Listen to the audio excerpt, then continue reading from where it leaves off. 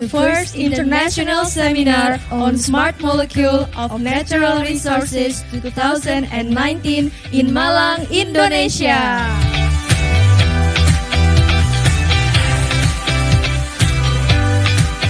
Bismillahirrahmanirrahim.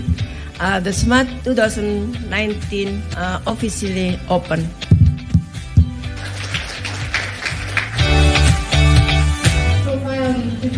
With the more sophisticated instrument in Thailand, so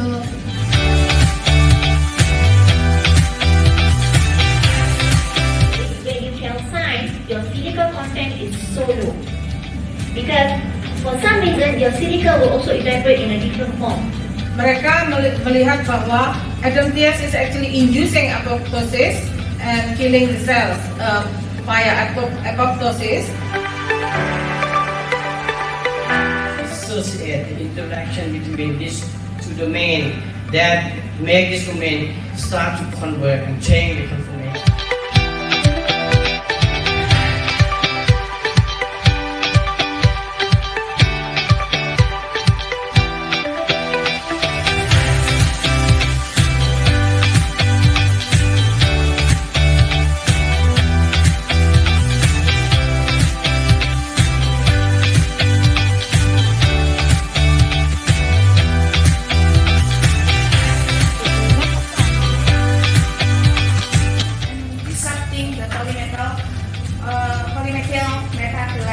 and lead to degradation.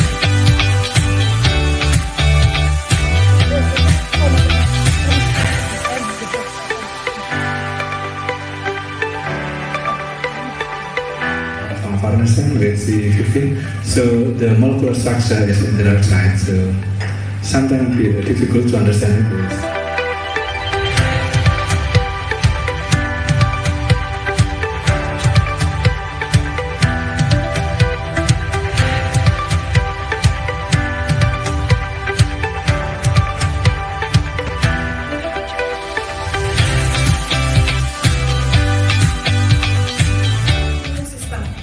There's some studies that has the conflicting result about the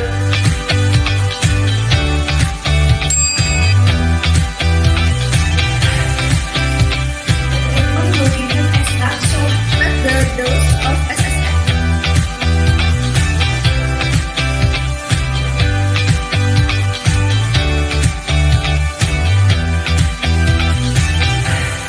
ISSMART is the first international seminar on smart molecule of natural resources.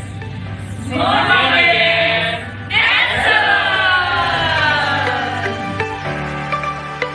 Siwa temanikan di berjoget sama di pertandingan menangis membengkak jula-jula. Siwa temanikan di berjoget sama di pertandingan menangis membengkak jula-jula.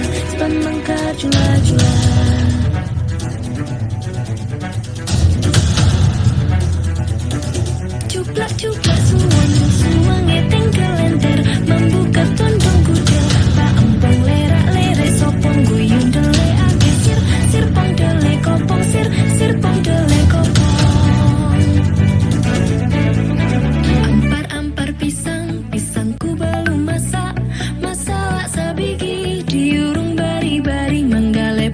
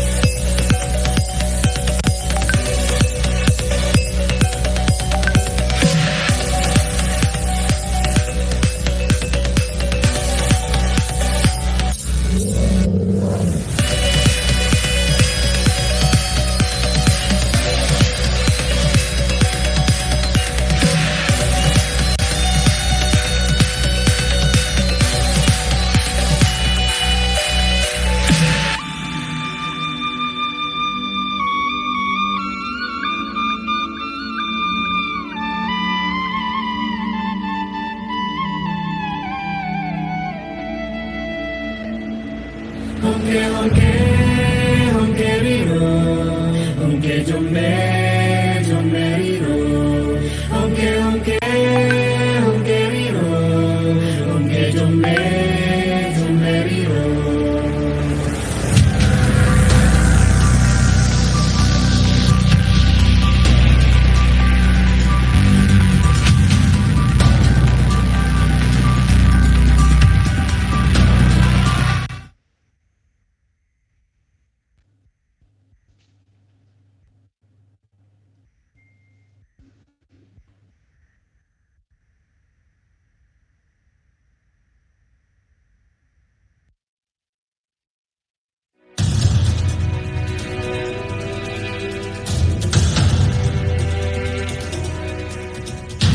Seksi batu manikan di berjoget sama di kotan dia manis membengkak jula-jula, membengkak jula-jula. Seksi batu manikan di berjoget sama di kotan dia manis membengkak jula-jula, membengkak jula-jula.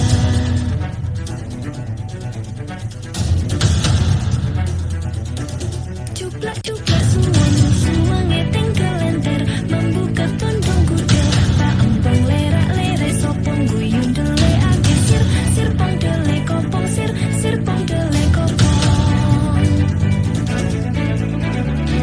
Ampar pisangku belum masak sabigi diurung bari-bari mangga lepok patah kayu pengkok dimakan api apinya cancuru rasa sayangi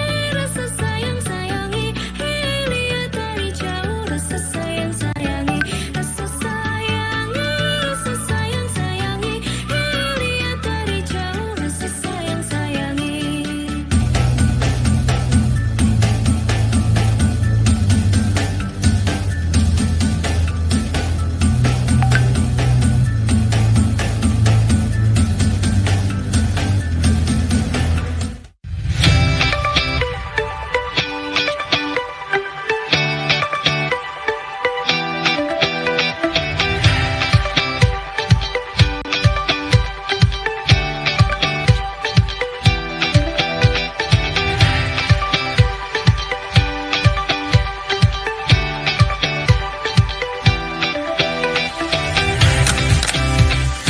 Welcome to the first international seminar on Smart Molecule of Natural Resources 2019 in Malang, Indonesia.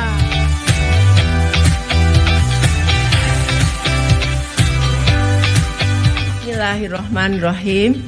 The SMART 2019 officially open.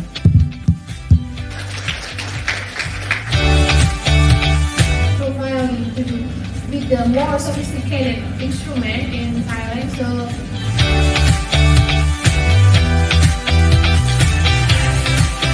when you tell science, your physical content is so low. Because for some reason, your physical will also evaporate in a different form. Mereka melihat bahwa AFOB is actually inducing apoptosis and killing the cells via apoptosis. Associate the interaction between these two domains that make this domain start to convert and change the conformation.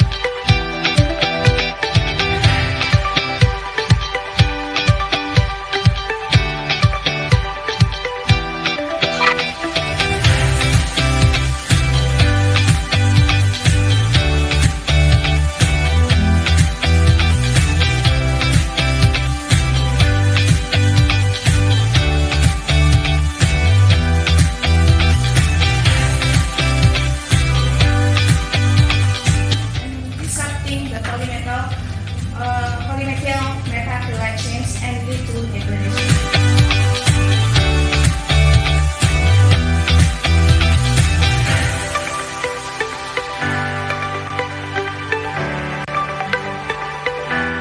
Farnesene with C15, so the molecular structure is in the dark side, so sometimes it's difficult to understand it.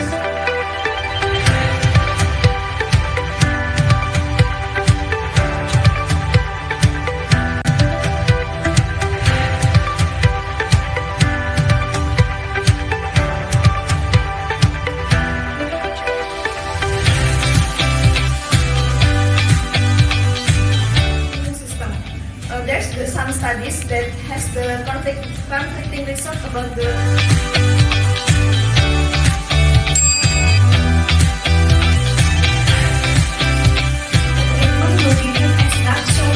the dose of SSM.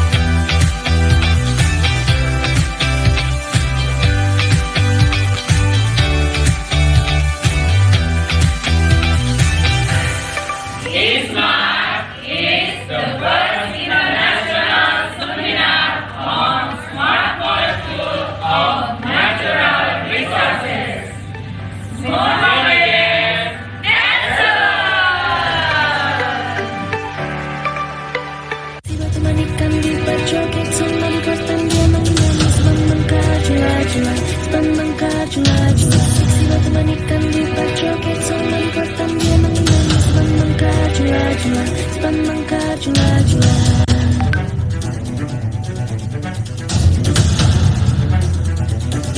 Cuplak-cuplak suang tinggal enter membuka tondong kudel pak empong lerak-lere sopong guyung dele age sirpong dele kopong sirpong dele kopong. Ampar pisangku belum masak sabigi diurung bari-bari manggalepok patah kayu pengkok dimakan api apinya cangcurupan. Rasa sayangi lihat dari jauh. Rasa sayangi lihat dari jauh. Rasa sayangi.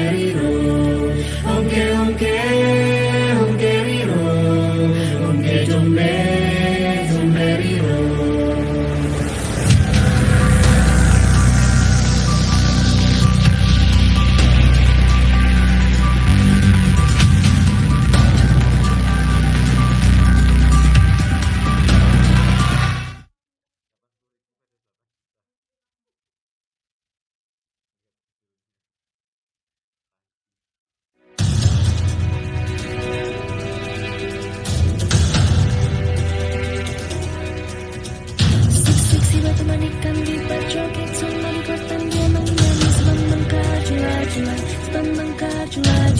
Siwa temanikan di berjoget sama di kosan dia menangis membengkak-jula-jula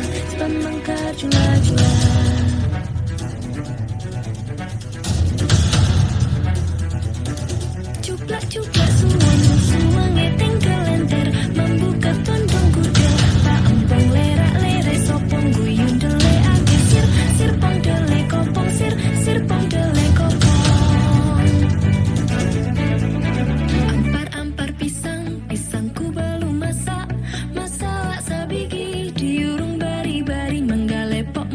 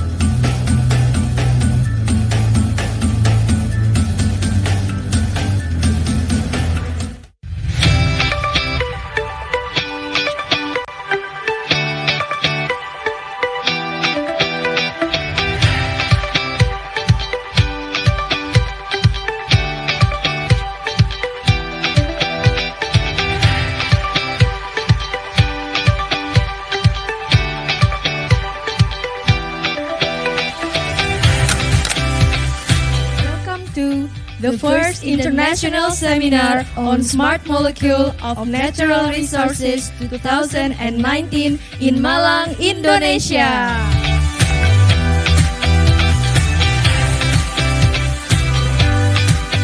Bismillahirrahmanirrahim. The SMART 2019 officially open.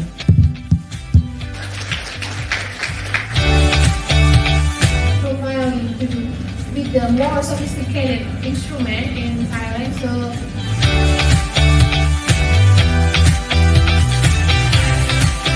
when you tell science, your physical content is so low.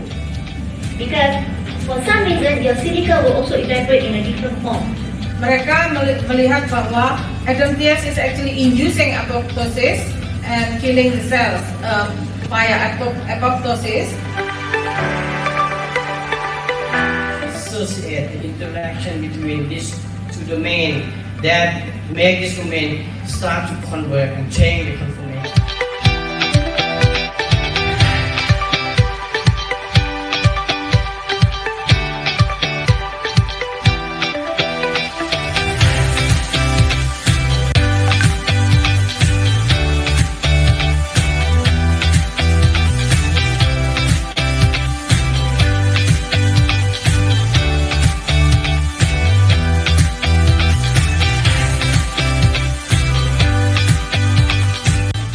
disrupting the polymetal metaphylactions and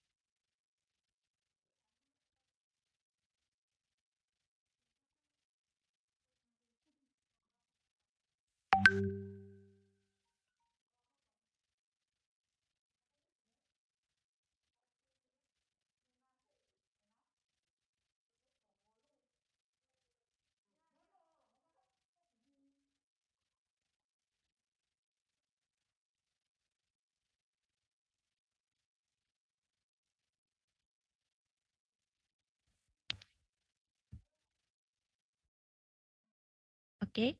The Honorable Vice Rector 1, University of Brawijaya, Professor Aulani Am. The Honorable ISSMART Chairman, Professor Fathia. The Honorable ISSMART Keynote Speakers. The Honorable ISSMART Invited Speakers, and all ISSMART speakers and attendants. Assalamualaikum warahmatullahi wabarakatuh. Let us praise to the Allah Subhanahu wa Ta'ala who has given grace and guidance to all of us. Therefore, we can gather in this occasion in healthy conditions. Welcome to the third international seminar on smart molecule of natural science seminar on smart molecule of natural resources, ISSMART, Asian Federation of Biotechnology 2021 Day 2. This year theme is Smart Molecules for Human Health and Prosperity. Let me introduce myself. My name is Nina Regina, and I will be your MC for today's ISSMART. I would like to remind you when you join this main room, please rename your name into room A, B, or C _ full name, since you will be assigned to join breakout room after plenary speech. Also, we will distribute the attendance list in the meeting chat around 9 a.m. Please fill the form out. Thank you. The conference schedule for today is registration, keynote speaker speech, awarding certificate for keynote speakers, break, invited speaker speech, oral parallel presentations, and will be closed by award and closing ceremony. Before we begin, let us spend a few seconds in order to pray together. Therefore, ISSMART 21 will run smoothly. Bismillahirrahmanirrahim. Ini bukan aku kan ya? Thank you. For the next schedule is plenary speech. Our keynote speakers for this morning is Professor Chi Taye, PhD from Taipei Medical University, Shuangho Hospital, Taiwan. Professor Facia, MCAS, PhD from Department of Biology, Faculty of Mathematics and Natural Sciences, Research Center of Monagens, University of Brawijaya, Indonesia, and Dr. Priyatna Sasmita from Puslit Bangtan, Ministry of Agriculture, Republic Indonesia. The moderator for plenary speech is Dr. Nia Kurniawan. Nia Kurnianingsi, I'm Biomed. For Dr. Nia Kurnianingsi, I'm Biomed. Please time and screen are yours. Thank you very much, Master of Ceremony. Good morning. My name is Nia Kurnianingsi. I would be like the moderator for the following plenary session. In the second day of ISSMART 2020, we have three keynote speakers. They are Professor Chi Taye from Taipei Medical University, Shuangho Hospital, Taiwan, and the second Professor Facia, PhD from Universitas Brawijaya, and Dr. Priyatna Sasmita from Pusat Penelitian dan Pengembangan Tanaman Pangan, Ministry of Agriculture, Republik Indonesia. For the first keynote speaker is Professor Chi Taye, PhD, who will be delivering his presentation entitled, this is entitled For Acetyl Anthraquinol B as an Innovative Therapeutic Tool for Cancer Chemoprevention, Molecular Mechanism and Implication in Glioblastoma Treatment. Professor Chi Taye, the time is yours. Thank you, Prof. Okay, so do you hear me, everyone? Yes, I can hear you clearly. Okay, yeah, thank you so much for your great invitation for me and for joining this conference. I'm sorry, Prof. Has been stopped. You used. Would you slideshow your PowerPoint? I said that a part of the model. Okay, so do you see my screen? Yes, but not slideshow yet. Yes. Okay. Yeah. So because I just show.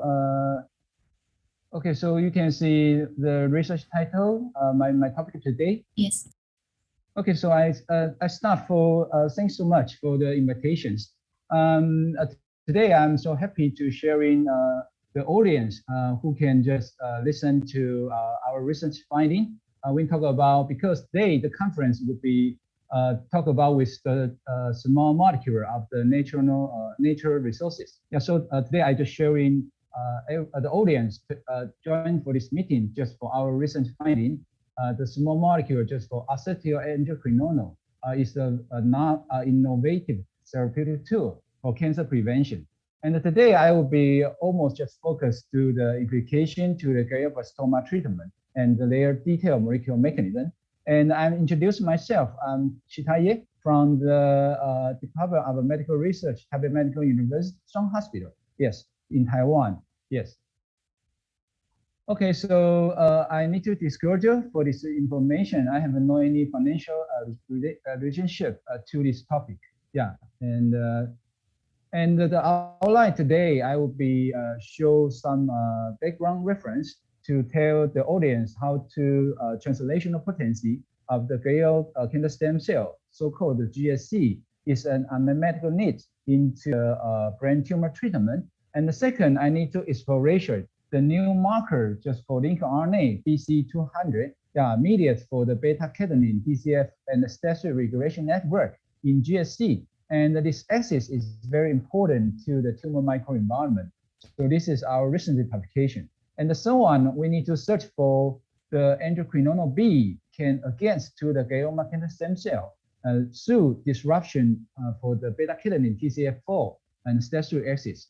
Yeah, so this is just for my outline today. And finalize, I will be make sure for the conclusive, the comment and the search for further cooperation with you to every professor or candidate into the Asia together. Yeah, so this is my outline today. So the first one, I need to introduce the translational potency to the glioblastoma cancer stem cell, so-called the GSC. It's very important to the clinical medications. So what is just for GBM? GBM just for glioblastoma multiforme.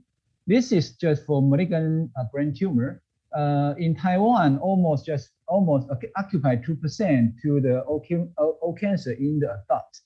And this GBM, just glioblastoma multiforme, is the poor prognosis and highly mobility and highly mortality. It's very important to in the worldwide, of course, in Taiwan. Yeah, so in general, the GBM just for glioblastoma multiforme, he always just belong for the WHO grade 4. It's most common malignancy primary CNS tumor in the adults. So when the patient diagnosis to the GBM, the average average age just belong to the 45 to the 75. So this is just very variable brain. So the mean age is for the 53. So it means when the patient diagnosis to the GBM, this would be make a lot of a dramatic defect to the family. Yeah, so that's why in Taiwan we will be much focused to the GBM just in the medication treatment. So this slide just show the publication in New England Journal of Medicine on 2005.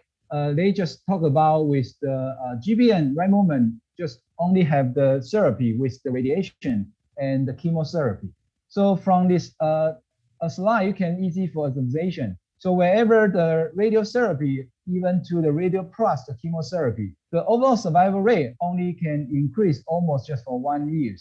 So this is mean just even we have the radiation plus for the concomitant chemotherapy, still do not much significant for extension for the patient's survivals. Yeah, so this means how do we search for the very good additional new marker and good therapeutics is very urgent requirements for treatment for the glioblastoma patients. Okay, why we just talk about with why important to the glioblastoma? Because glioblastoma, they will be easy for generation to the cancer stem cell. So this slide just show you the translational potency of the glioblastoma cancer stem cell, so-called the GSC. Why I just mentioned is this is just a medical need. It's based on for you can see this slide. This is just for the brain tumor from the CT scan. So you can see the tumor is pre-surgery here. So when the surgery, you can see this tumor mass already significant for removing. Tumors when receiving for the chemotherapy or the radiotherapy, this tumor will be very easy for growth up. So this is just I mentioned the chemo or radiotherapy will be induced for regeneration or repopulation to the glioma cancer stem cell. This is very important for increase the patient why can just recurrence much easily. It's based on for radiation and the chemotherapy will be induced for their tumorigenicity reactivation. Yeah, so from this cartoon you can see this is a whole tumor mass. The cancer stem cell only proposing only for 1% of the subpopulation.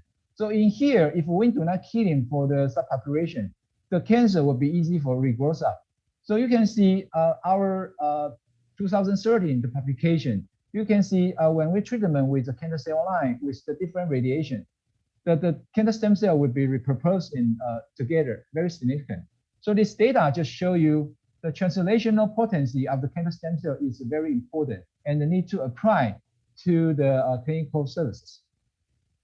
So this is just that's why we need to detection to the cancer stem cell. It's based on we need to search for the new target and the more better drug development to treatment for the glioblastoma because it's hard for treatment and only right moment just have a chemo and a radiotherapy. So increased data just show you the brain tumor is just reverse into the cancer stem cell, so-called the GSC. So this is just for the urgent needed. We need to develop more drug get targeted to the glioma cancer stem cell. This is enrichment can come to study. So based on for this reason, in the previous several years, we just established for the glioma cancer stem cell based on for the different cell marker isolation. So you can see here when by using the ALDH1 and CD133, this is very fantastic and just for novelty biomarker can enrichment to the glioma stem cell. So when through this flow cytometry staining and the sorting when isolation, this marker for you can see this is just for the enrichment for the GSC.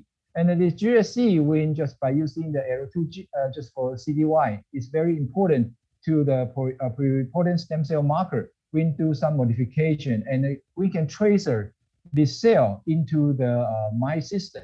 So from the cell flow cytometry isolation, you can see we can isolation the ALDH1 and CD133 double positive cell would be easy for form the so-called tumor spheres. And also staining by using the CDY1, you can see this subpopulation can hide double positive population when we inoculation 10,000 the same cell number into the mice the bodies. So you can see the tumor mass is very significant increase. So we change for the signal into the mean proton content. So you can see here the double positive population CD133 and LDH1 double positive population can really increase for the proton signal compared to the double negative population. Yeah, even the same cell number, inoculation number, just for 10,000, just for 1,000.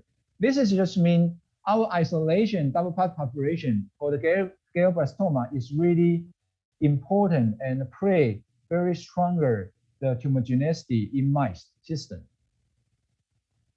And the second, we need to ask what kind of the biomarker would be happen to the glioblastoma, especially this subpopulation is very highly tumorigenicity in vivos. Yeah, so we then perform for the so-called RNA sequencing to search for the new therapeutic target and the biomarker compared to the double negative population and the double positive population. So from our sequencing data, we accumulated the 50% the high expression and 50% low expression, and we consider the very significant candidate just for the Bryden-1. The Bryden-1 just for linker RNA BC200, just for the new marker we discovery first moment for the GSC. So in next slide, I will be show you how we decision the BC200's function and play important role to the GSC. So as we know, the linker RNA is very, very important, the non-coding RNA. This is also different with the microRNA. So how do the linker RNA interact with the protein or with the microRNA? Yes, from this slide, will be show you the systemic integration, multiple association biomarker to the network. You can see we already identified the linker RNA from the glioma stem cell, and also we need to understanding their regulation, how to link to the microRNA, and also we need to search their target to the protein. And finalize, we need to search for any drug can go for treatment. Yes, and better for the patient can receiving the good the treatment with the new marker as well as the new drug. So this is our systemic interaction to the multiple omic approach together. Okay, so second, I just will be show you, we already identified the BC200, and then this on this outline, we would be further exploration. The BC200, how to mediate, they can dysregulation the beta-catenin TCF1 step 3 axis to the glioma stem cell and their maintenance tumor microenvironment. So this is the second outline I need to presentation and show the audience right moments, yeah, for my results. So what is a BC200? BC200, the B is just for brain. The C is just for cytoplasmic. 200 is mean this nucleotide just have a single nucleotide space. Yeah, so this is so-called BC200. So BC200 is just because the nucleotide is 200 longer. Yes, so this is just for belong for the long coding RNA. So the name will be always observation to the BC200 link or the Bryden-1. Bryden-1 is their alternative name. And the structure for the BC200, you can see they have 5' ALU domain. including the international poly-A and the 3 unique region domains. And the BC200s, they located into the chromosome 2, in the humans. So previously, scientists only understanding this non-coding can happen and discovery into the brain, but they don't know what's the executive functions, pre-executive functions. But in my team, in last year, when publication, the paper, when will be claimed the BC200 can play very important role to the glioblastoma, especially they can crosstalk to the cancer stem cell. Yes. Okay. So as well as to the previous literatures, always some literature already claim the BC200 can activate to several signal transduction pathway, can go for play some biological function, so-called activation apoptosis or the activation perforation, and also increase for the cell migration and the investments. So this is just mean BC200 is a very novelty linked RNA, and our team is the first in the worldwide is first demonstration. The BC200 is very important to the glioblastoma and as the new diagnostic marker in near futures. So this is just our publication data in 2020. So in this slide, we can see the BC200, this linked RNA can expression to the glioblastoma patients. So when we discussion, we collection for the glioblastoma patients blood, even to the periphery, the periphery, the more nucleus blood, liquid blood or the PBMC, we can very stronger patient the BC200 expression very stronger. Yes, and also not only for detection to the blood samples, we also discovery the BC200 can really significant expression to the specimens of the glioblastoma specimen. So from this data, you can see BC200 expression, the Ki67 or the P53 mutation would be also equal expression. So this is just mean BC200 can really link to the clinical observation parameters in success.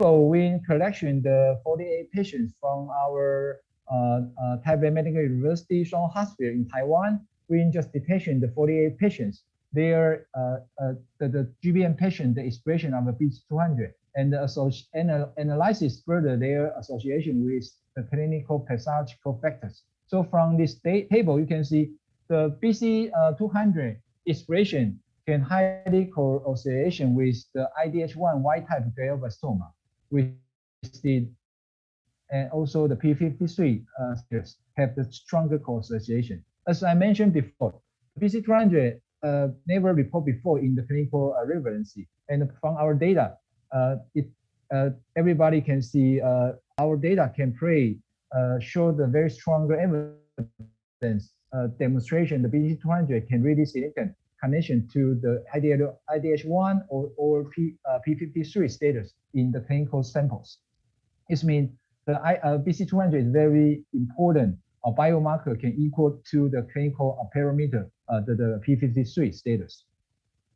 And the second, we need to understanding for the detailed mechanism. So we further selection the 4 cancer cell line and 1 normal just for the brain, normal cells. We just testing the expression of the BC200 expression to the different cancer cell line. So from this data, you can see in the different cancer cell line, their expression of a BC200 is totally different. So the difference would be correlate with the LDH1 and the CD132 population.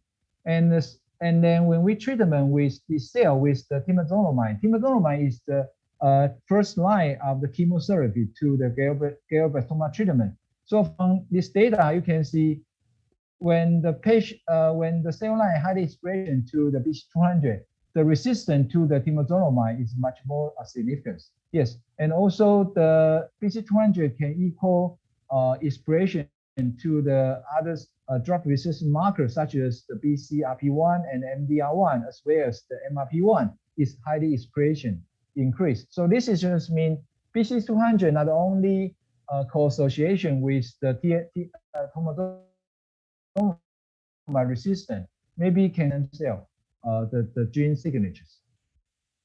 And how about the functions? So we further by using the high expression cell line, we knock down the BC200 by using the shRNA. So from this data, you can see when we knock down the BC200 expression will be down regular expression, and very interesting data. So you can see here the migration as well as the invention, and their invention components such as vimentin and SMART and the N-cadherin will be very significant or decreased. And this data just show you when we knock down for BC200 into the cell, there will be further inhibition, their migration, invention, as well as the cell's renew ability in the glioma cancer stem cell cell lines. So you can see here the reverse Wnt overexpression for the BC200. So you can see the tumor cell would be increase their tumorigenicity and increase for their tumor sphere formations, as well as the cancer stemness marker would be increased concurrent increase in the cells. So this is just show you not only for knockdown the BC200 will be decreased for the functional of the invasiveness the function. When we increase overexpression to the BC200 into the cell, still will be promoted the cell colony formation and the tumor sphere formation in vivo, in vitros. And the next, we need to understand it. BC200 is very important in RNA. They can crosstalk to some protein and some microRNA, but we still search for what kind of the linker to the link RNA to the microRNA interaction. So in the next step, we just perform some functional assay to validation the BC200 can induce and what kind of the mechanism. Yeah, so this is just our data. We perform for by using the overexpression BC200 and then knock down the BC200, and then we perform for the microRNA microarray. So in the prediction score, we search for the microRNA 18 the BC200, and can play important role to do some modulations. So in our functional validation, we really observation this significant finding. Yeah, so by using the mimic of the microRNA to 18-5P can moderation the glioma cancer stem cell can through moderation the beta-catenin TCF4 and the statistical axis. So you can see this data when we treat them by the mimic of the microRNA to 18-5P, you can see the tumor sphere will be significantly decreased.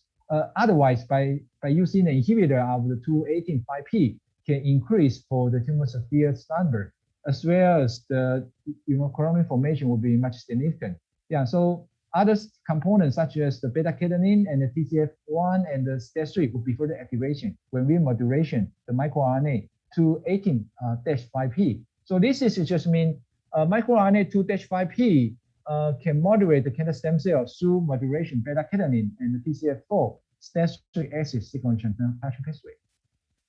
So how about we enrichment to the cascade to prediction the marker to the glioma in the stem cell? Yeah, so we do the GISA analysis. We can see the beta Wnt signaling is very important, as well as the IL-6 JAK3 STAT3 is also important to the tumor sphere formations. And then we detection the beta-catenin into the glioblastoma, the tumor specimen. So you can see the beta-catenin expression, the glioblastoma patient will be poorly prognosis. Yeah, so you can see from the style observation of the beta-catenin can really play an important role to the glioblastoma and the co-association to the poorly prognosis. And we also standing for the beta-catenin is very important target to the primary glioblastoma as well as to the recurrent glioblastoma. So you can see the beta-catenin is very important and play important role to the oncogenicity and the disease recurrence to the Shanghai Hospital cohorts. Okay, so we then do the co-association. So from this slide, we can very easy for observation. The BC200 is really important in RNA. They can crosstalk to the microRNA as well as they can do some association with several biomarkers into the glioblastoma cancer patients. Yeah, so the marker including the beta-catenin, STAT3, TCF1, and LEF1. So you can show very strong association. So this is just when BT200 is very important. Linker RNA can make it the connection to the axis of the glioma cancer stem cell.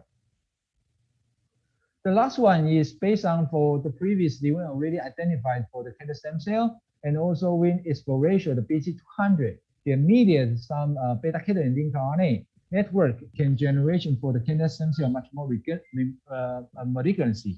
So the last item for here, we just talk about by Su established for the cancer stem cell screen model, we screen very important therapeutics, so-called the 4-acetylendocrinolone against the glioma cancer stem cell through disruption the beta-catenin signal transduction pathway. So this is just for our screening data. We established for the glioblastoma models, we screen for a lot of therapeutics. So the much abundant and significant therapeutics just I highlight here just for 4-AQB. 4-AQB just I mentioned just for acetylendocrinolone. This is just for molecule just for 462 the molecule weight. So this structure I highlight for here. This inhibitor can play very important role for against of the cancer stem cell. Glioma cancer form the different cancer cell line with isolation layer glioma cancer sphere, and we testing the 4-AQB in different dosage. So from this slide, you can see in the tumor sphere, they can dose dependent separation the sphere formation into the glioma cancer stem cell line, even to their secondary sphere, either to the tetrahedron for the tumor sphere formation. And second, we testing to the cloning formation of the 4-AQB against the two glioblastoma cancer the cell line. So from the data, you can see the cloning formation is very significant separation by the 4-AQB treatment, whereas their downstream transduction pathway, such as the beta-catenin and the c-MYC, as well as the OX4 and the SOC2, can either equal separation by the 4-AQB treatment. And also you can see here, the not only for tumor sphere separation ability would be significant for inhibited by the 4-AQB treatment through the dose-dependent manner. And the EMT marker such as the N-cadherin, the vimentin, and SLAC also can suppress by the 4-AQB treatment through the dose-dependent the manners.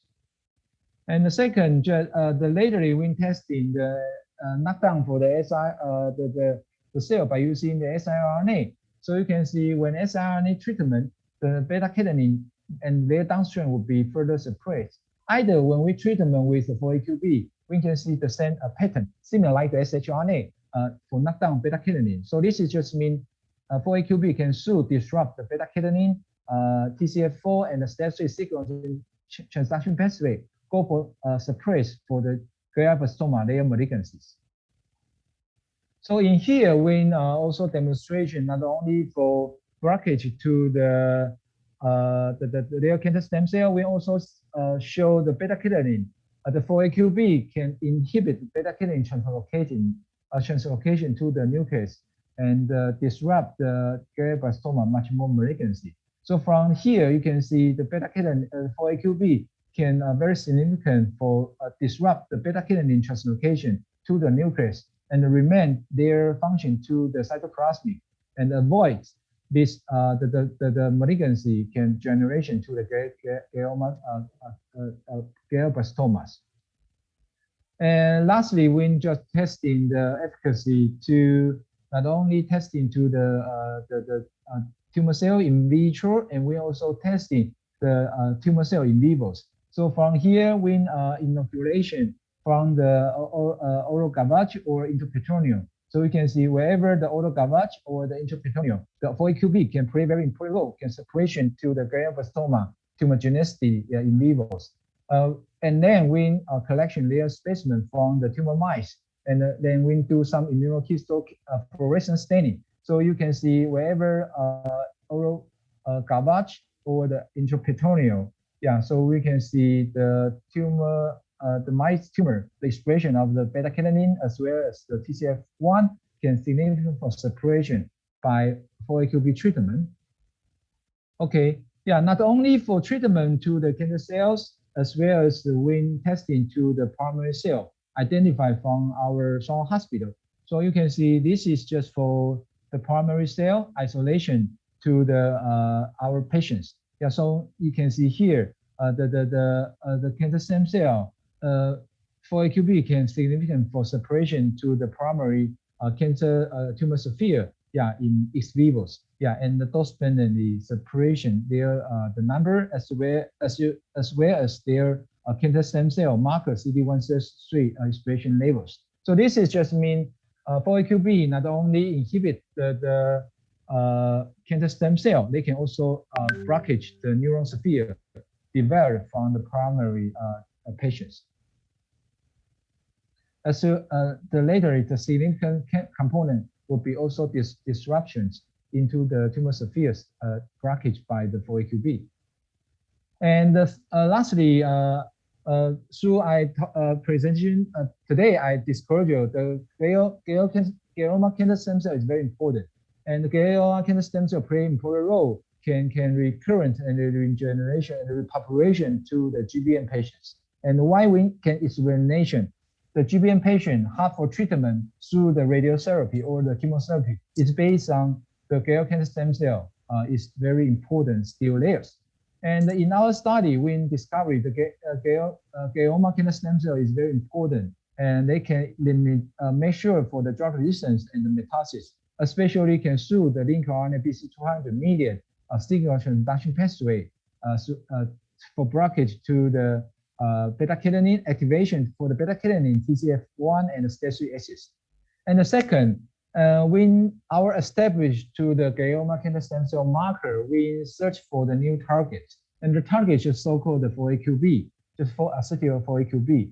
And this 4-AQP not only for blockage for the glioma cancer stem cell formation, they can also inhibit the glioma cancer stem cell their invention as well as their tumorigenesis formations. And the mechanism maybe can through blockage to the beta-catenin, TCF1, and the STAT3 axis in successful. Yeah, and the last one, just demonstration here, we can claim the linker RNA is very important predictor for glioma cancer stem cell, as well as the BC200 can easy for responsible to the 4-AQP. So this is we claim maybe in near futures, BC200 can play important role for the predictor of the malignancy glioma. And also the 4-AQP maybe can play important role, can treatment for the recurrence the glioma concurrent with the co-treatment with the radiotherapy as well as the chemotherapy. Okay, so this is just my conclusion here. We just claim not only for glioma cancer stem cell generation, we also finding out for the new drug and also search for the new biomarker to BC200s. I hope this formulation can apply for the clinical trial in near future. Okay, so this is my best wishes. So very luckily, in last year, our paper, our publication be elected for the very important contribution to Taiwan. Yeah, just demonstration the 4-AQP is for the therapeutic target for cancer treatment. Today, I only show you for the brain tumors, and also I discovered several targets such as the beta-catenin and the STAT3 as well as the TCF1 is very important axis can effective blockage by the 4-AQP, and their linker can suit the microRNA BC200.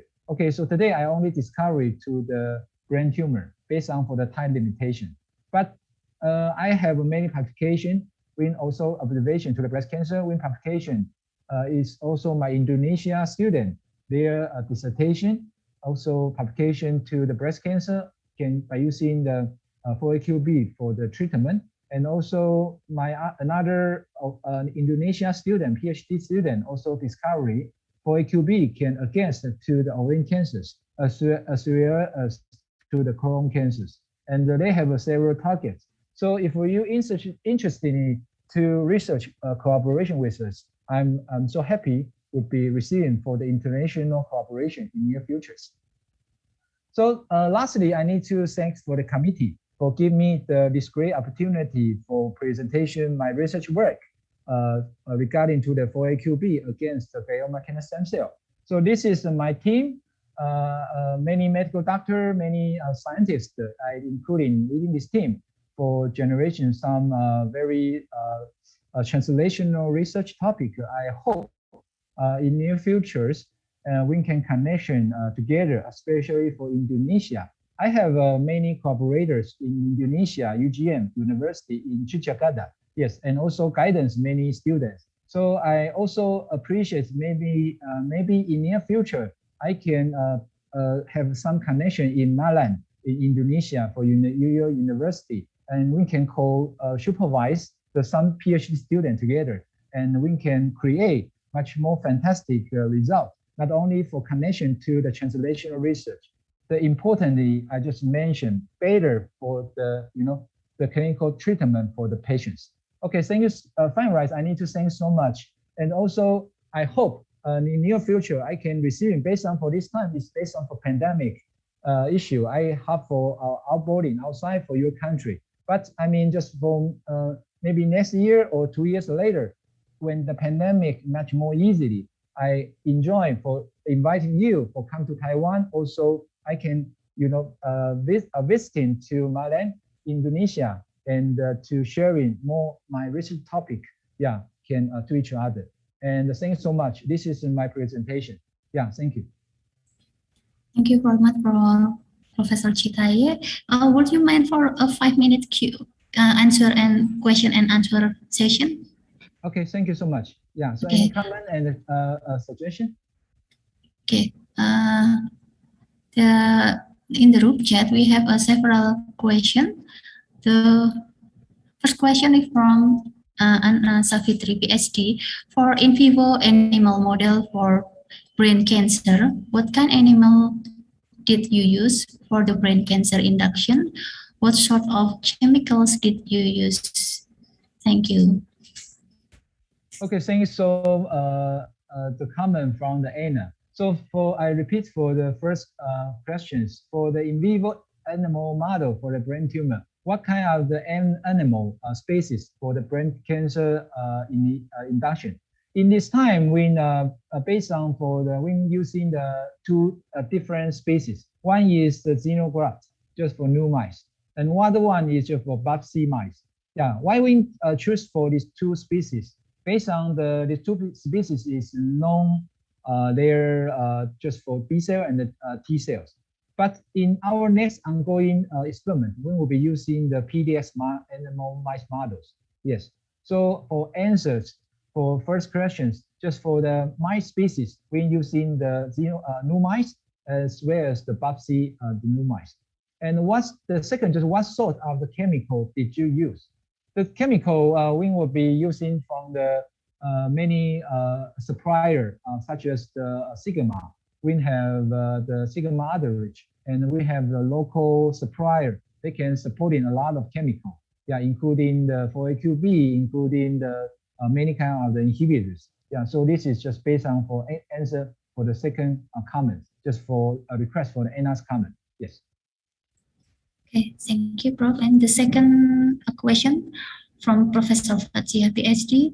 Thank you for great research presentation. The cancer stem cell biomechanism through P-catenin and JAK-STAT pathway that the bioactive substance completely inhibit or reduce the downstream gene cascade, which the biomarker directly reduce inside cancer cells.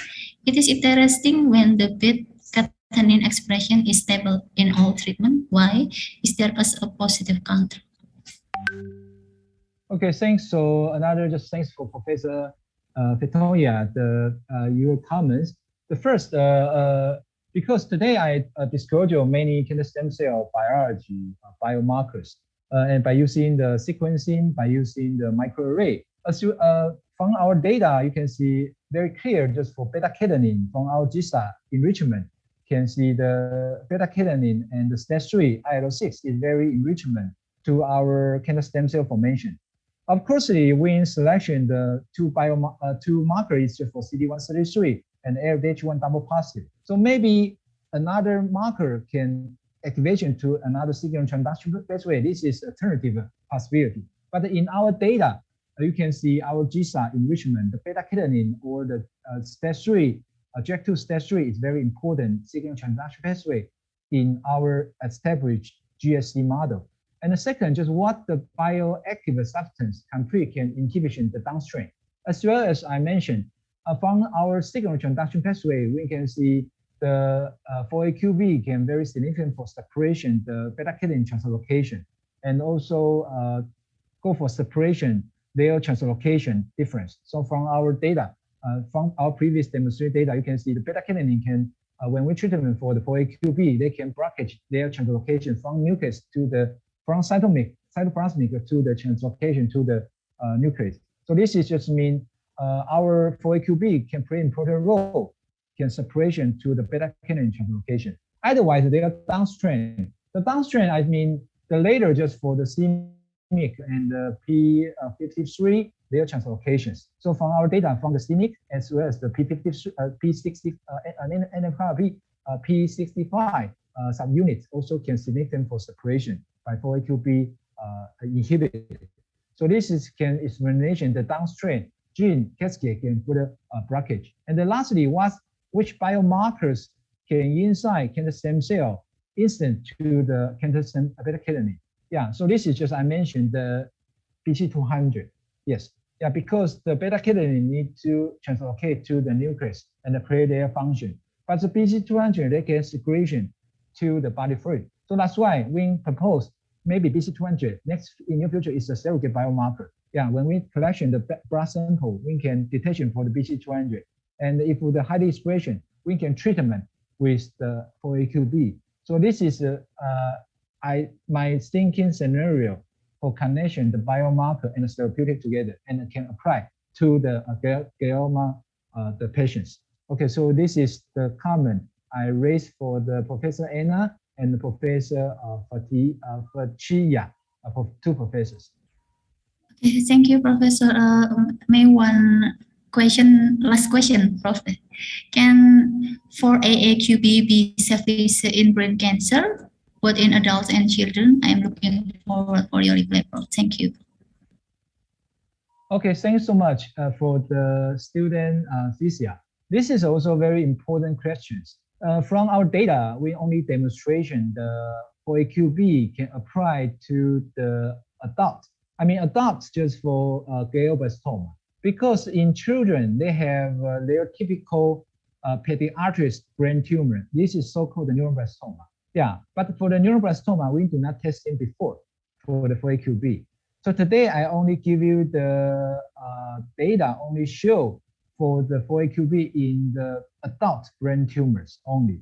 And the second, just how about their safety? Because our safety, you can show our previous many complications. We increased the very high dose of the 4AQB, the treatment. Yeah, almost just for maybe 50 milligram.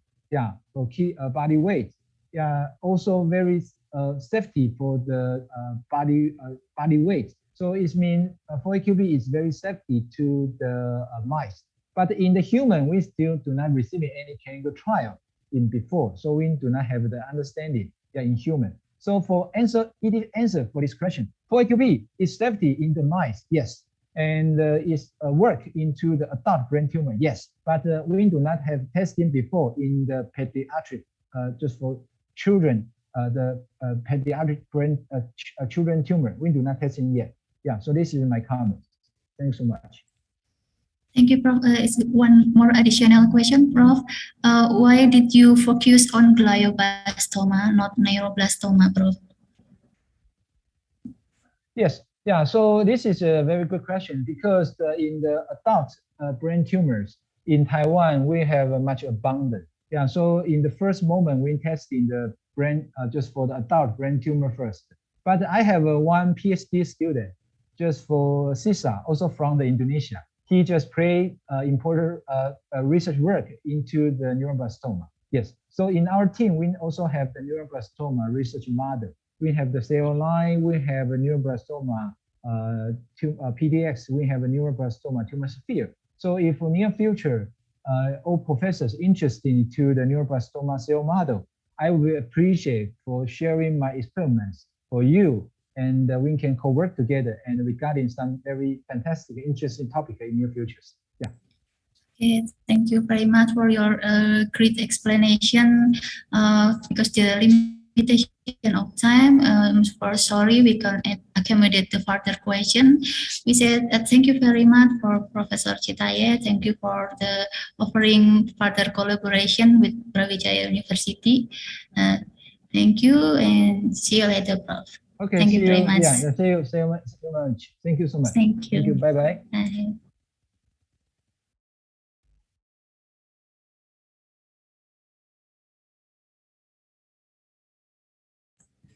For the second keynote speaker is Professor Fatia, PhD from Brawijaya University with entitled Nutrition for Cell Growth, Metabolism, Repair and Protection.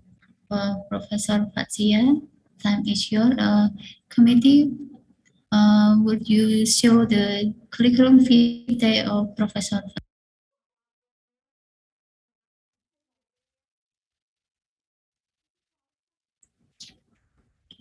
Let's show. Professor Fatia is Professor of Molecular Genetics, Molecular Biomechanism, and Biochemistry from Department of Biology, Faculty of Mathematics and Natural Science, Brawijaya University, Indonesia. She is also the head and the founder of Research Center of Sumonagens, Universitas Brawijaya. She had graduated from PhD from IBB School of Life Science, the Graduate University for Advanced Studies, Okazaki, Japan, and Master from Airlangga University and Bachelor from Gajah Mada University, Yogyakarta, Indonesia. And he has a lot of publication, honor, and award, and professional membership, and high index of scholar and scopus, and a lot of more than 100 publications. For Professor Fatia, time is yours for your present your research.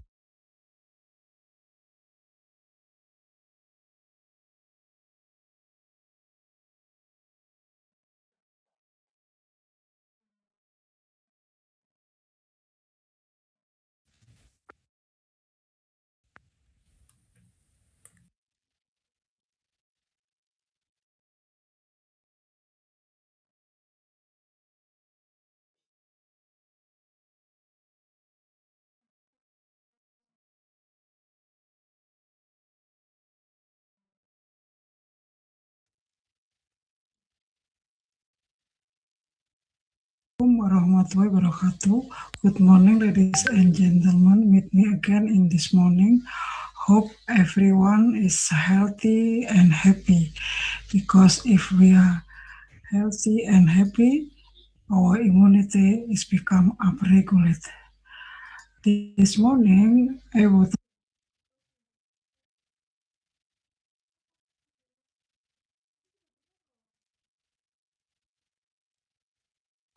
Assalamualaikum warahmatullahi wabarakatuh. Good morning, ladies and gentlemen. Meet me again in this morning. Hope everyone is healthy and happy, because if we are healthy and happy, our immunity is become upregulated. This morning, I would like to present about nutrition for cell growth, metabolism, repairing, and protection. The definition of nutrition is a process of taking in food and using it for growth, metabolism, repairing. Nutrition states that we know include injection, ingestion, digestion, absorption, transport, assimilation, and excretion. The healthy food are those that provide you with the nutrient you need to sustain your body well-being and retain energy. The nutrient divided into two categories, macronutrient and micronutrient. Macronutrient are those nutrients that the body needs in large amount that provide the body with energy. Main is calorie. Micronutrient are those nutrients that the body needs in small amount, such as vitamin and mineral. And then diet. Diet is also that we consume in a day, a health and balanced diet. The cell, we know the cell, we have in organism cell from human cells and also animal cell and plant cell. And in prokaryote is only one cells. For example, in bacteria. And then in eukaryote, we know about the tissue and also organs. Nutrition is a key factor for regulating healthy living through metabolism, growth, repair, and development of cell, tissue, and also the body to defend against disease. The nutritional genomic is vice versa with nutrigenetic. Nutrigenomic study is focused to investigate complex interaction between gene and nutrient on genome level, while the nutrigenetic study is a study about individual different at the genetic level, influence response to the diet and might lead to individual dietary advice. As I mentioned before, the nutrient is divided, become a macronutrient and micronutrient. Because our body need everything to eat by nutrient, for mechanism, for energy source, and then also for help transport oxygen to cell and regulate body function. Protein is one essential for growth and repair of the body and maintain a good health. Protein are fundamental structure and functional element within every cell of the body and are involved in a wide range of metabolic interaction. Protein for growth muscle, bone, connecting tissue, and other tissue and organ in our body. We have essential amino acid in protein because they must come from the food that you eat. Basic building material of your body cell also related with the protein need.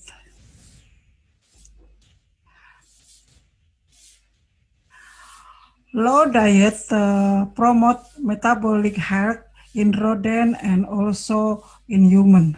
The benefit of low protein diet are recapitulated by special reducing dietary level of the 3 branch chain amino acid. So in this slide we can see the reducing isoleucine or valine but not leucine promote metabolic health in mice.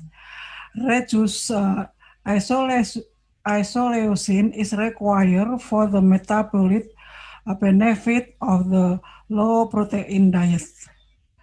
The benefit of isoleucine restriction are mediated in a part by FGF21 pathway.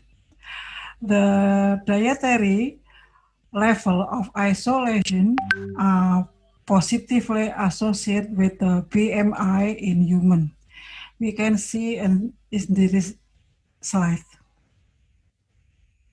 So, reducing dietary isolation as a new approach to treating and prevent obesity and diabetes.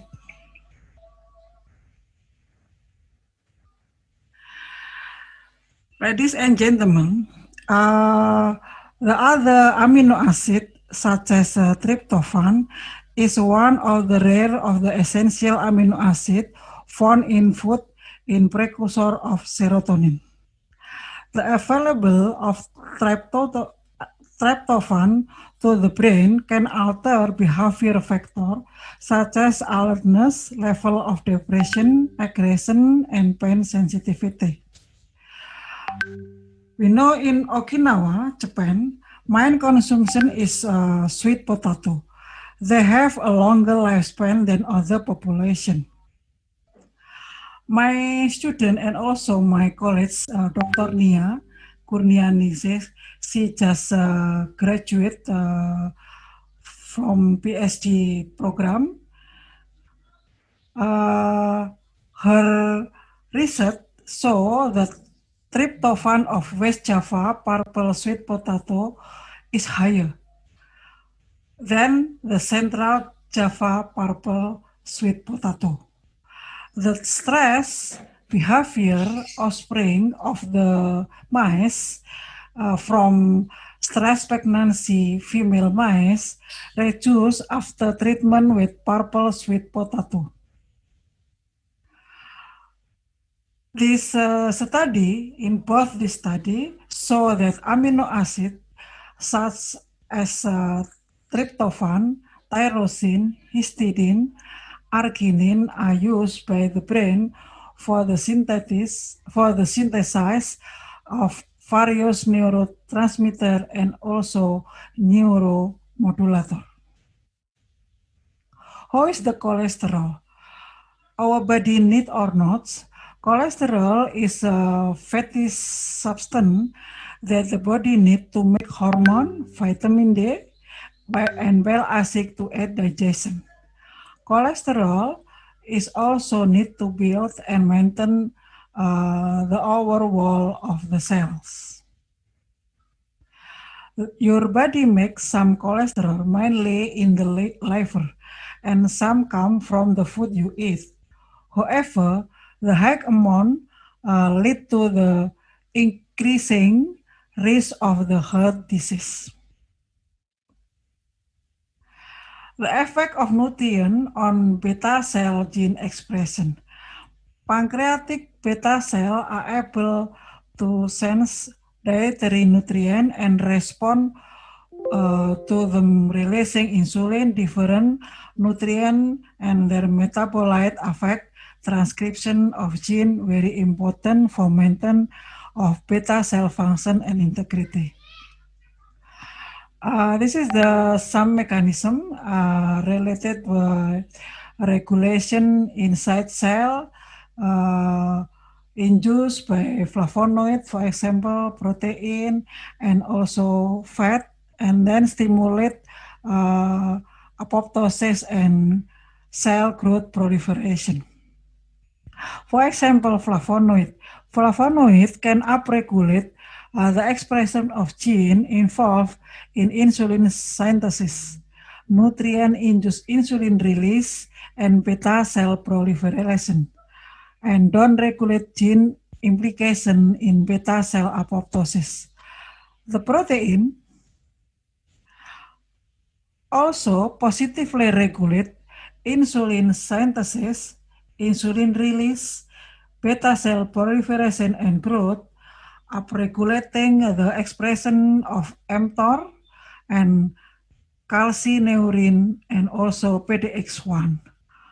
And fat can upregulate OXPHOS gene, leading to the generation of metabolic coupling factor and critical for insulin exocytosis. In my group, we have already published, we use glucomannan fiber of Indonesian Amorphophallus mullae, improve the normal pancreatic beta cell proliferation. This is the plants. In Japan, name is Amorphophallus konjac. For making the konnyaku. I think if some people already stay in Japan and or sometime traveling to Japan, we almost eat a lot of konnyaku. In my study, we can see in here the glucomannan fiber from tuber of Amorphophallus mullae can induce blood glucose. This is the normal blood glucose in wild type rat, and this is the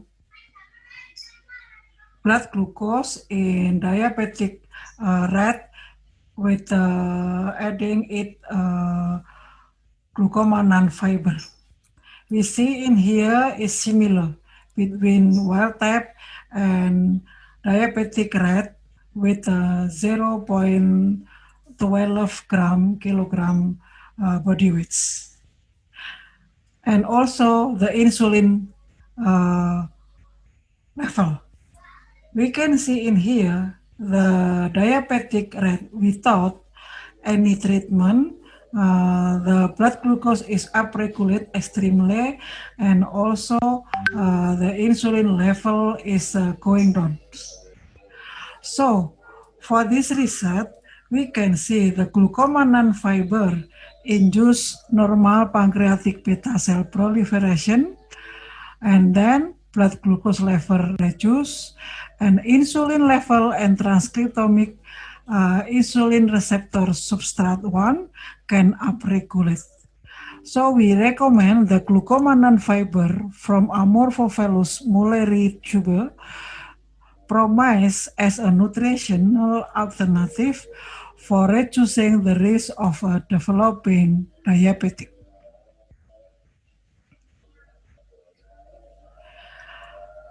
The other mechanism is we use the caprin alpha casein S2 milk, the caprin milk from goat etawah. This is a variant goat in East Java. We explore on bone morphogenic protein signaling, repairing normally by caprin milk alpha casein 2. We can see in here the bone by taking scanning electron microscope is broken, sticky, and fragile. The bone quality is very, very poor and high risk bone fracture. The expression of some gene related with pre-osteoblast differentiation become osteoblast, and then differentiation become osteoclast. For example, the biomarkers is BMP2, RUNX2, and also OSX become going down. And then the pre-osteoblast differentiation and maturation of osteoblast decreasing. The osteoclast formation upregulate, so this bone is become pure and high risk with bone fracture. After drinking caprin milk alpha casein S2 protein around 1 month, so the MRI so the result, the edges decreasing and block with the receptor edges interaction, and then the pre-osteoblast differentiation and maturation of osteoblast increase, because the normal proliferation cell is upregulated, and the expression of biomarker BMP2 run X2 or SX upregulate. And then the osteoblast formation in normal again. So the expression this biomarker induce the diminished trabecular bone layer surface on whole containing regenerated granules. So in here we cannot see like the these bones. The refinement, skeletal fragility, bone quality amelioration become a normal and then low risk bone fracture. So in DM, without any treatment, BMP signaling and negative regulation in the bone formation. But BMP signaling after treatment caprin, milk alpha-casein S2 protein, positive regulation in bone formation after inducing this protein. So we recommended the caprin alpha-casein 2 protein from code ETAWAH can be used as an alternative nutrition to prevent type 2 diabetic mellitus complication. This is the some sample of micronutrient. For example, in here, vitamin C, vitamin D, and other vitamin, zinc, magnesium. We can see in adults more than 19 years, this is the need of our body. So, does micronutrient can defend the coronavirus? We know that if the patient of COVID-19, so the doctor gave them the mineral, some mineral, and also vitamin. Why the doctor gave the mineral? Because the mineral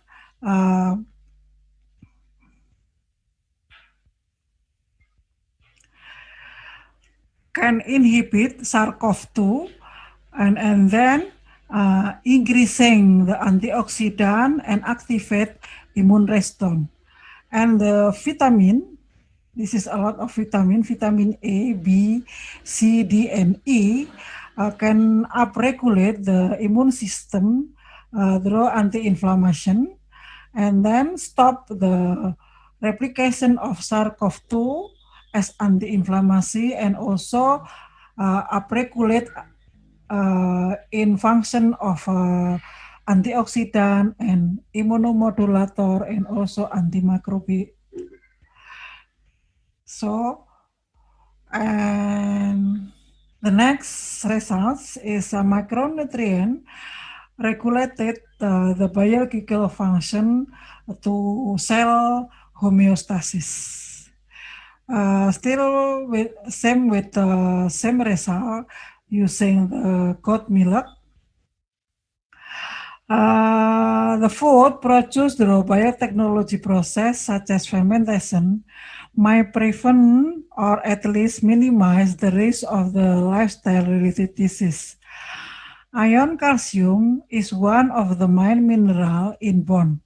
However, hypermineralization and hypercalcium level perform hydroxyapatite crystal structure from osteoporosis patient. So in our study using rat with rheumatoid arthritis, we can see in here, we use two kind of treatment. First is using pasteurization milk, and then we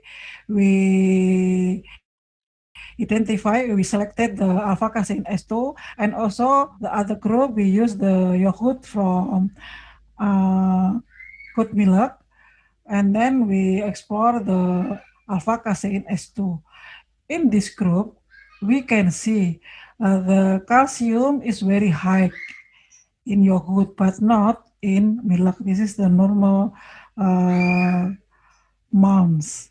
So we can see in here, this is the synovial membrane. If we use rheumatoid arthritis, and then after treatment with milk, the synovial membrane is become normal like in control. But we didn't show in here when we treat with alpha casein from yogurt, still high the synovial membranes. And we can see in here also the bones. This is the normal bone. This is the bone from rheumatoid arthritis.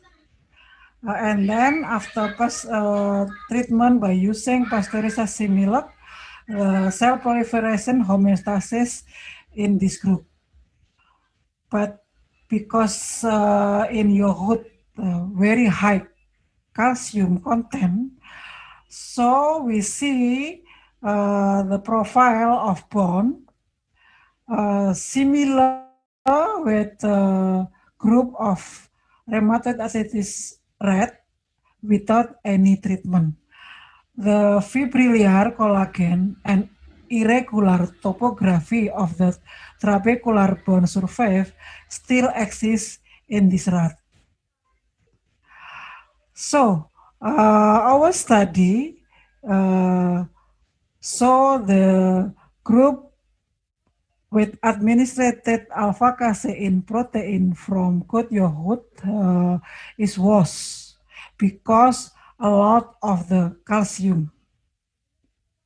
So we didn't recommend it for patient with rheumatoid arthritis drinking the yogurt milk from goat etawa.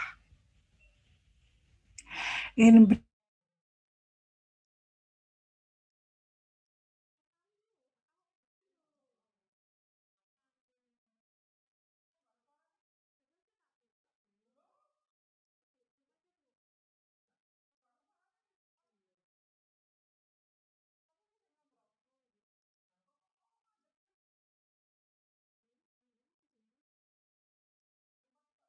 and also directly to gene expression.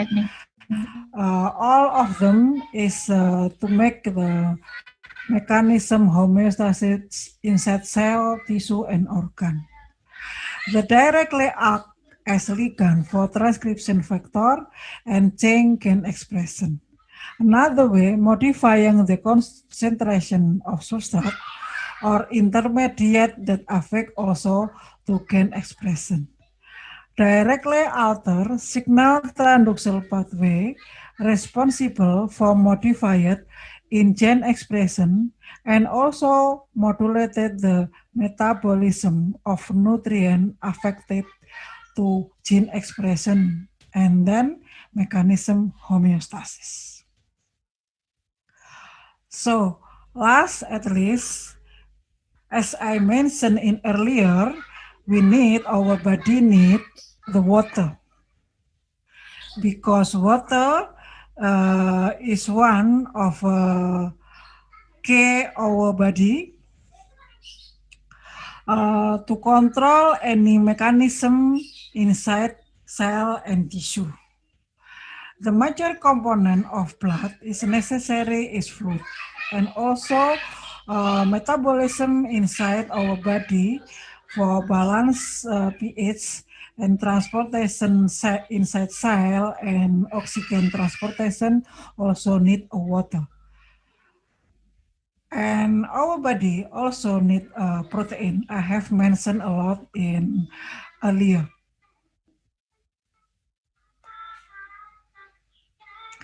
And healthy eating also belong to carbohydrate as a best fuel, provide energy quickly and efficiency. Fat, still we need the fat to maintain healthy skin, insulate the body organ, maintain body temperature, and also promote healthy cell function. So, the message this presentation is to obtain essential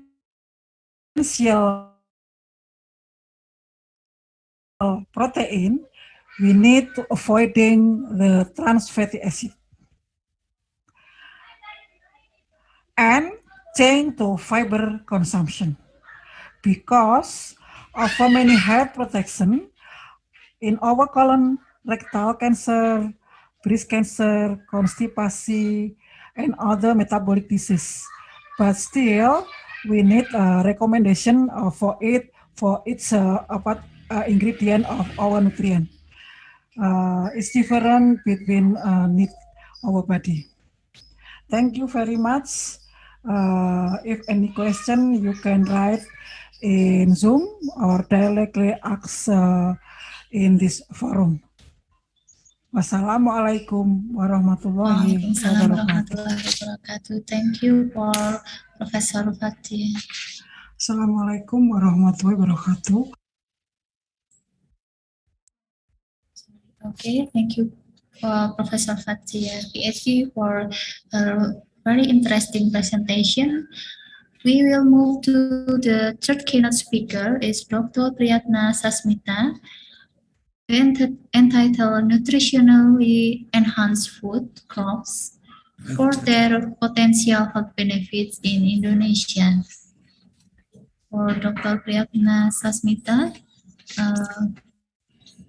this time is yours to deliver your presentation. Okay, thank you, moderator. Assalamualaikum warahmatullahi wabarakatuh. Selamat pagi and good morning, everybody.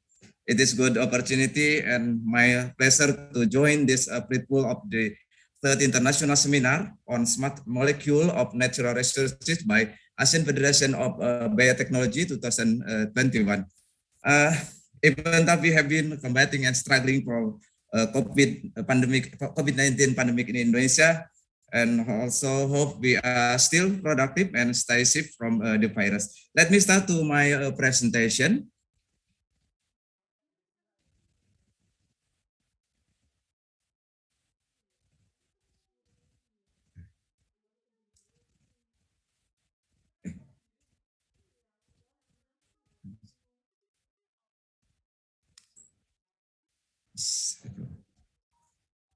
Okay.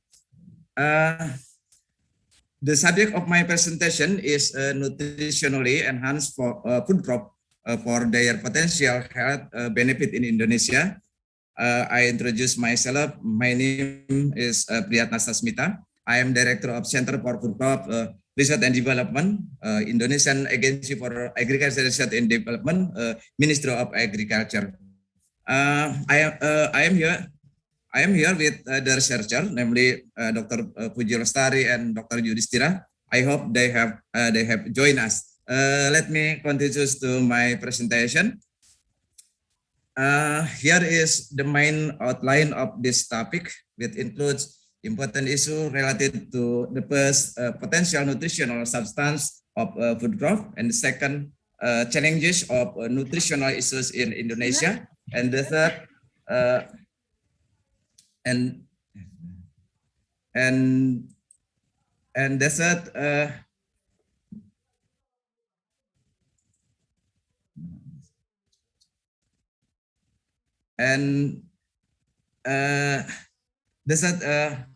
approach for increased nutritional quality of food crop, and fourth, biofortification of food crop in Indonesia, and the last is a future perspective of food and nutrition security.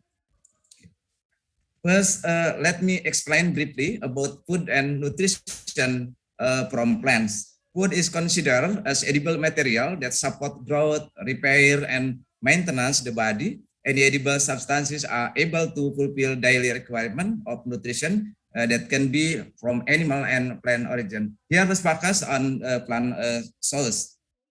In plants, the final product of photosynthesis are energy-rich sugar molecule that can constitute the source of energy and substrate, and then macronutrients contribute to the food stock and mainly utilized as energy supply, while micronutrients are needed by our body, a stress amount, but essential to accomplish physiological function. Talking about food and nutrition, functional food in the form of fresh or processed food processing compound influence physiological improvement function and reducing human disease risk.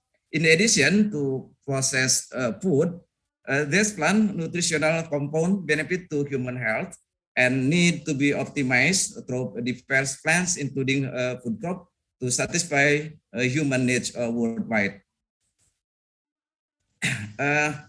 The growing wood population that could increase rapidly should strive for sustainable food consumption, since environmental and health impacts are very important. While in Indonesia, located in Southeast Asia countries, where mostly consume rice as staple food, the growing rate of population is approximately 0.988.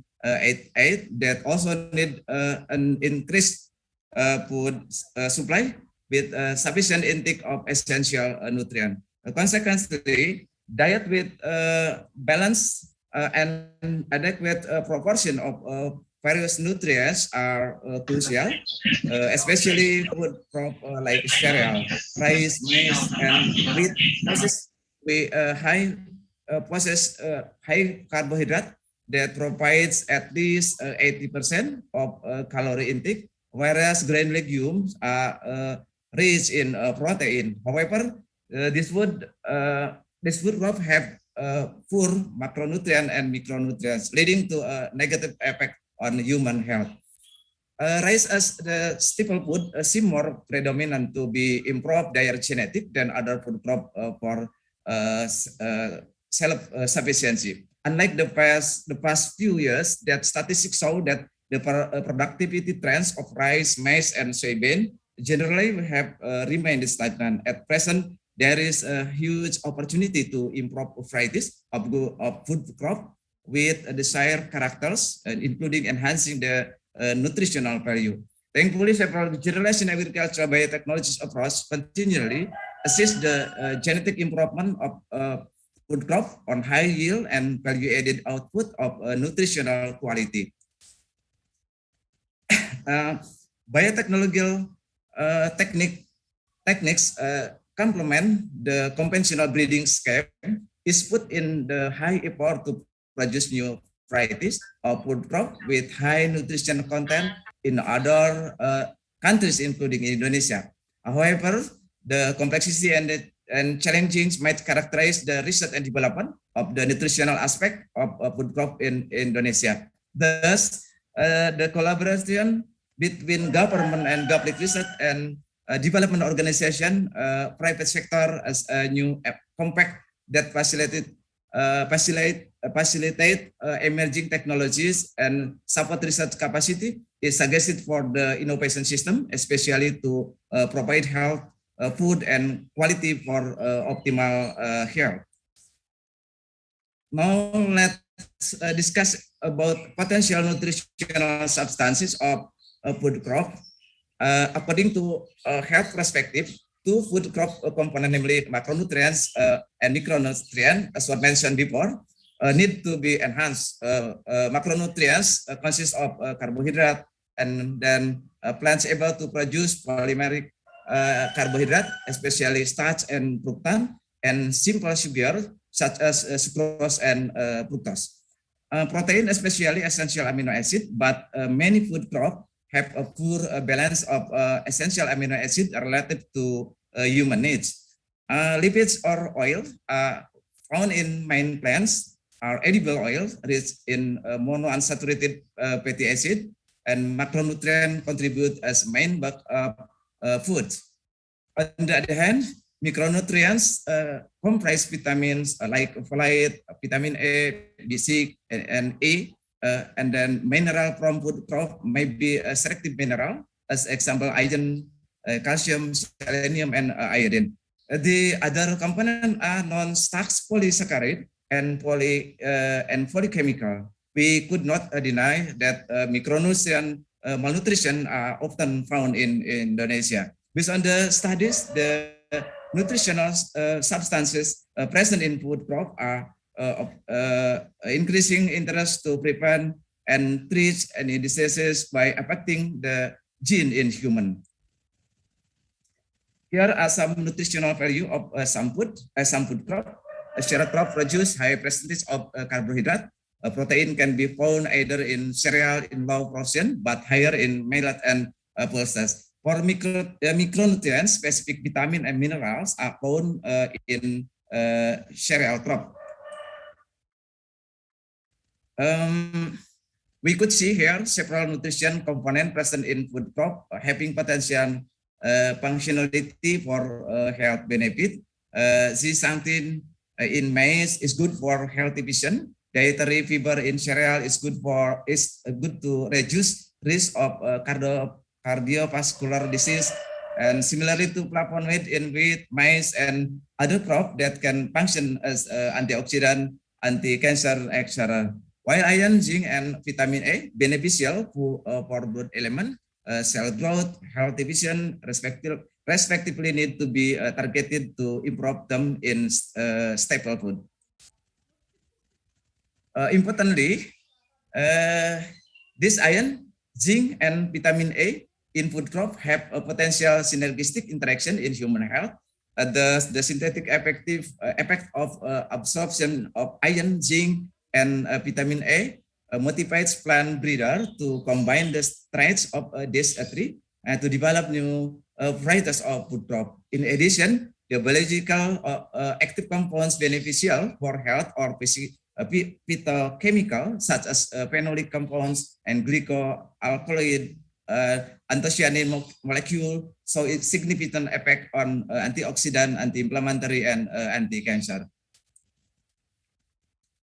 In general, some aspect on food system are challenging. In addition to ecological footprint like water, land use, natural resources, and environmental stewardship, greenhouse, global climate change, depleted soil, and agricultural competitiveness, such as to improve crop agriculture policies, supply chain, and storage, human health is highly concerned. Globally, program on food safety, malnutrition, obesity, disease like diabetes, cardiovascular disease, dementia, stroke, cancer, hunger, and poverty need to be solved. The growing world population would pose a more serious challenge. That's why we need a nutritional quality improvement strategy. The current major issues on food and nutrition security need attention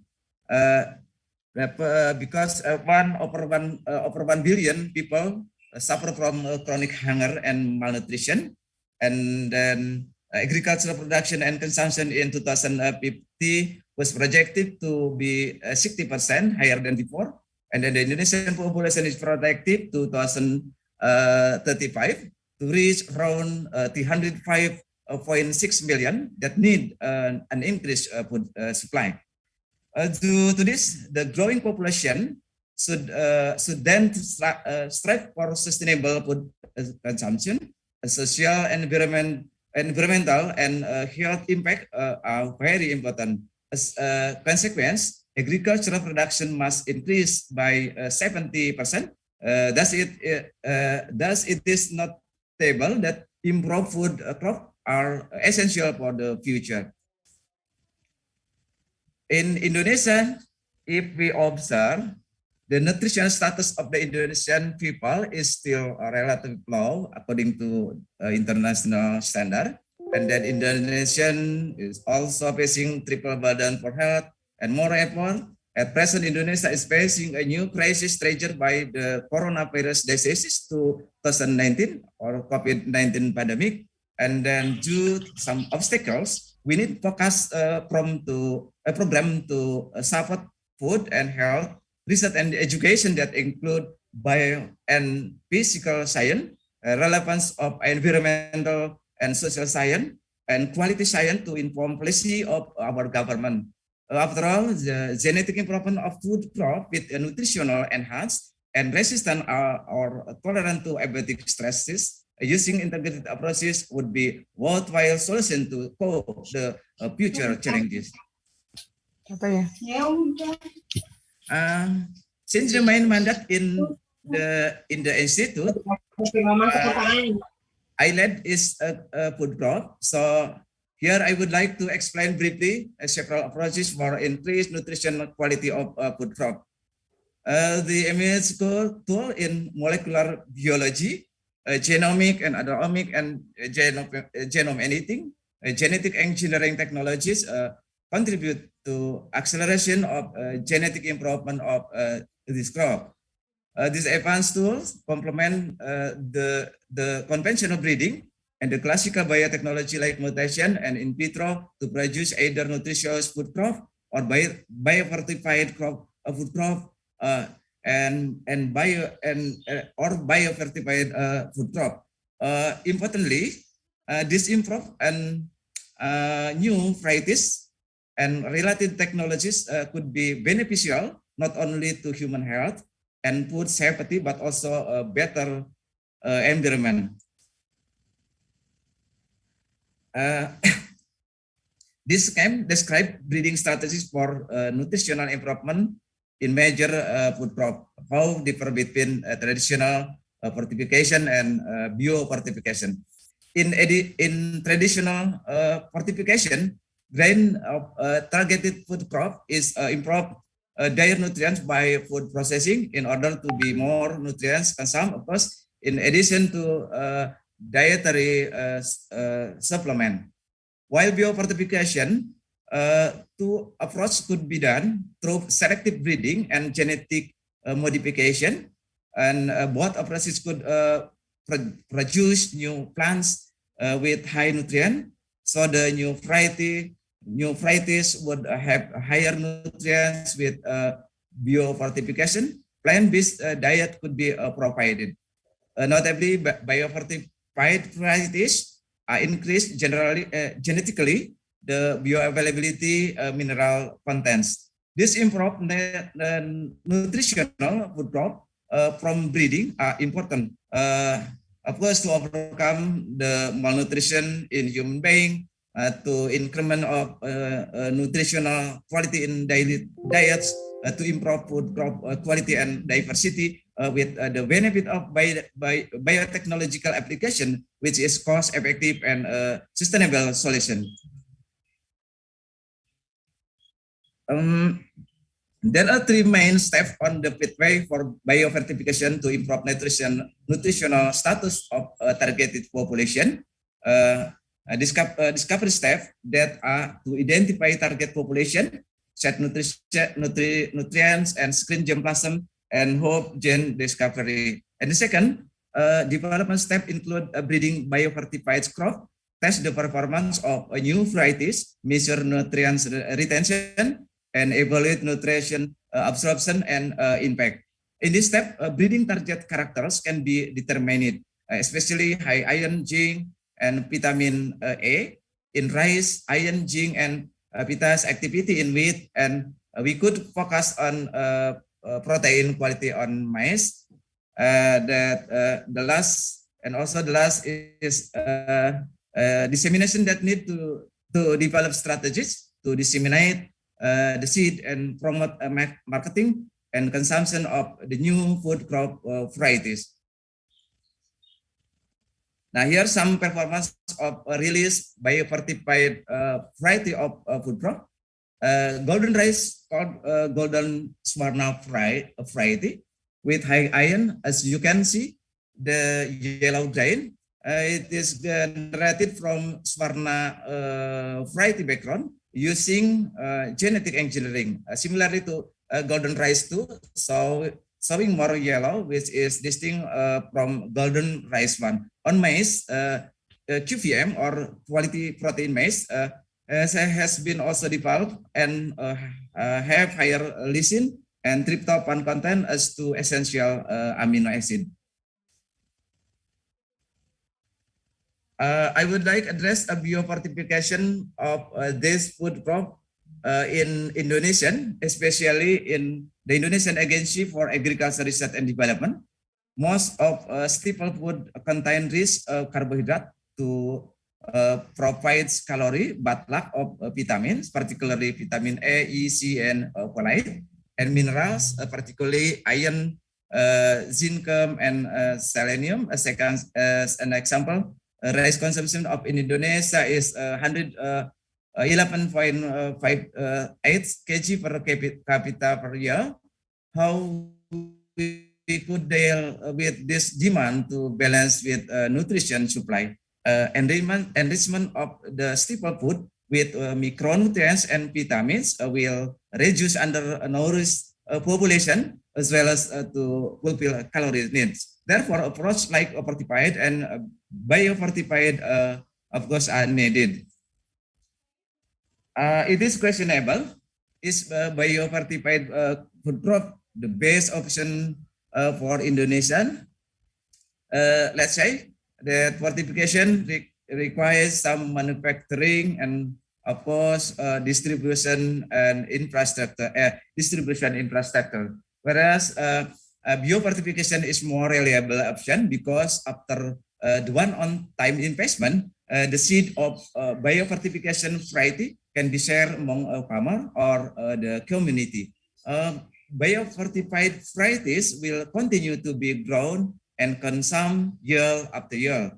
And then biofortification variety can reach on remote rural areas with limited access to commercial marketed fortified foods in urban areas.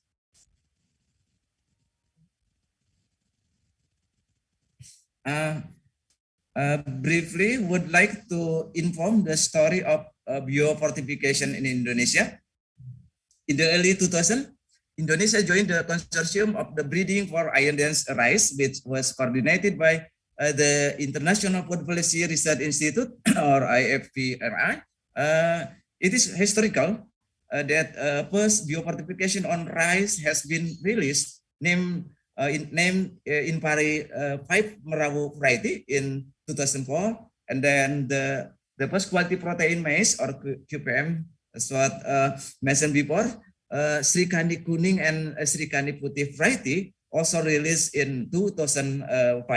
The high isoflavone soybean released in 2015, namely Devon 1 variety. With the advances of biotechnology, we initiated also golden rice project with IRI in Indonesia in 2016 to date.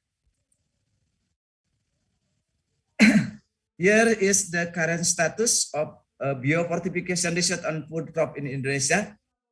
Some example of new varieties have been released and some other are still under research. An example, high zinc varieties were released in 2019, named Infari IR Nutricing. It is for irrigated rice, and then Inpago 13 Biofortis varieties. It is in 2020, and this is for upland rice and also for rain-fed rice. Meanwhile, the beta-carotene rice or garden rice is still in progress to develop an adaptive variety suitable for the Indonesian environment. Even the golden rice was introduced from IRI, while crossing and selecting adaptive line was done in Indonesian Center for Rice Research. Two variety of maize with high protein have been released in Indonesia in 2005. The high content of Fa and ZN for cassava and sweet potatoes is also being progressed on research, which would be potential to be released a few years later. About future perspective of how to enhance nutrition qualities in food crop in our country, it is important to think that the future vision for food and nutrition security is to need interdisciplinary and transdisciplinary efforts, and then requiring expertise and input from many disparate fields coming from the human, plant, and social scientists, and to, of course, it is to elucidate less obvious basic knowledge and analytic fields.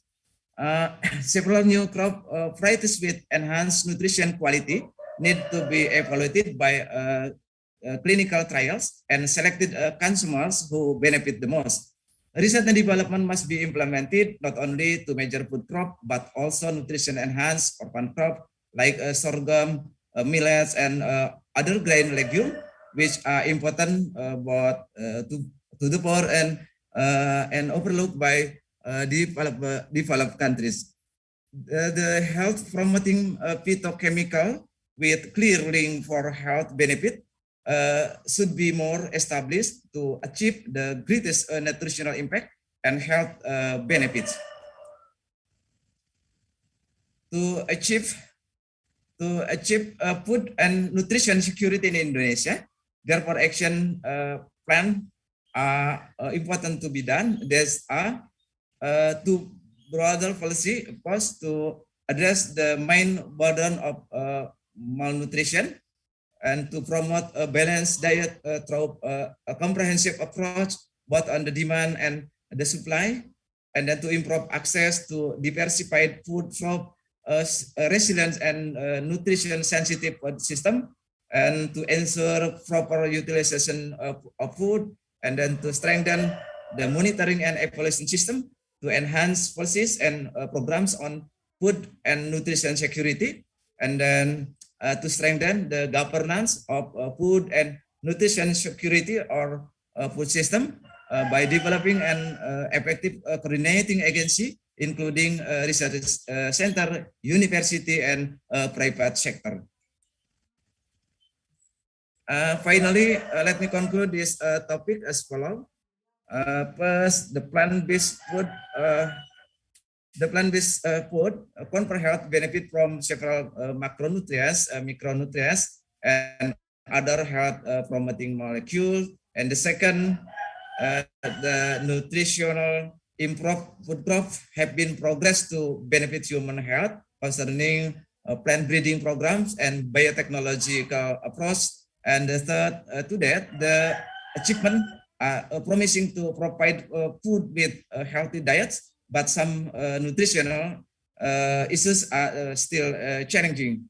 The several biofortified new varieties such as rice, maize, and other staple crop to promote health have been developed in Indonesia.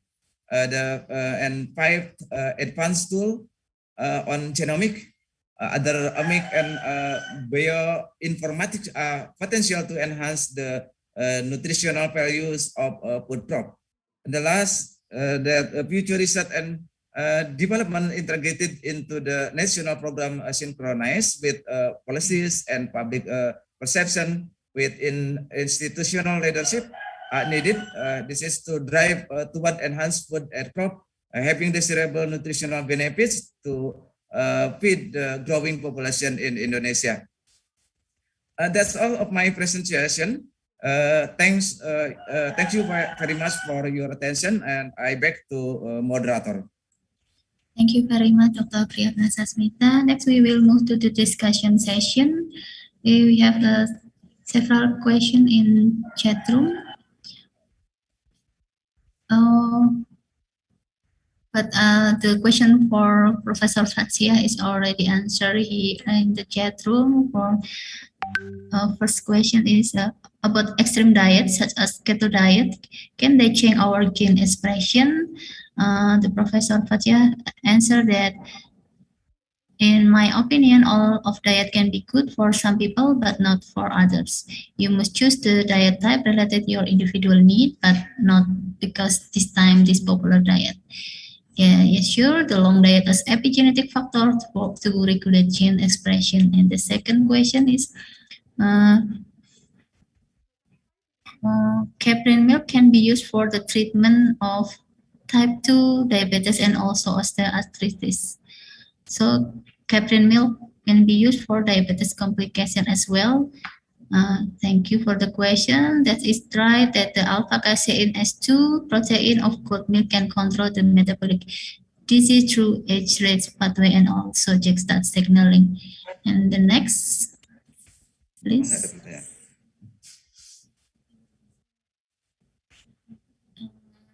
For Dr.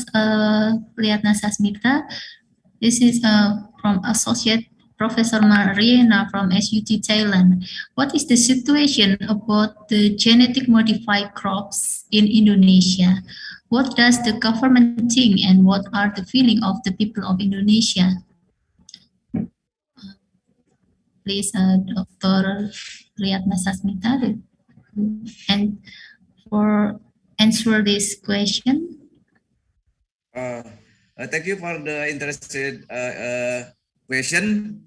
For the clearly the answer, I think I invite Bu Puji and Bu Pak Yudis. Probably you can answer the question, please, Miss Puji.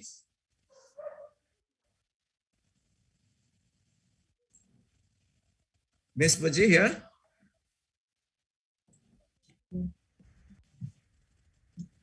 Okay, I will help. Okay. Okay, could we hear me? Yes. Oh, okay. Bu Puji. Sorry, I was muted. Okay, actually, about the questions of Mariana, I think Priyatna, yeah, just will try to answer the questions of Ms. Mariana from Thailand. It is still maybe it's not national perception. Basically, the IRD and also the institute that our director led actually has a mandate for food crops. So this is important for national strategy. So the duty basically we just to try to do research and development to achieve food and nutrition security with the breeding and supported relevant technologies, including GM crop, GM different technology. So even in the international and Indonesia still some other debate, but we try to maximize our facility, human resources to use this technology for new development of the crop variety. And thankfully in Indonesia also we already have the regulation about the GM crops. So all varieties that are developed using this technology should pass through the assessment of biological environment, food and feed. So we have to follow the national regulation. So some progress has been made, but of course not many as other countries. So the government basically support all programs that can benefit for people, for food security and health, environment, but of course still to follow the national legislation. And for the people perception, because in Indonesia, the product have not widely distributed, even still low, I think still mostly are under research, and now some others are golden rice, is still under collaboration with the IRI. So still we need long evidence and experience studies about the perception. But overall, as long as the food are beneficial for health and for sustainable health for people, I think it's also government support. Thank you. Thank you very much for the answer. And the second and further question, I wonder if there are any plan from Ministry of Agriculture to develop new variety of rice that biofortify for nutritional enhancement against viral pandemic. And for rice fortification, is there any special treatment for cooking since high temperature reduces the nutrition? Thank you. Bapak also can we answer, Pak Priyatna? Shall I also answer this? Yes, please, Ms. Puji, continues. Okay, yeah. So for the pandemic, honestly, to be honest, most of the fund go to solve this national problem, this national challenge. But we in the many research institute, other food crops research center. So we are still have genetic material, we still have doing the research, and not still we are doing this and continue to develop new variety or genetic improvement to get the improved variety within breeding. Also collaborated with IRI, no, still in progress, even in the pandemic. I mean, yes, it's still, because it's still strategic and national issue. So no matter the pandemic problem, but for biofortification, we are still doing this. And especially also there is a national fund. I don't know how to call it, ABT, like additional fund due to this pandemic. So we also we use this fund to support this research. The third one is about the consequence of any variety, biofortified varieties. So actually some nutrients, of course, will be decreased, but the decrement still higher. Even it's decreased, but the content of the nutrients still high compared to non-biofortified variety. Yes, the main point that we would like to inform. And additionally, of course, to even for taste, everything there is specific procedure for cooking in order to minimize the loss of any nutrient. Thank you. Thank you very much for the answer. Due to the limitation of time, is at 10 a.m. now.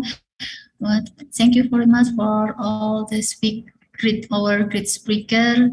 Thank you for further collaboration, Dr. Priyatna. Welcome, Thank you. Now we will we just finished our discussion session. Now we will deliver the certificate for our keynote speaker. Committee, please.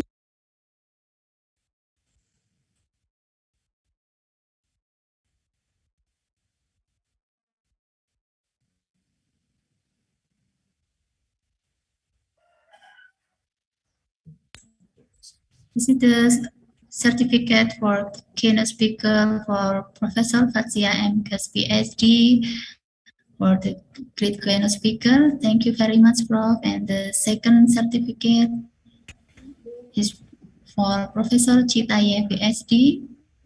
Thank you very much for joining with us, and for Dr. Insinyur Priyatna Sasmita, MSD. Thank you. Thank you. Thank you very much for your coming and joining with us. Thank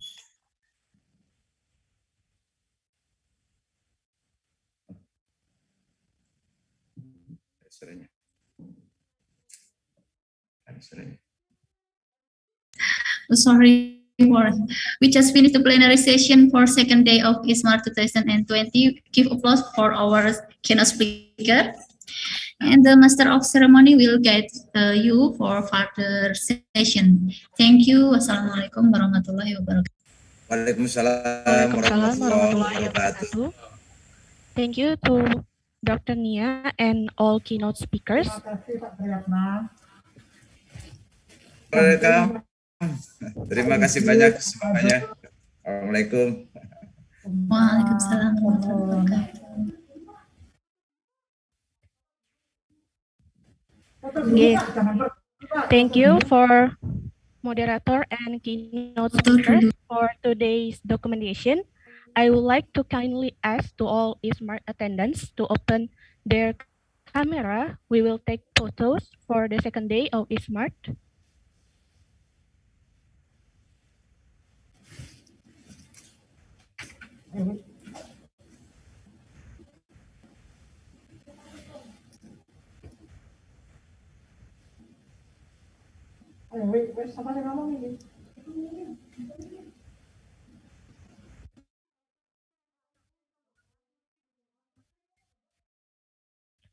Okay, 1, 2, 3.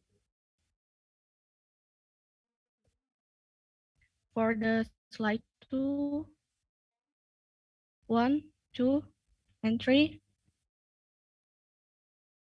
Okay. Slide.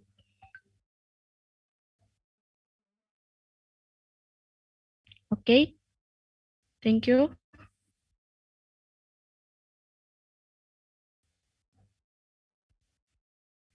Okay, thank you. It's done. Dear ISSMART 2021 attendance, we will have break time. Break time will be used for you to enter each breakout room and will continue with invite speaker speech and presentation in a parallel room. Therefore, I need to remind you again that you need to rename your name into room A or B or C underscore full name. You will be assigned to join breakout room after this. If you are presenting, you can join room A or B or C according to your schedule. If you are not presenting, you can also join the parallel room. Please ask the meeting host for this.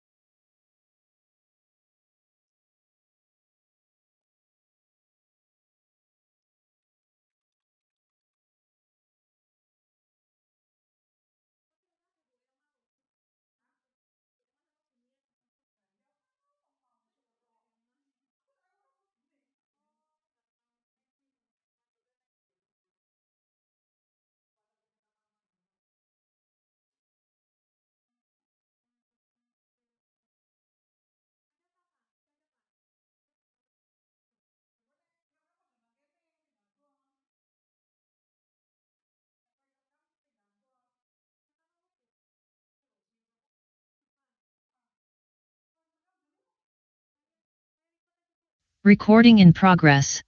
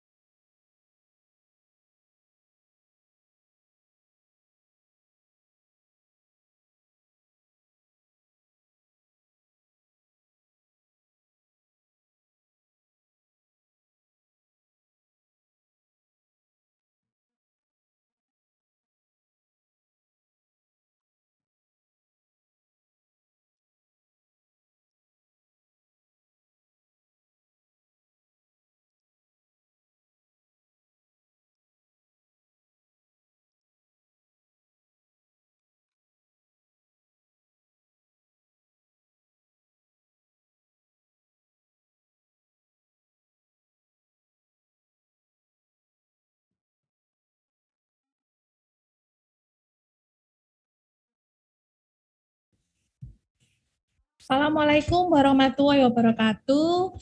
Welcome to ISSMART 2021 Day 2. We are now in parallel room session and we are in room A. My name is Ana Safitri and I will be moderator for this room. I also will start this presentation today in this room as an invited speaker. Okay, so I have double job today. I hope you don't mind about this. I will share my presentation first, and then I will guide you as a moderator. My presentation title is Pharmacological Evaluation of Anti-Diabetic Effect of Aqueous Root Extract of Ruellia tuberosale, an in vivo study. I would like to share first my video presentation.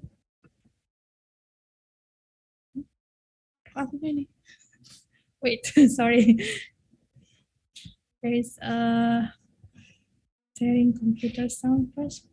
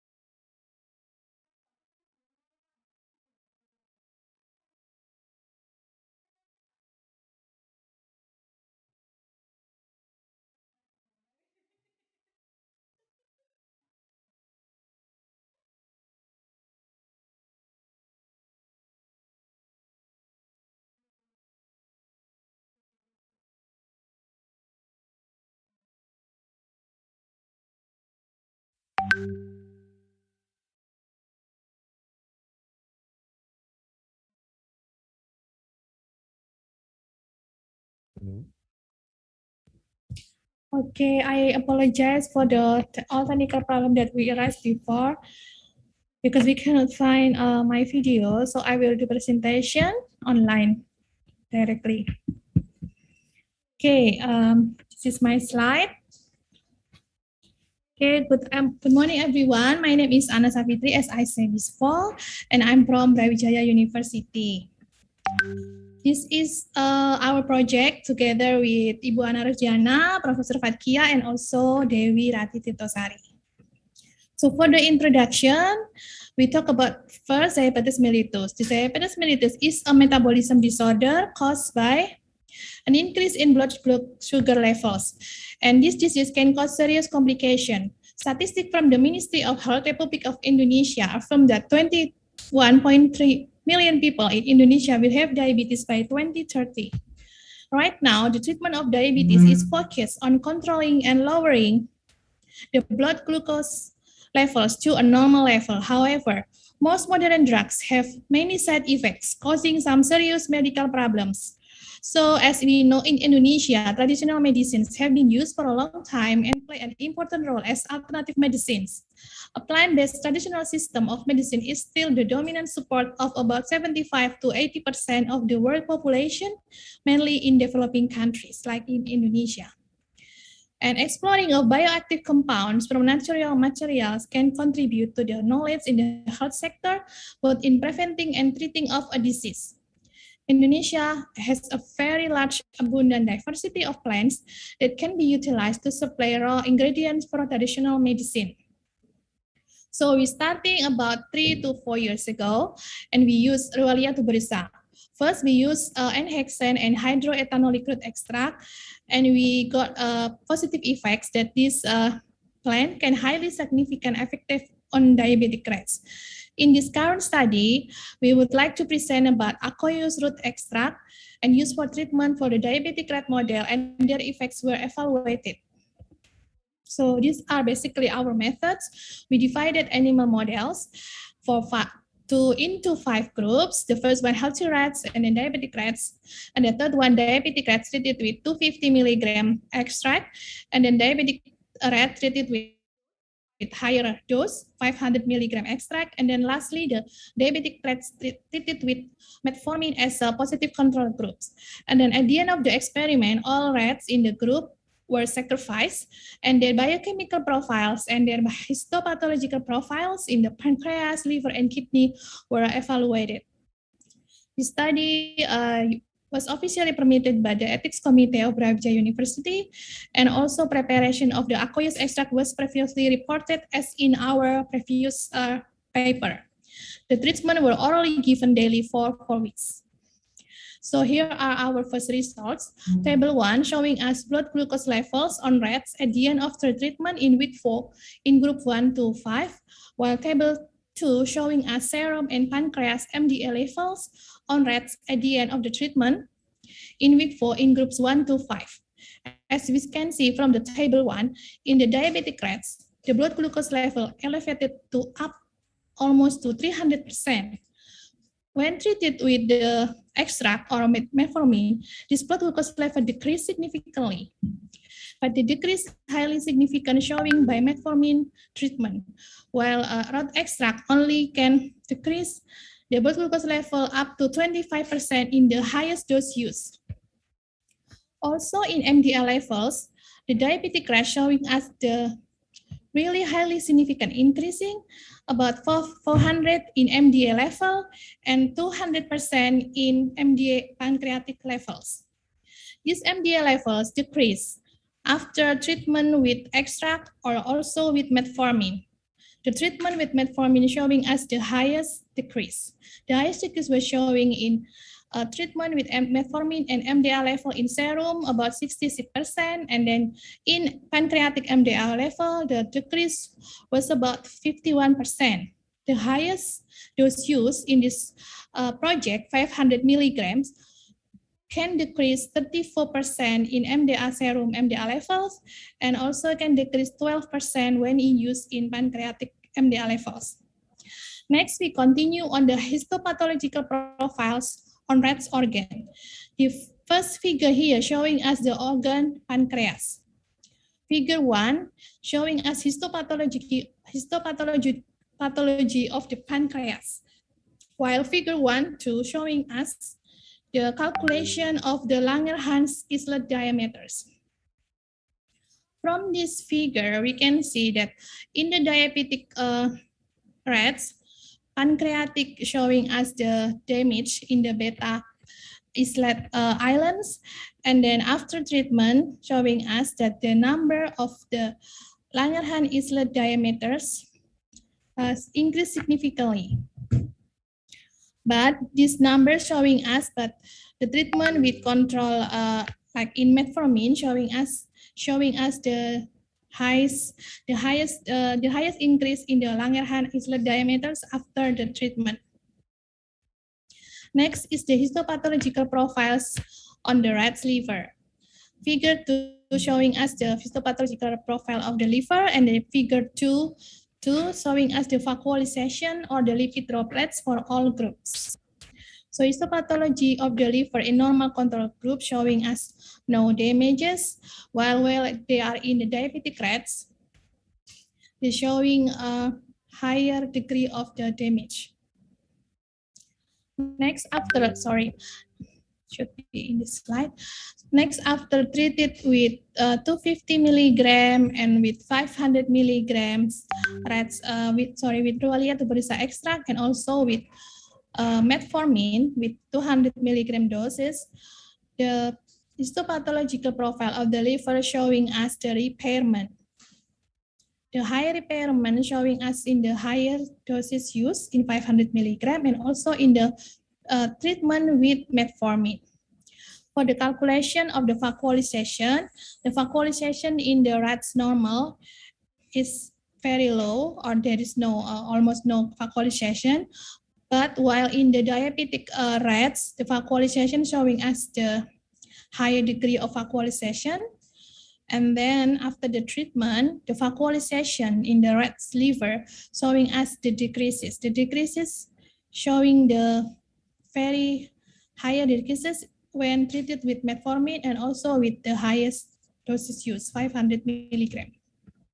Okay, the lastly is the figure of the histopathology of the kidney in diabetic rats and also in control and treatment rats. The histopathology in the diabetic rats showing us so many Bowman space, and also showing us the damage in the glomerulus and in the proximal tubules. And we also did some calculation in the Bowman space diameters before and after treatment with extract and also with metformin. So the Bowman space diameters in the normal control rat showing us just normal number, not really high, but after in the diabetic condition, then this number very high. And the treatment with extract and also with metformin can decrease this number significantly in 500 milligram.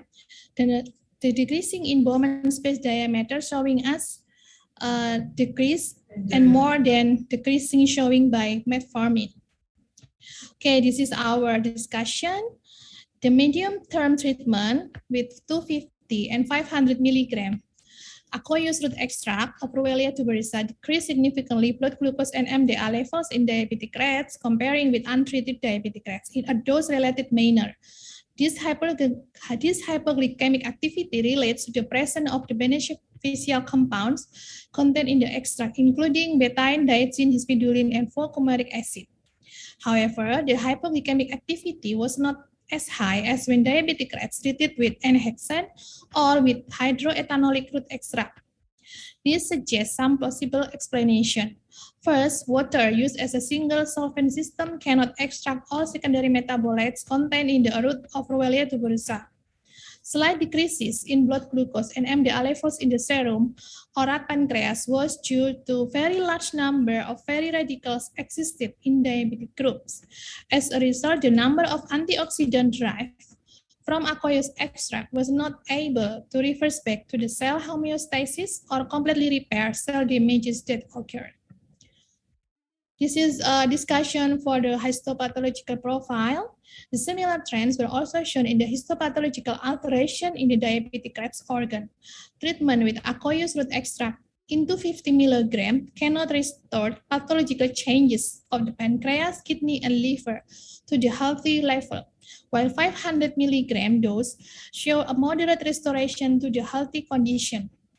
Treatment with aqueous root extract improves significantly pathological changes of the pancreas, liver, and kidney, most probably due to its high flavonoids and phenolics content. We know that polyphenol compounds are suggested to have significant effects on the regulation of oxidative stress through a number of mechanisms. These are including reducing inflammation through inactivation of APK signaling pathways, repairing DNA damages caused by oxidative stress via the nuclear factor aditoid-2 relative factor 2 or NRF2 pathway, and by decreasing apoptosis through regulating protein kinase B expression.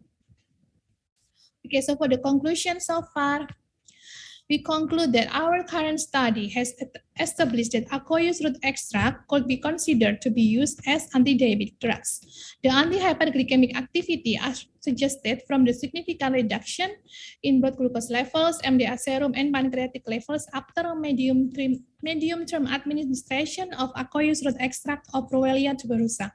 Additionally, aqueous root extract have shown a crucial preventive effects against pancreas, renal fibrosis, and liver complication.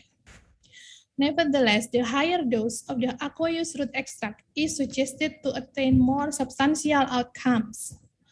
So finally, we would like to say thank you for the financial aid for this study. The financial aid for this study was provided by HPU Grand Brawijaya University, Indonesia, year of 2019 to 2021. Here are some photos of our group. Above is my student in chemistry department, Brawijaya University, and below is our group in research center, Monagens, Brawijaya University. And to you all, thank you for your attention.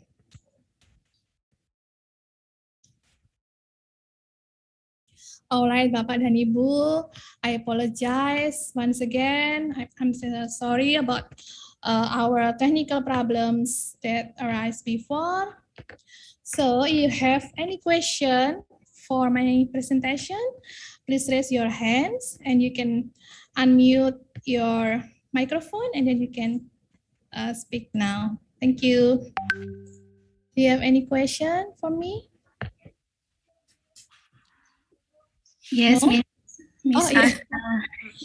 Yeah, Ibu Ika. Yes, I will ask your research. Thank you, Miss Anna. How about the side effect of using the high dose of Ruella, Miss? I see the research, the dose in 250 milligram can reduce the glucose of blood. If any side effect of using the high dose, whether it's good to use the 250 milligrams. Okay, thank you, Miss. Thank you, Ibu Ika Octaviani, for your question. I think that's very good questions and important to consider. All right, we used two different doses before with aqueous root extracts, 250 and 500 milligrams. Yes. But however, in the highest dose that we use, 500 milligrams, we cannot see the high improvement for the blood glucose levels on the rats. So firstly, we conclude that maybe the higher dose is needed, but we do not consider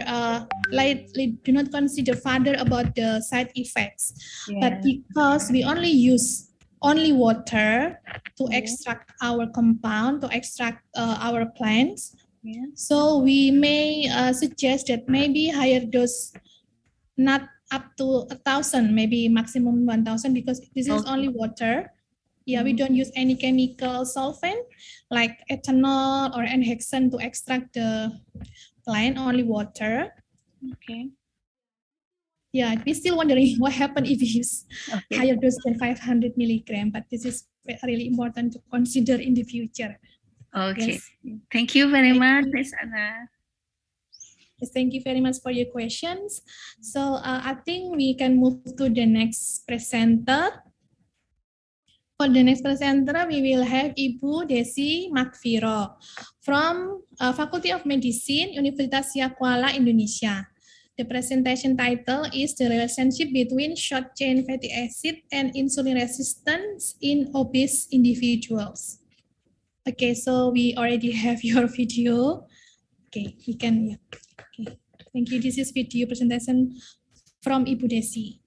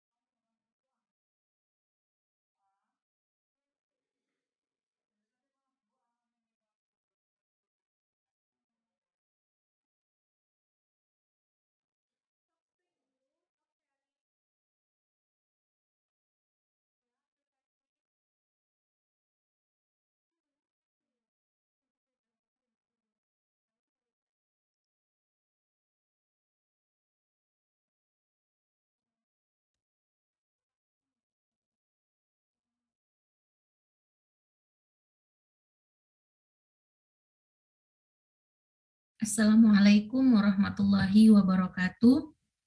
I thank to the committee and moderators who have given me the opportunity to present our research from Syekh Kuala University with the title The Relationship Between Short-Chain Fatty Acid and Insulin Resistance in Obese Individual.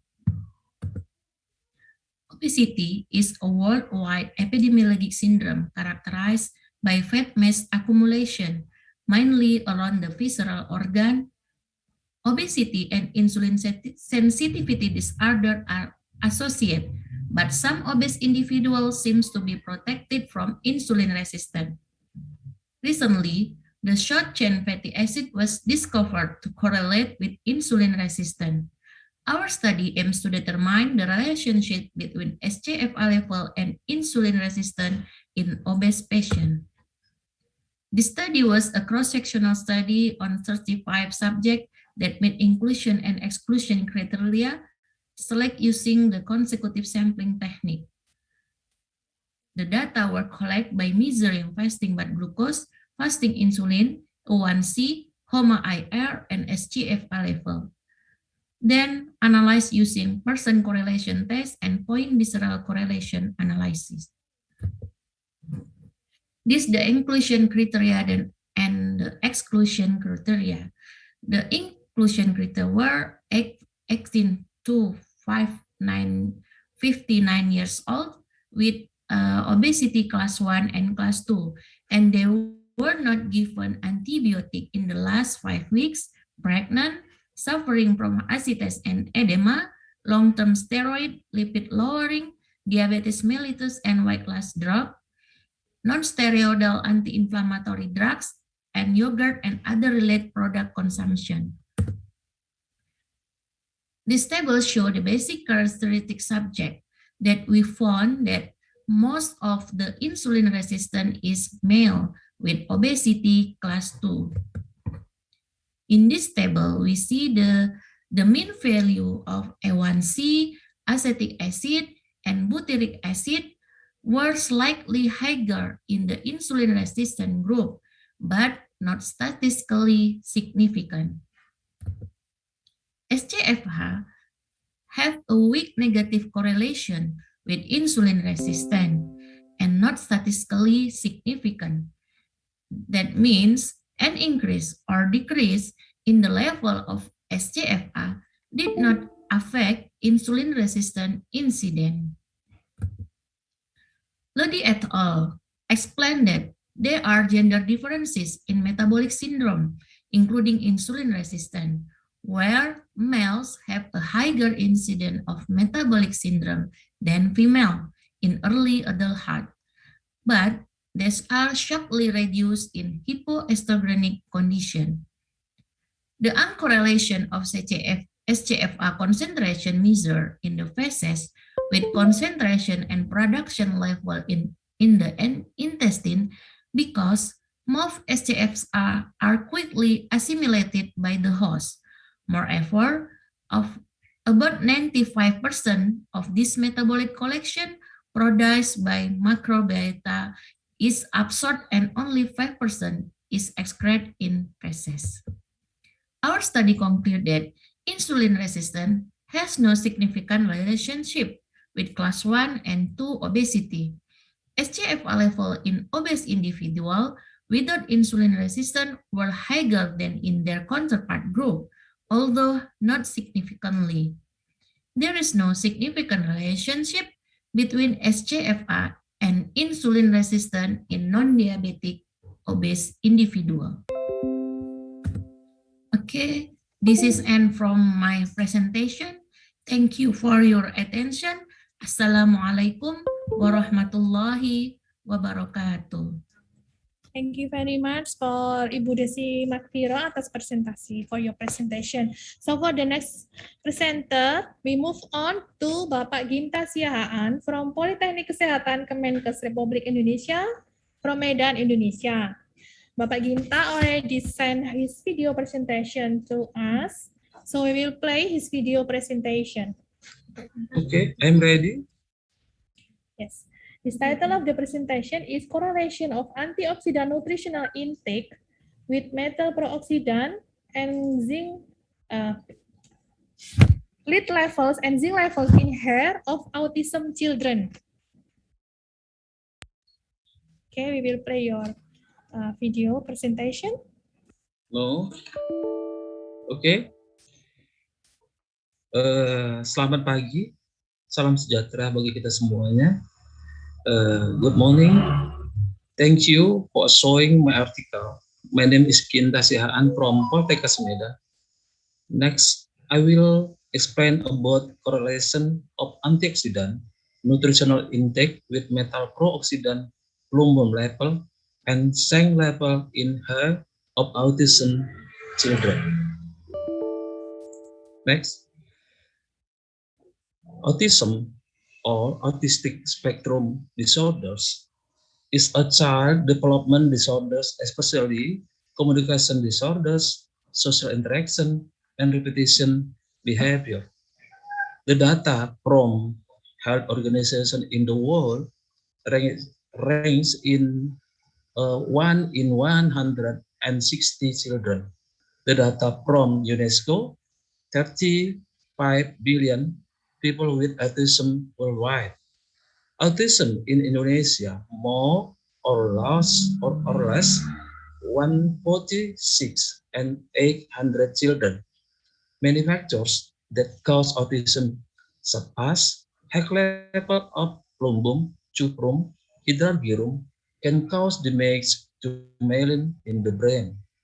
Low level of zinc, inability to bind heavy metal that can penetrate the blood-brain barrier. Next.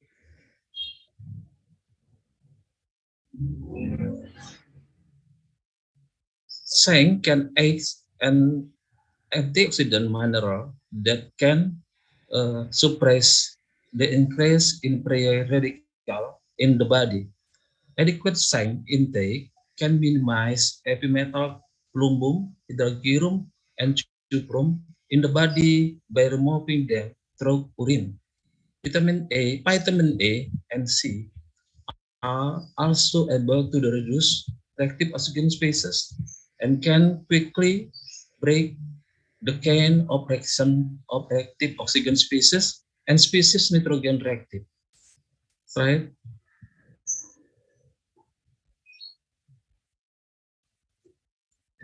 Material and methods.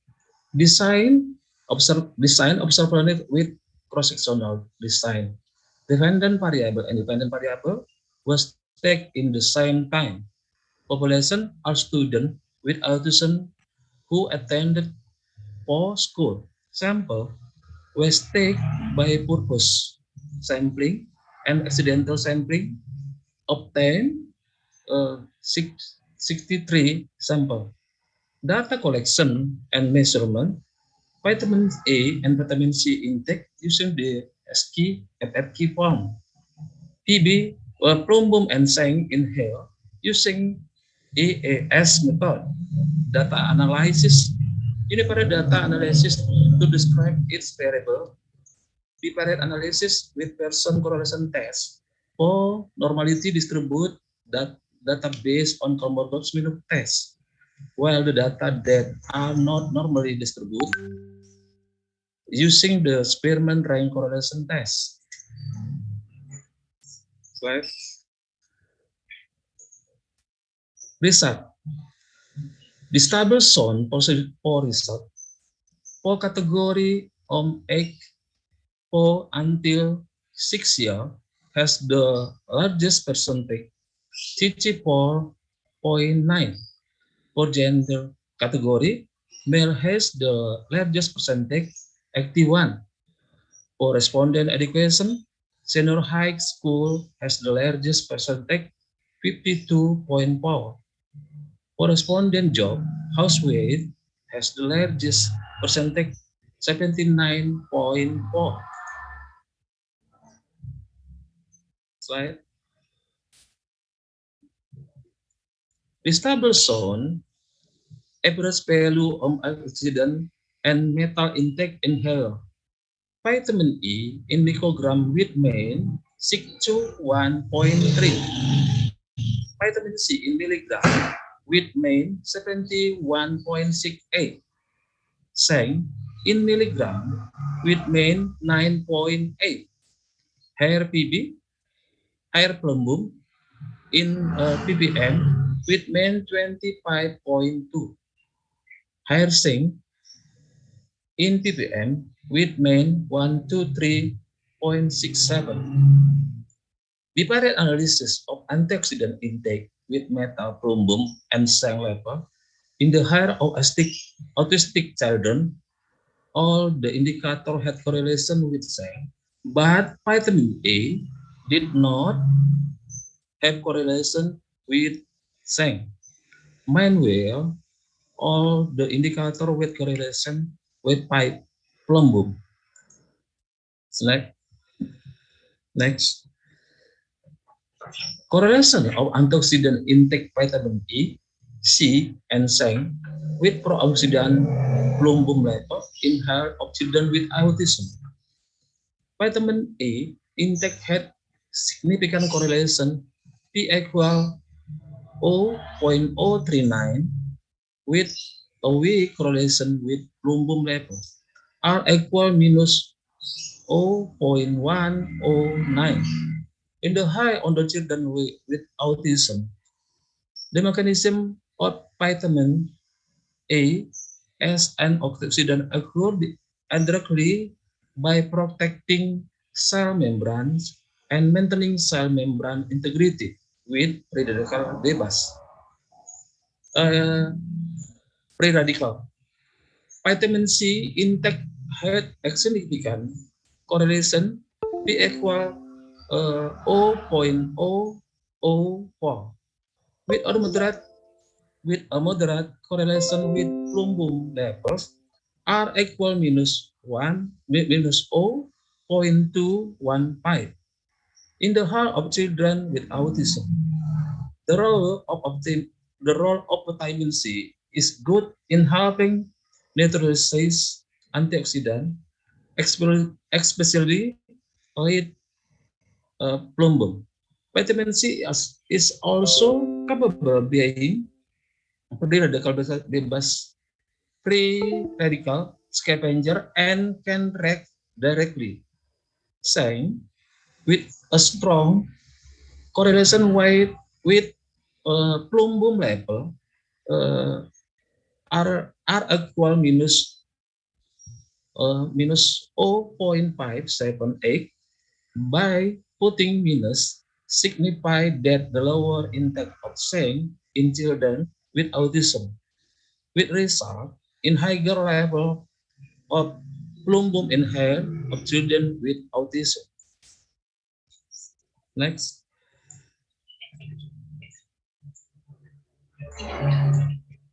Correlation of antioxidant intake vitamin A, C, and zinc with zinc level in hair of children with autism. Vitamin A intake did not have a significant correlation, P equal 0.125 with zinc level in the hair of children with autism. There is no correlation between them because the intake of vitamin on consume from vegetable and palm oil has been damaged before entering the body.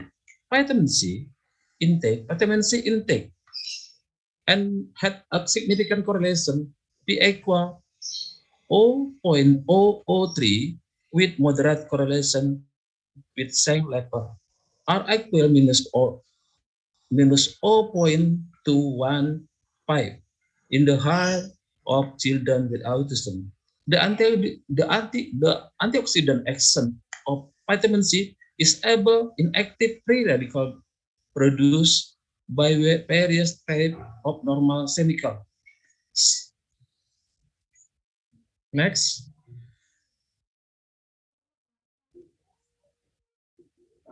Zinc intake had a significant correlation P equal 0.001 with a strong correlation with zinc level R equal 0.707 in the hair of children with autism.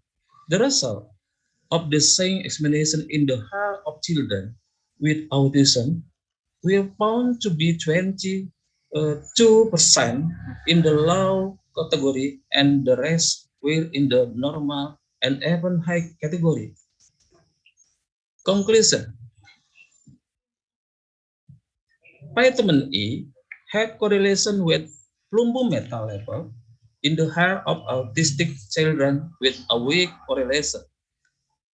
Vitamin C have a correlation with plumbum metal level in the hair of autistic children with a moderate correlation. Zinc have a correlation with plumbum metal level in the hair of autistic children with a strong correlation. Suggestion. It is necessary to check for the heavy metal regularly at least once every 3 months. This is because heavy metal, hydrogyrum, cuprum, arson are suspected that is affect the symptom of autism, such as tantrum, wet repetition, and furthermore to continue the casein-free, gluten-free diet. Thank you for attention. I return to the host. Please. Thank you, Bapak Ginta Sihaan, for your presentation. For the next one, we will have Ibu Nurul Musliha from Universitas Brawijaya Indonesia. Ibu Nurul Musliha already sent her video presentation. Okay, the title of the presentation from Ibu Nurul is the effect of small quantity lipid-based nutrient supplements on urinary growth hormone, IGF-1, and linear growth velocity. Good morning, everyone. My name is Nurul Musliha from Universitas Brawijaya. Today, on behalf of my co-author, we will be present a part of our study with the effect of small quantity lipid-based nutrient supplement on urinary growth hormone, IGF-1, and linear growth of velocity. And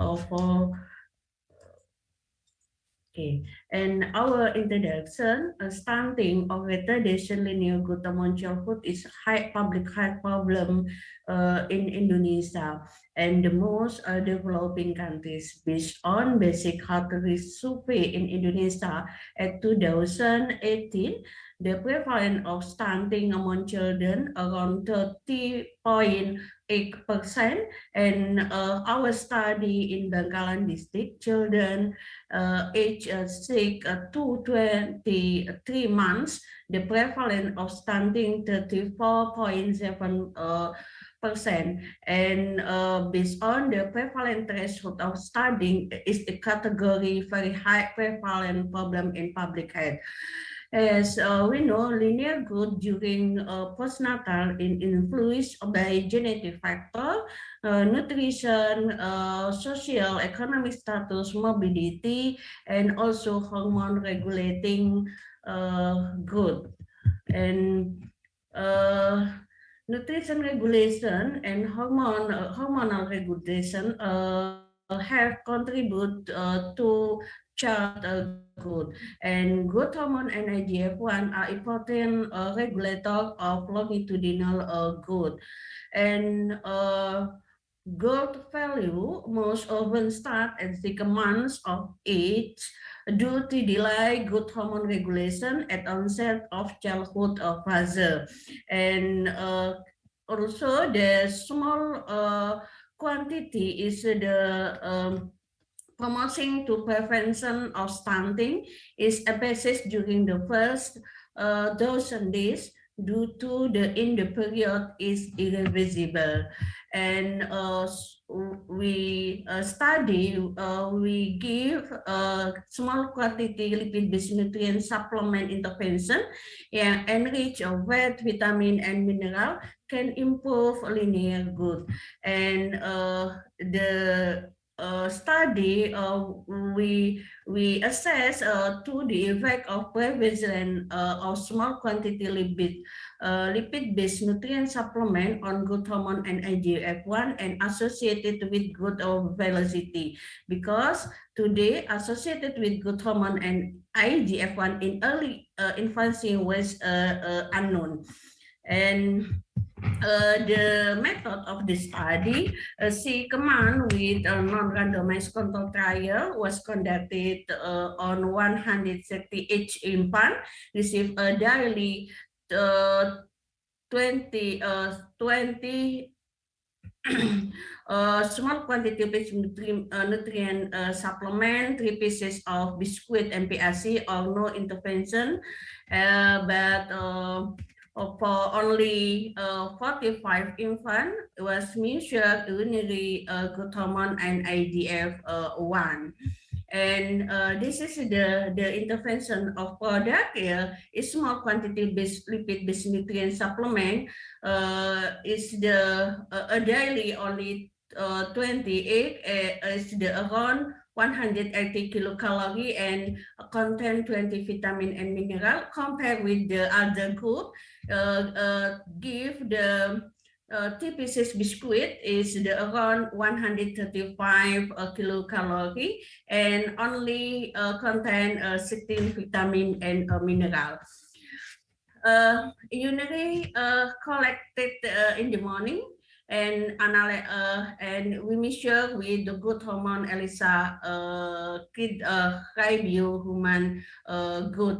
And the statistic we use ANOVA to compare mean of 3 group and adjusted for covariate using general linear model ANOVA. And in the study, compliance of small quantity lipid-based nutrient supplement around 62.9%,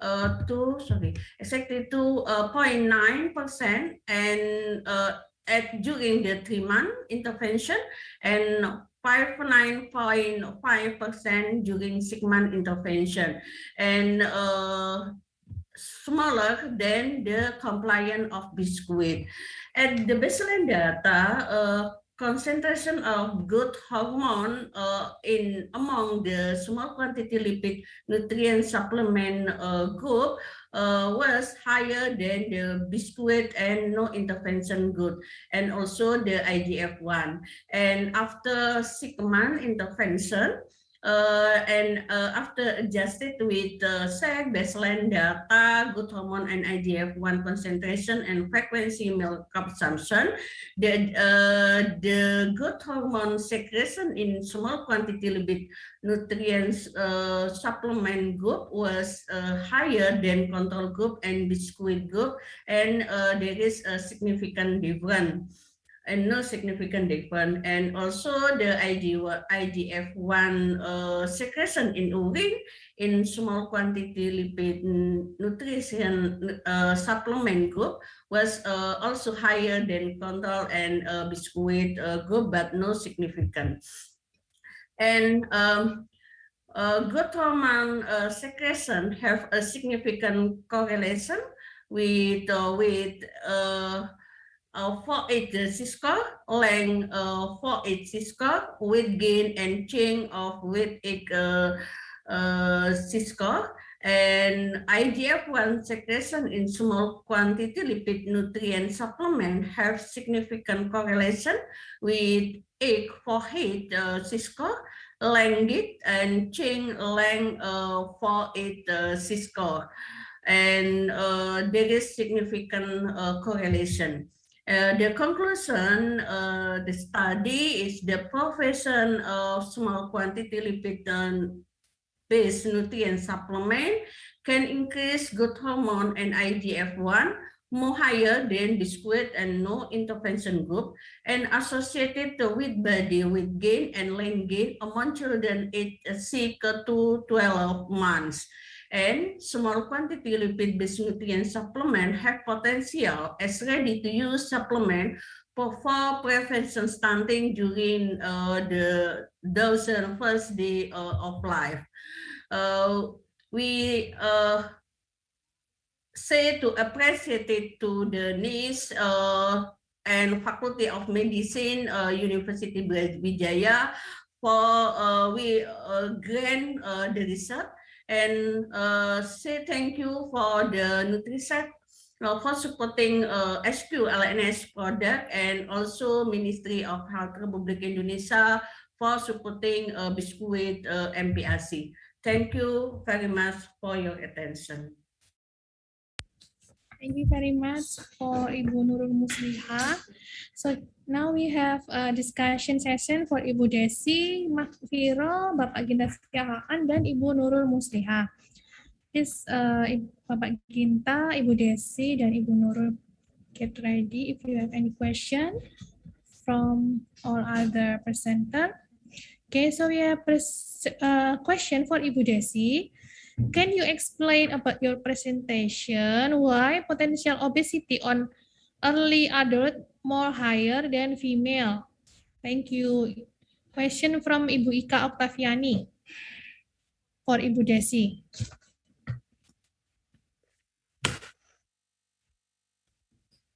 Can you unmute? Ibu Desi, you can unmute your mic. We cannot hear your voice.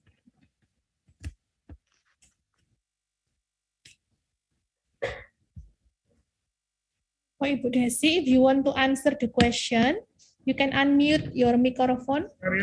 Okay, thank you, Miss Anna.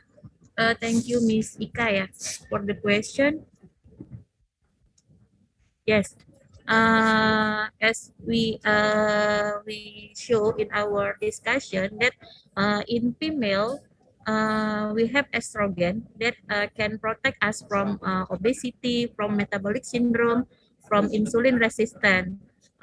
So estrogen protect us from that problem, from metabolic syndrome, from obesity.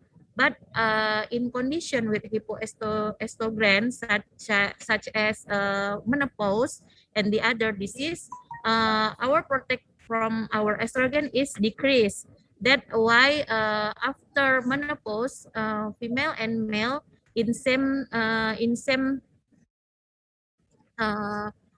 condition can make problem with metabolic. Maybe you can get the answer. Okay, thank you, Miss Desi. Yeah, Thank you very you. much for your explanation. Okay, thank you. Maybe I have one question for Ibu Nurul Musliha, because Ibu Nurul Musliha do some fortification on the biscuit.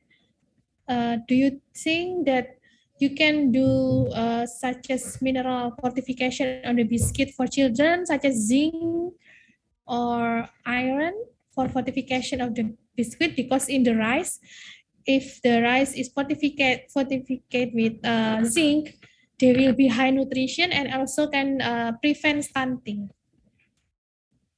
Thank you. Thank you That's my question. for nice question. We compare biscuit intervention for ministry with small quantity lipid based nutrient supplement based peanut base, yeah. And for stunting need the nutrient type 1 good for the nutrient fat. So small quantity lipid based nutrient supplement is designed to prevent malnutrition, also undernutrition, wasting, and stunting. And the need for the protein, zinc, because zinc can cofactor for IGF-1, and then need the nutrient type 1 like magnesium, calcium, and the other published that the small quantity lipid nutrient supplement is reducing stunting than biscuit group. So I think ministry can reformulation of biscuit if the need to intervention stunting. But if the biscuit used for underweight, weight gain is can, because the calorie can descend as the supplementary food, but not linear growth, because linear growth for longitudinal growth need the type 1 nutrient like zinc, magnesium, and then some amino acid. Thank you very much for Ibu Nurul Musliha for your answer. For the next one, we maybe Pak Ginta can ask to Ibu Desi, and Ibu Desi can answer the question in the chat. Yes, because we will have, because you already have questions, so I will ask Bapak Ginta because you don't have any question yet. So for the metal peroxidant that you investigated, or zinc and lead, PB and zinc. How about other peroxidant metals such as iron, Fe, iron? Have you investigated also iron levels in the autism, children with autism?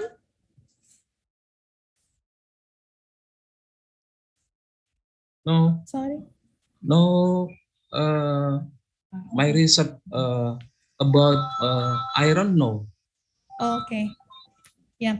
Okay, thank you very much. Okay, for the next one, we will move to the next speaker. We will have Iva Himatul Alia. Iva is also operator for today's room.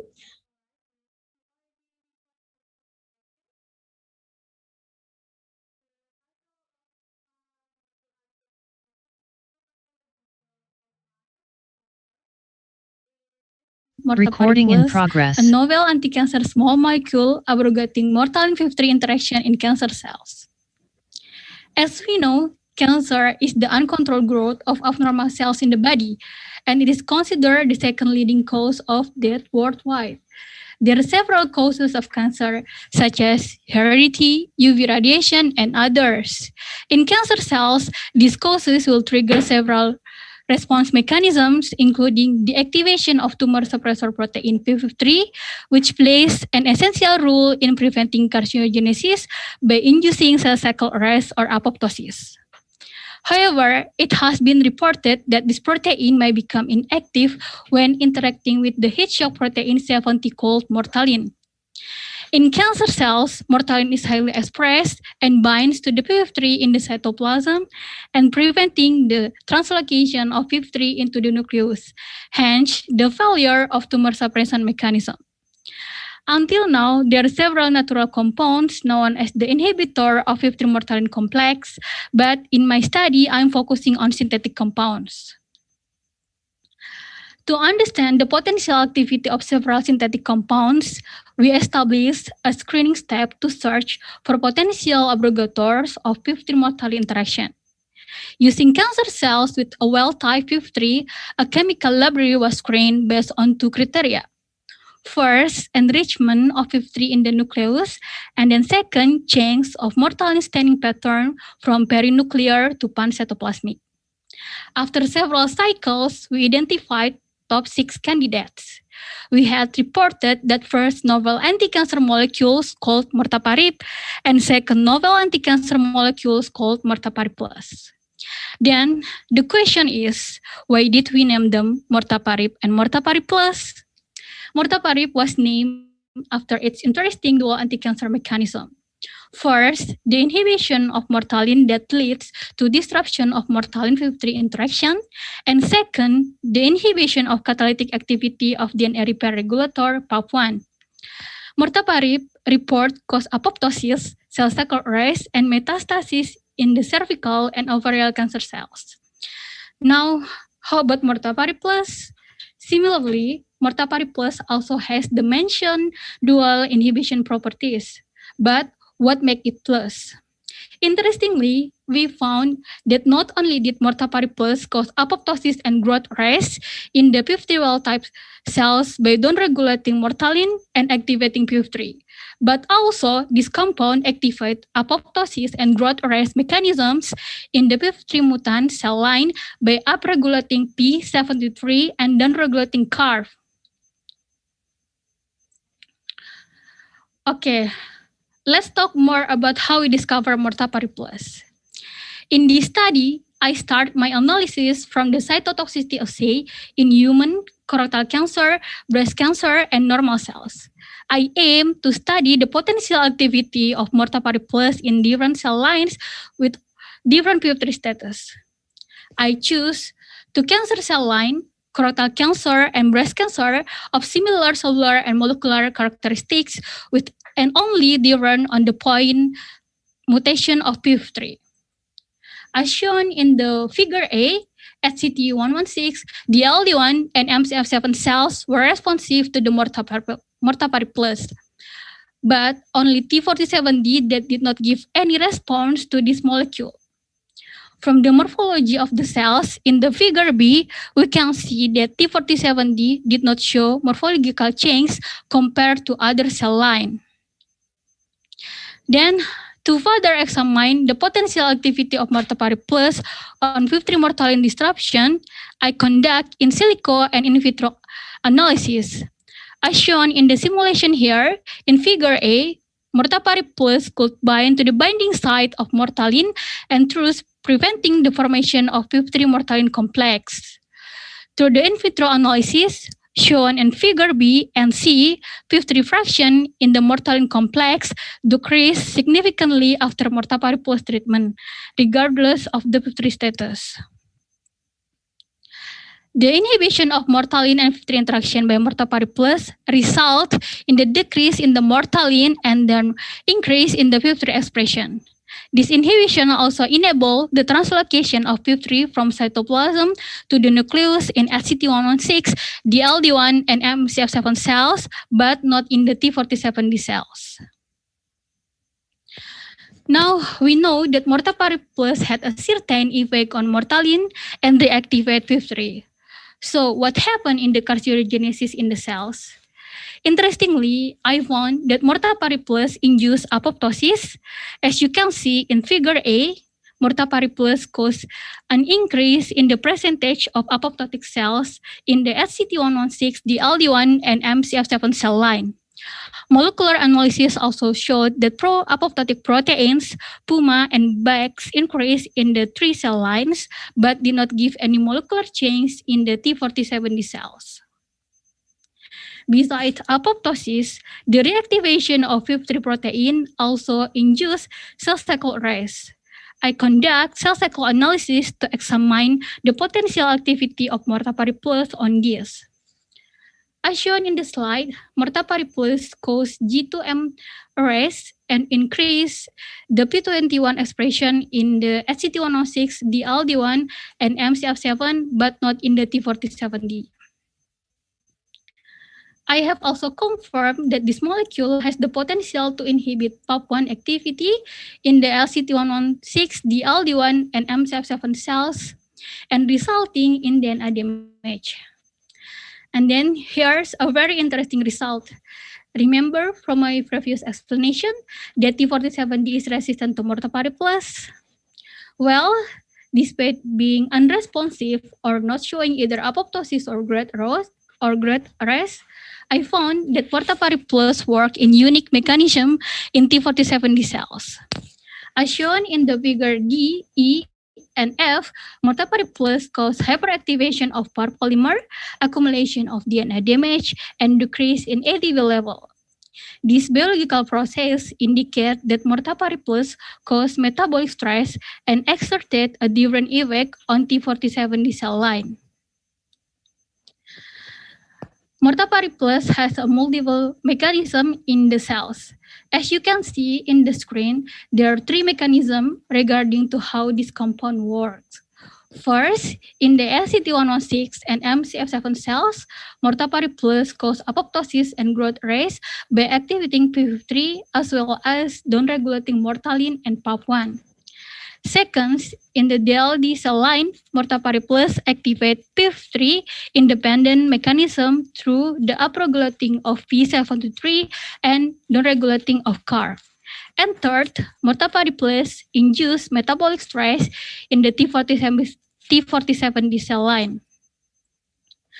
And then the conclusion, mortapari plus inhibit the interaction of mortalin with p53 and cause apoptosis and growth arrest in the cells and also induce metabolic stress in the T47D cells.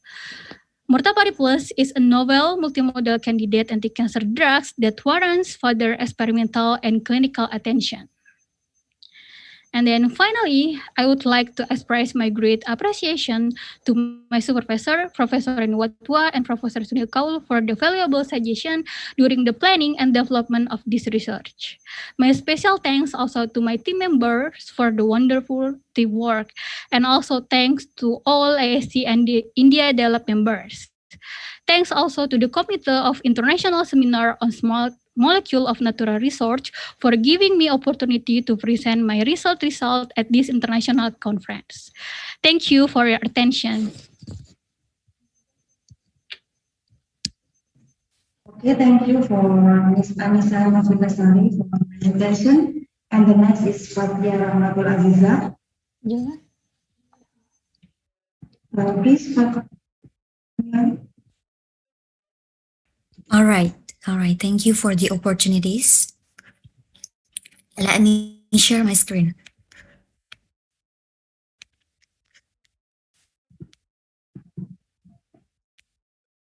Okay, I'm sorry. Yeah.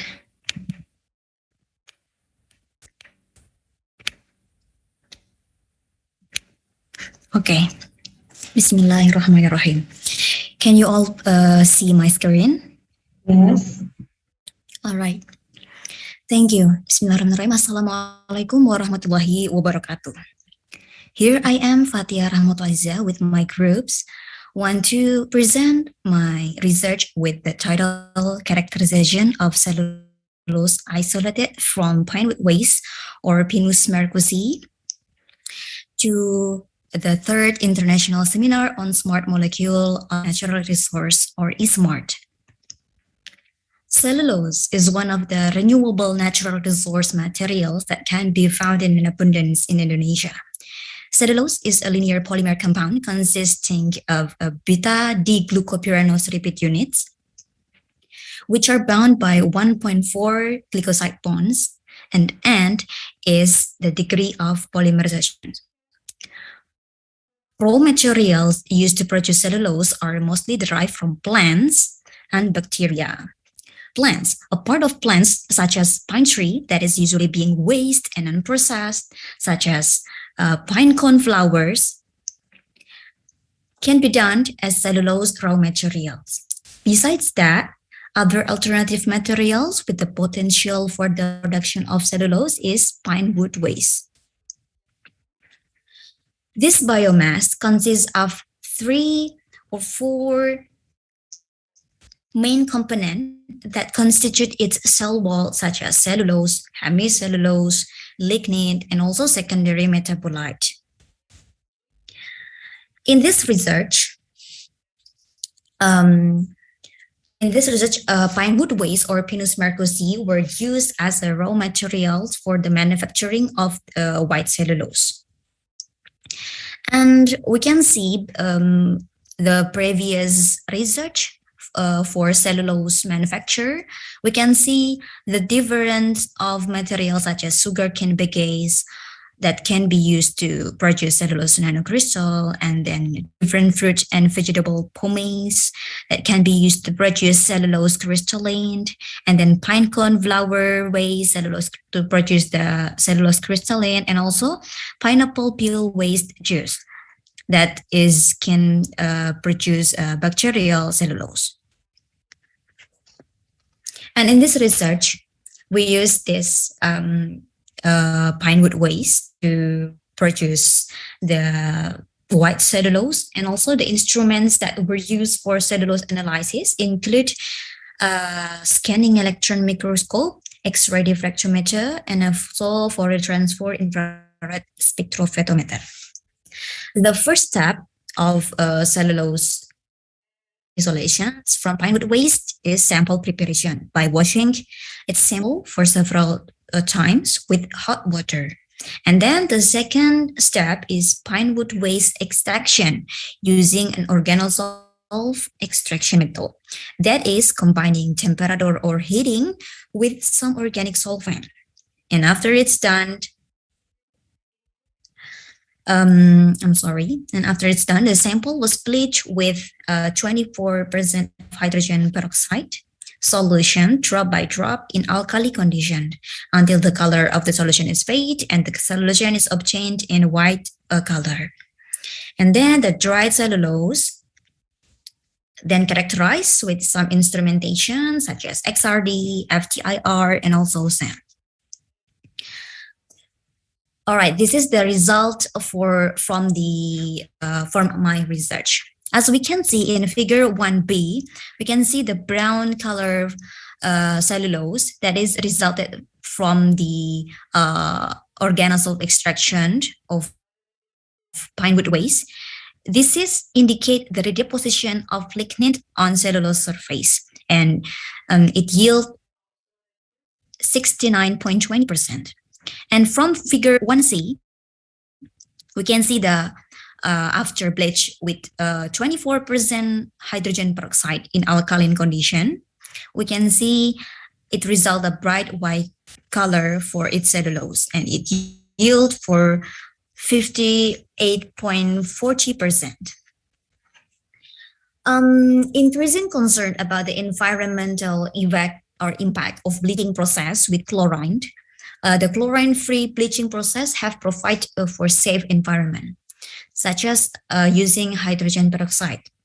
It has proved to be a highly efficient and competitive bleaching chemical in terms of the lignification efficiency, low cost, and also reducing ecological impact. Peroxide primarily works under alkaline conditions when the perihydroxyl ion or OOH mean is formed, as in the following reaction. This is the diffractogram feature of the cellulose showed that the presence of peak at 2 theta at 2 theta angle values around 22.62 degrees, and this angle was reflection on a 200 lattice plane, which showed the cellulose crystal length at one chain of its polymer. This area could imply the polymerization degree. This pattern could describe regularity of this formation of the crystalline structure of cellulose. This crystalline degree of cellulose derived from pine wood waste is 55.20%. And then this one, the surface or the surface morphology of the cellulose biomass derived from pine wood waste is a long fiber that are globalized with different size. This is because microcrystalline cellulose is in general has multi-size. This multi-size caused by the presence of strong hydrogen bond. Cellulose particle size can also be determined using ImageG and also Origin Pro software, and it results with an average diameter of 125 micrometer. And then this is the presence of the FTIR spectra of cellulose pine wood waste.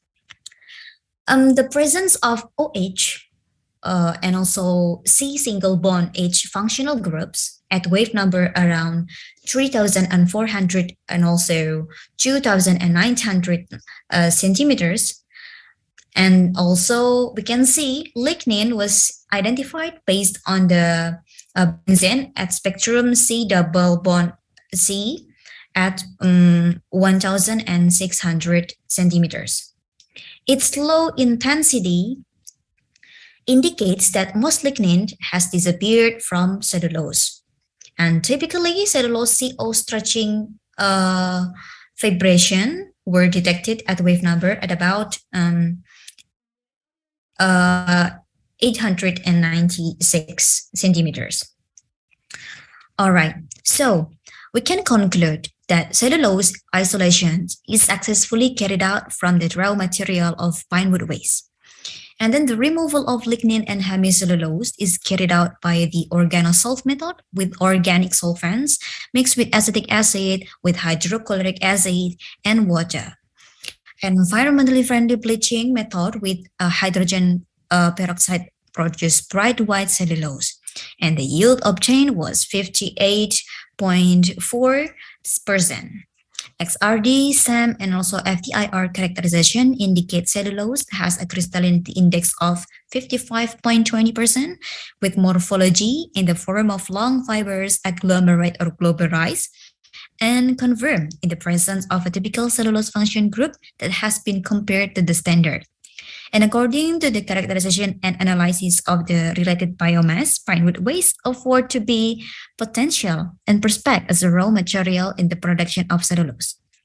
Pine wood waste cellulose can be used as a biomedical material since its remarkable physical properties, great biocompatibility, low toxicity, and great biodegradability.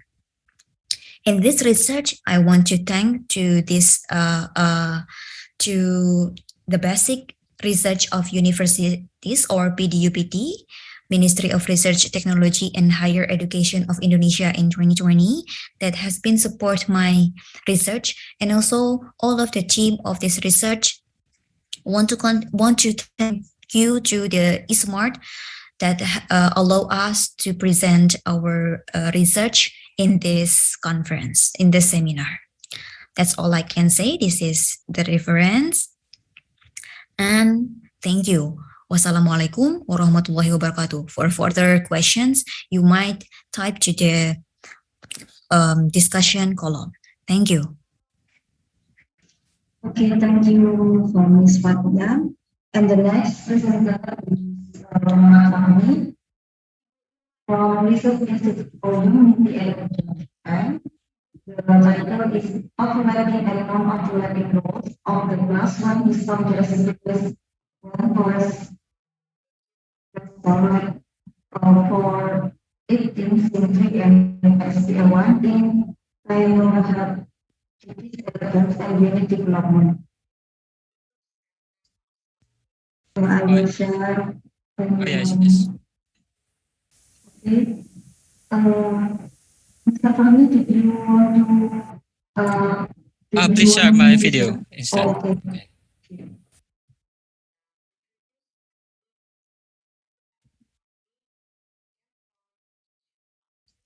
Could you please share my video?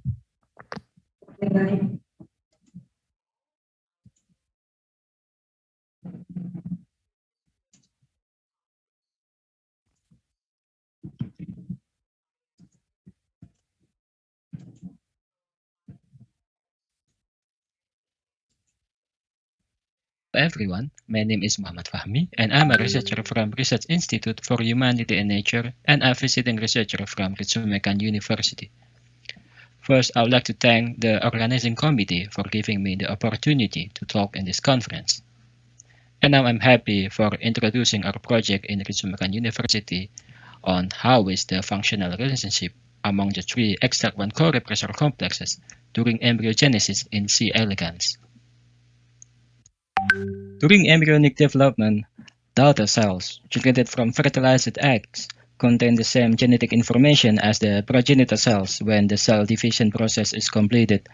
Although they have identical genetic information, daughter cells can differentiate from precursor cells within developing tissues and organs through the epigenetic regulations. In fact, epigenetic regulation plays an important role in normal embryonic development.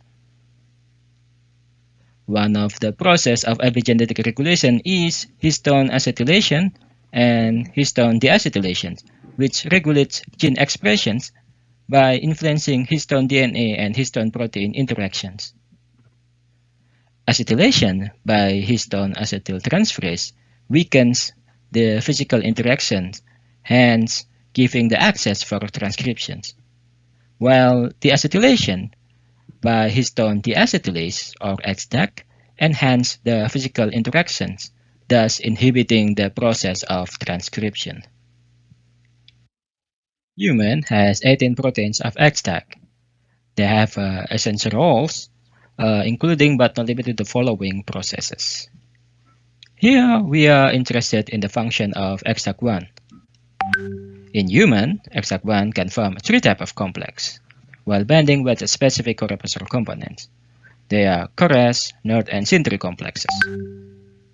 Previous studies have shown that these 3 complexes has been implicated in embryonic development as a transcriptional inhibitor. However, the mechanism by which the interplay among these 3 complexes remains unknown.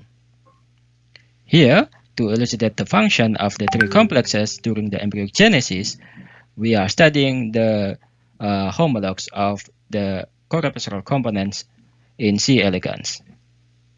C. elegans itself is a model organism for which the whole genome sequence and the entire cell lineage have been completely identified. The first step of our analysis is to confirm that those proteins are functional during embryonic development. Here, we investigate the relative mRNA expression levels during all embryonic development stage using RT-qPCR. We found that all analysis genes were expressed throughout the embryonic development stage, starting from early embryo to young adult, suggesting that they are functional during embryonic development. Additionally, we also investigate the distribution of embryonic lethality given the deletion of each co-repressor components. Here, we found that the embryonic lethality are distributed mostly in the middle embryo and late embryo stage. These results indicate that each co-repressor is crucial for progression from the middle to the late embryonic development stage. Both investigations here denote that all the analyzed genes here are functional during embryonic development. Our next step is identifying the genetic interaction among the 3 co-repressor components during the embryonic development by examining the embryonic lethality in the strains containing an RNAi-mediated knockdown of a specific gene in a distinct gene deletion background. Here, in SYN3 and SPR1 deletion background, we can see that the SPR1 RNAi and SYN3 RNAi was comparable to that of the control. Our result here suggests that the SPR1 and C3 may have prominent overlapping roles in C. elegans during embryogenesis. In contrast, let 418 RNI in SYN3 deletion background and SPR1 deletion background was significantly higher comparing to that of the control.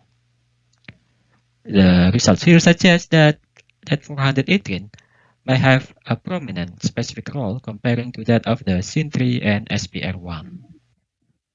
To further evaluate the possible genetic interaction among the three co-repressors, we also do the analysis in let 418 deletion background.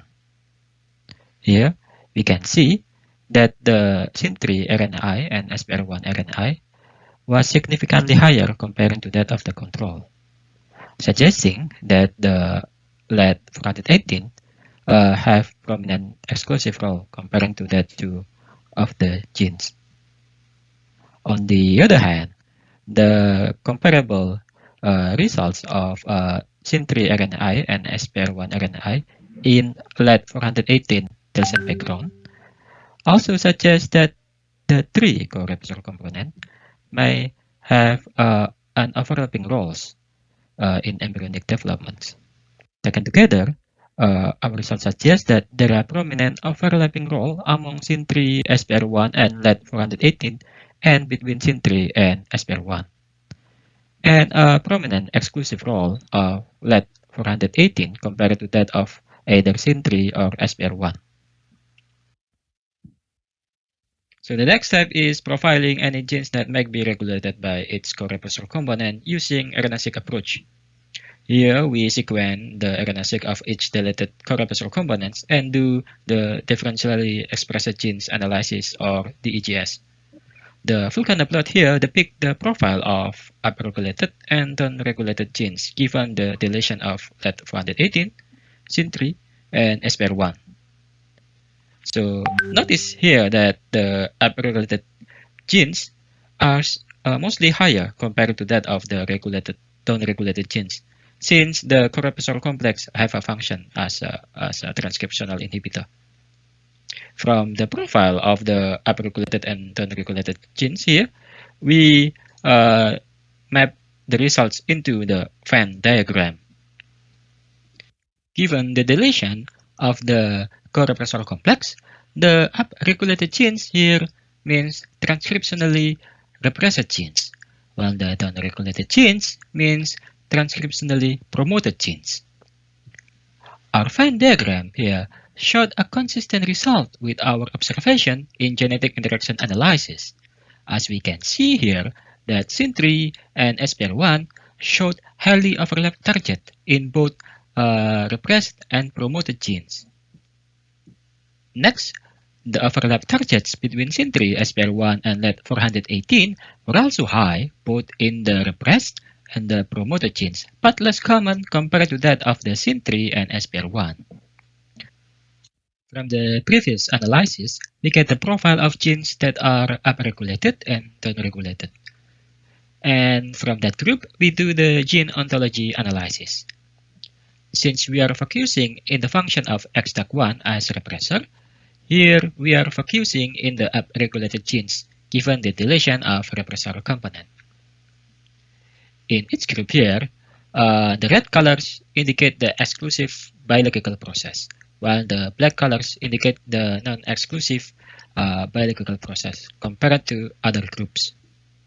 In the let 418, SYN3, and SPR1 group, we can see that the three co-repressor components may have an interplay in negatively regulate embryonic morphogenesis, cell-fate commitment, cell migration, and positive regulation of gene expression. The interplay among SYN3, SPR1, and let 418 is also significantly related to the cell adhesion, epithelial and muscle cell development, and actomyosin structure organization. In contrast, SYN3 and SPR1 is specifically associated with numerous biological processes such as cilium morphogenesis, ion transport, cell morphogenesis, and etc. Next, for the exclusive roles of lead-418, although the upregulated genes here were associated with the GO terms such as lipid storage, transmembrane transport, and intracellular signal transduction. The p-value here did not reflect statistically significant differences.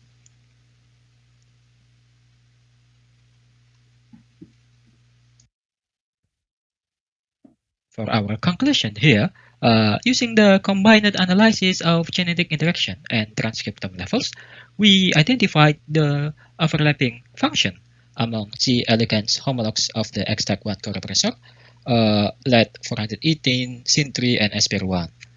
Our genetic interaction and DEG analysis were consistent regarding the shared roles between SYN3 and SPR1 and SYN3, SPR1, and lead-418.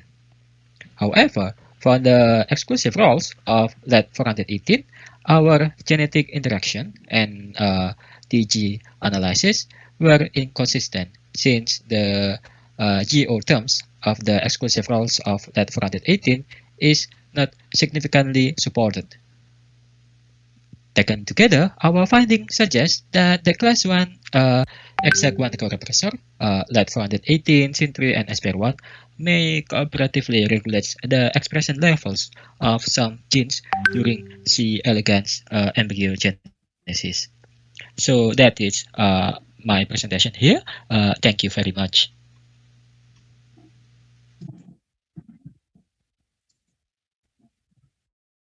Okay, thank you for Mr. Fahmi for the presentation. For the next session is discussion. There is from, I don't know who is he or he.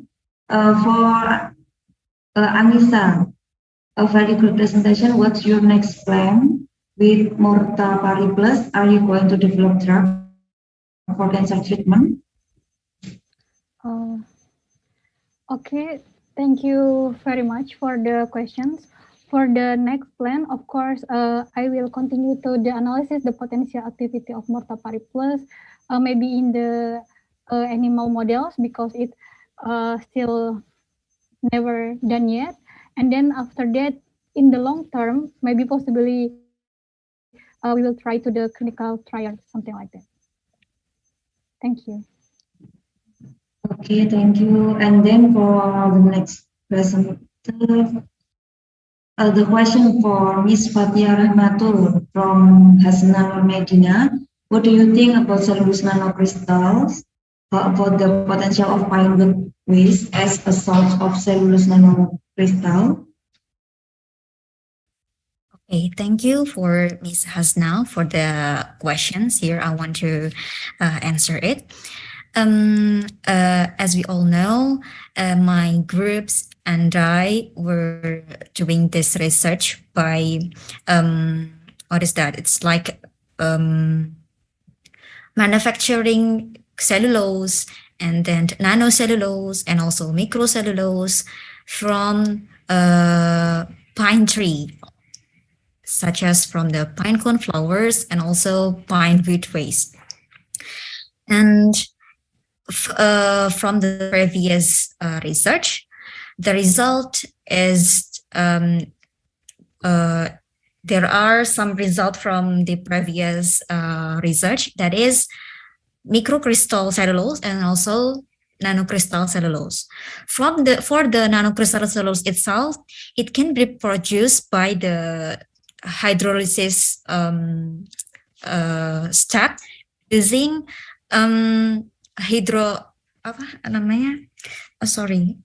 what can we say? Asam sulfat, ya. Sorry. And then for the nanocrystal itself, cellulose nanocrystal, yes, absolutely we can use the pinewood waste as the number one source of cellulose nanocrystal, since it content for the cellulose content itself.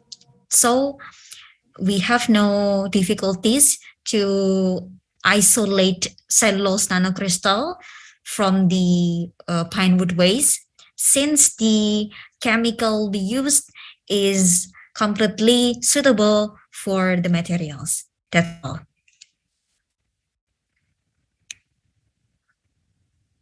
Okay, thank you for the session. The presenter, there is no question for me.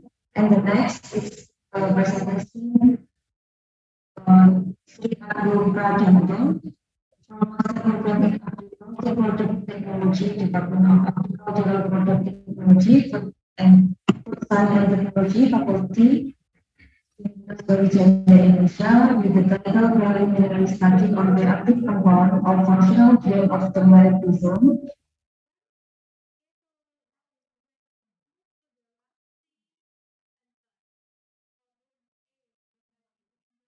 Recording in progress. Early detection and determination of mixosporions in Nile tilapia cultivation through histomorphological examination.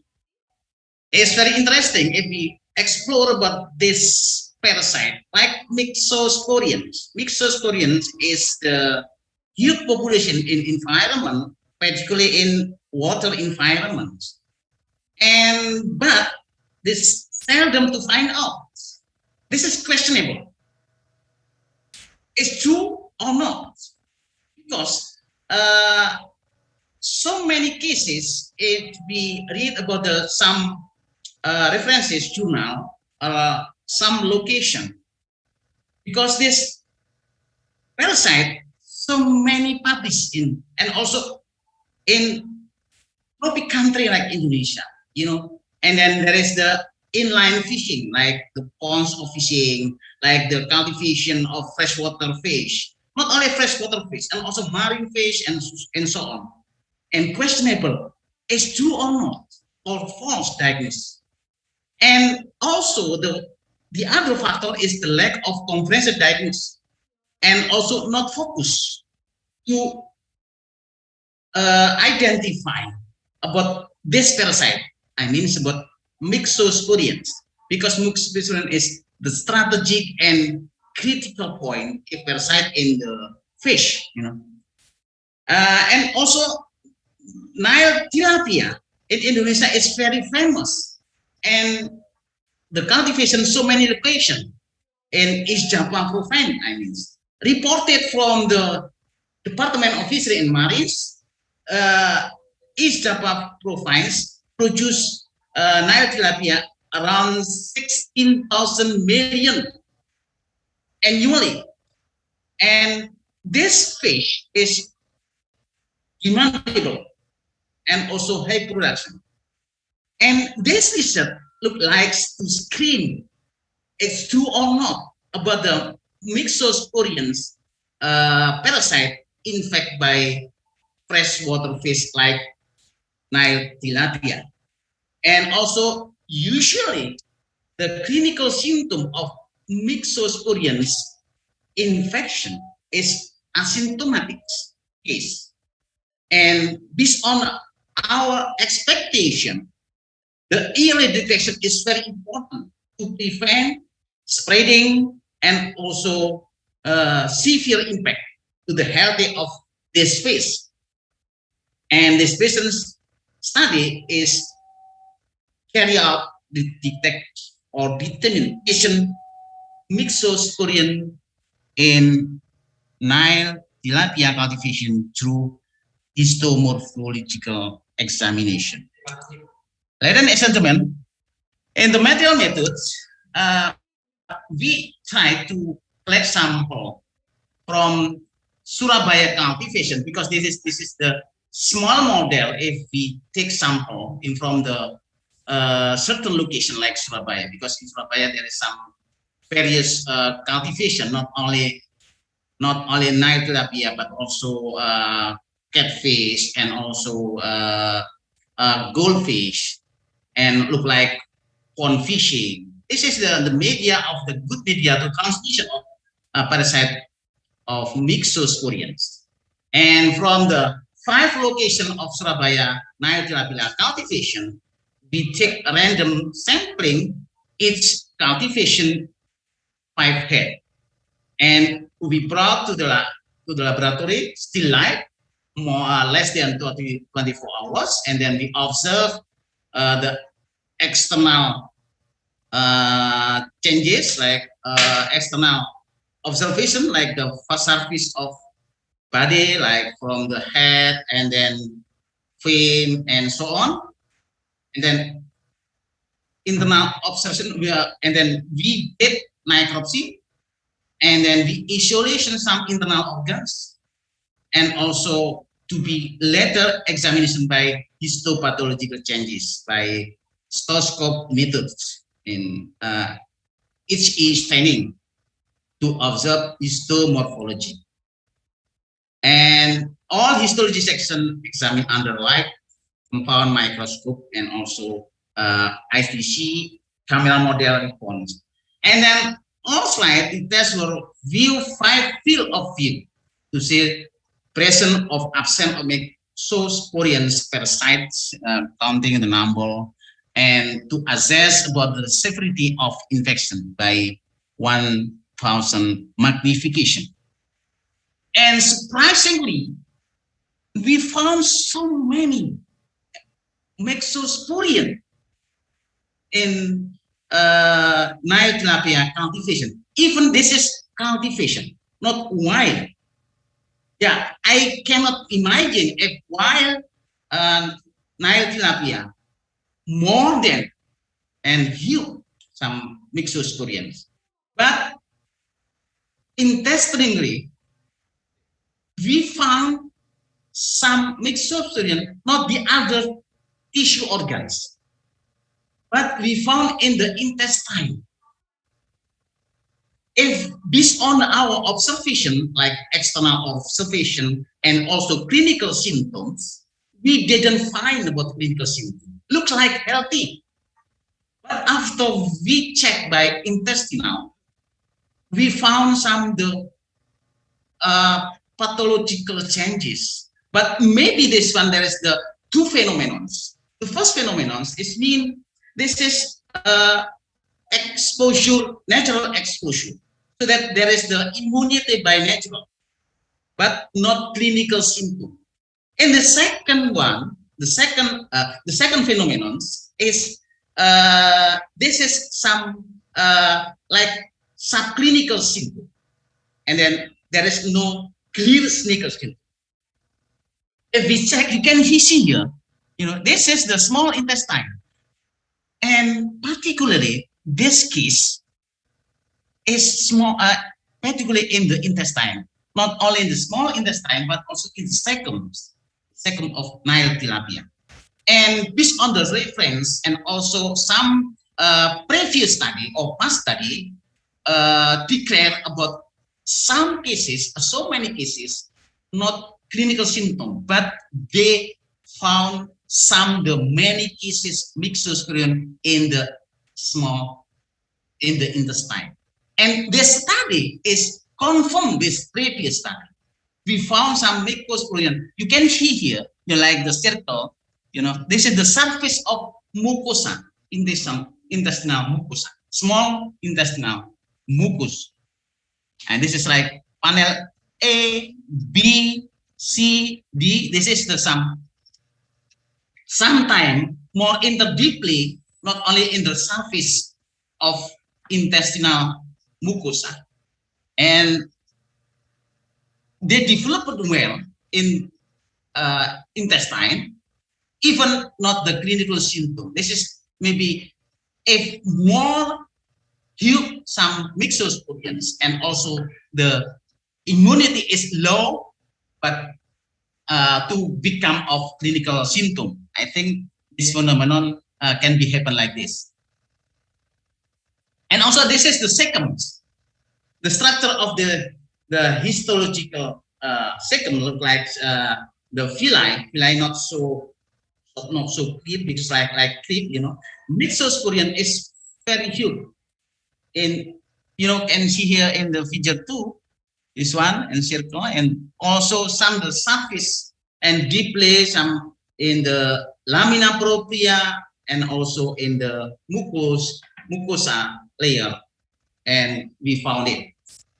This is it's very interesting. Just this study is like screening, because we didn't know any clinical symptom or not, but we sampling random. Look like all sample healthy, Nile tilapia healthy, but we found in the histopathological morphology is we found so many.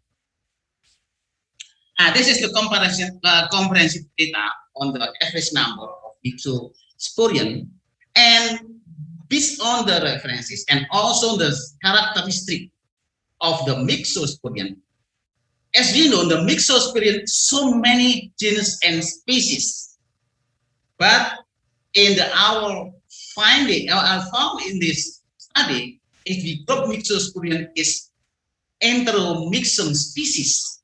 This is the special character Myxosporian in the intestine. Sometimes not so many, that's seldom. Sometimes we found in the gallbladder. This is very interesting. This is the novelty is we can detect early. We can detect early the case, because if we give no treatment enough, it to become the severe infection and bad impact to the Nile tilapia culture products. This is you can hear the pattern of infection. If we compare about the small intestine and also cecums, small intestine site infection, one of site infection of Enteromyxum species is lower than cecum. We don't know exactly about why. This is the difference between small intestine and the cecum. But really, this one is found if we compare both, but the cecum more higher population of Enteromyxum species. And this is very interesting. If we want to explore later, if we want to explore again in the next time and the continued study, we should and we must do again. In this one, this is 5 location of Surabaya Nile tilapia cultivation, 1, 2, 3, and 4, and also this is the trend of the number of Myxosporian like Enteromyxum species. Both in the cecum and higher than small intestine in all the Surabaya Nile tilapia cultivation. And this is just from the means of the cultivation, not the. And the previous slide is the each Nile tilapia. This is from each cultivation, Surabaya cultivation. This is the pattern. In the back diagram is higher. This is cecum, and this is small intestine. This is the number of Myxosporian and Enteromyxum species. Based on the observation 5 field of the field of microscope, and we use 1000 magnification. And so many previous studies, so many past studies, histopathology provide of rapid method. This is the relative rapid method, but at least if we want to explore that, like the beginning or the early detection, is we need this method, because we don't know exactly, because no clinical symptom. This is the problems. And in the Myxosporian in the freshwater on marine fish, if there is some cases like Myxobolus, but not so many like the clinical symptom like nodule, like the swelling in the gills or the other surface of like the fin, But the deeply, if we observe about the intestinal, but disease is very crucial and very strategic to detect of and determine of some Myxosporidium like Intromyxum species. And this study is confirmed in so many previous study, like a study by Guardano, and also the position and the number of infection in proximal site. It means proximal site like small intestine, and to the distal side, distal part is lower. The proximal side lower than distal side. And this is the phenomenon then, and confirmed with the previous study by several researchers.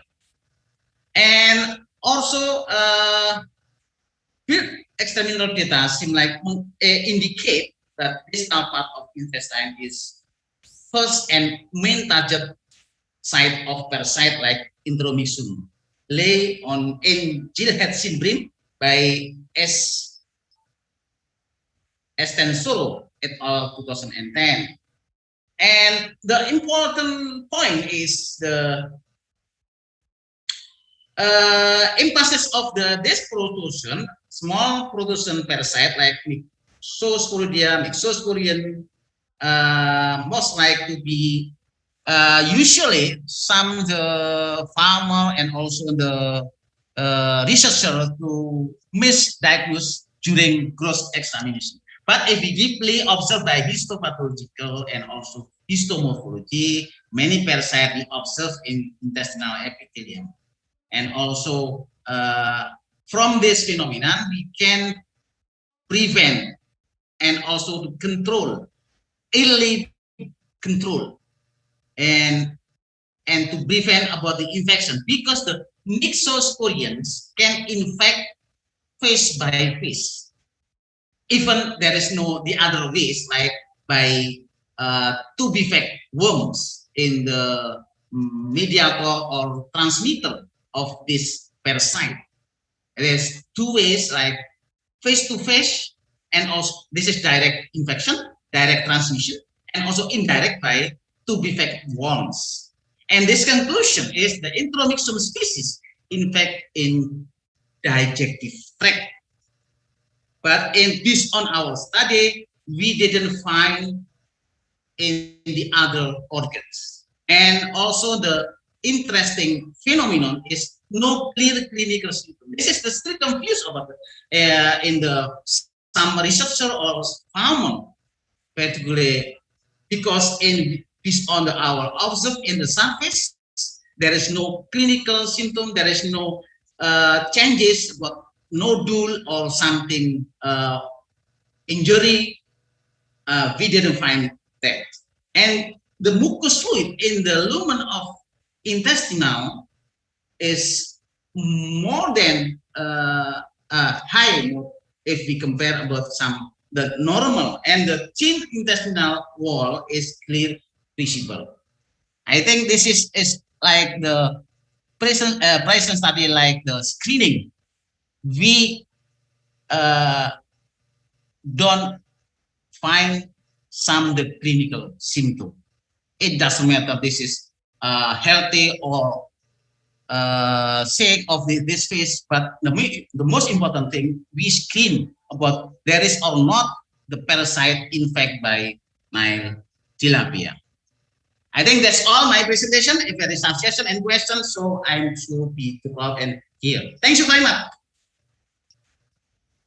Okay, thank you, Mr. Muhammad Yunus. The next one is for the third presenter from Mr. Aiton Hega Alfazona from Putra Indonesia Malang with the title In Silico Analysis, Compound Group of Clitoria ternatia L Extract Against COX2 Protein as an Anti-Inflammatory Candidate.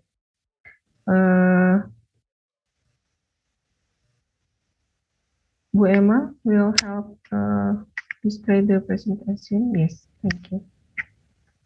Okay, Assalamualaikum warahmatullahi wabarakatuh. I would like to say thank you for your coming to my presentation. It's great to see you all. Okay. Preparation, let me introduce ourselves. I'm Ayrton Hikal from Academy of Pharmacy and Food Analysis of Putra Indonesia Malang, and my lecturer, Sentot Joko Raharjo from Study Center of SMART, Molecule of Natural Kinetic Resource, Brawijaya University. The topic of the presentation about in silico analysis compounds, group of Clitoria ternatea al extract against COP2 protein as an anti-inflammatory candidate. Okay, introduce.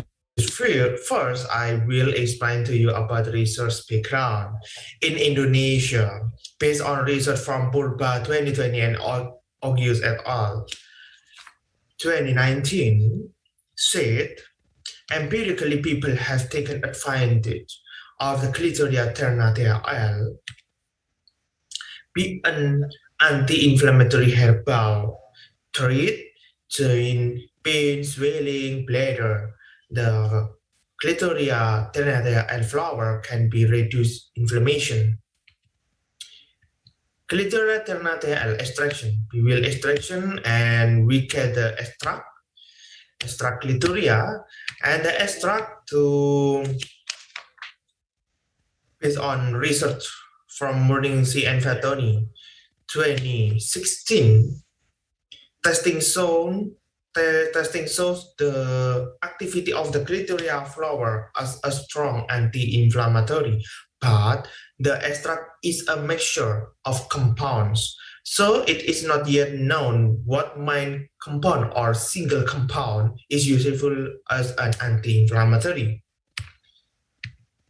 Okay, this is the candidate of anti-inflammation. Extract Clitoria ternatea L flower will be isolation with LCMS. LCMS analysis of the extract was a compound group. The compound group is the flavonoid group include rutin, quercetin, and delphinidine sambosido, delphinidine arabinosa, and the ternatin group, ternatin derivat group includes ternatin B4 until ternatin D3. As an anti-inflammatory candidate using quantitative structure, activity relationship, KISAR approach, and in silico analysis. Okay, method of research. Analysis of KISAR, we are taking canonical SMART ligand from the PubChem and analysis KISAR approach with using mold inspiration. While to analysis of in silico data mining, first data mining COX-2 enzyme receptor in PDB ID 3L and 1, and by looking for ligands from format SDF from PubChem, rutin until aspirin, docking with HEX H00 software, and the interaction result we are analyzes through the Buvia Discovery Studio 2019 software. Result and discussion. Online KISAR analysis tabel with mold inspiration to determine meal log P and enzyme inhibitor scores. We can to look in this slide. Activity compound is the rutin until ternatin D3 and aspirin will be inhibitor reference. Rutin is a sample from flavonoid group, and ternatin example from ternatin derivat group, and aspirin about the inhibitor reference. The MILOC P value is shown to be strong. Yes, there is a should be strong because the minus value is minus strong, so that it has potential as an anti-inflammatory candidate. The MILOC P value and the enzyme inhibitor score are due to the function group and the complex structure, because the functional group and the complex structure, so that they are able to inhibit COX-2. Next, analysis in silico, the table of inhibition active compound flower Clitoria ternatea against COX-2. This is the ligand rutin until ternatin D3. The ligand rutin, quercetin, and delphinidine include from flavonoid group, have the binding energy with COX-2, and have the hydrogen bond with amino acid. Okay, while the delphinidine until ternatin D3, ternatin B4, ternatin C2, and ternatin D1, this is include from ternatin derivat, binding energy no interaction. Okay, the hydrogen compound with amino acid no interaction because because the derivat can to click with COX-2. Okay.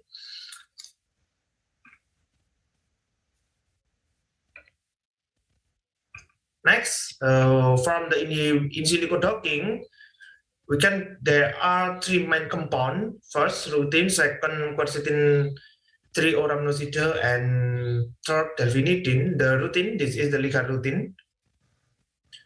This is the ligand rutin can interaction with COX-2. This is the ligand quercetin. Quercetin can interaction with COX-2. This is the binding or the bond with the hydrogen with amino acid. This is the delphinidine samposida.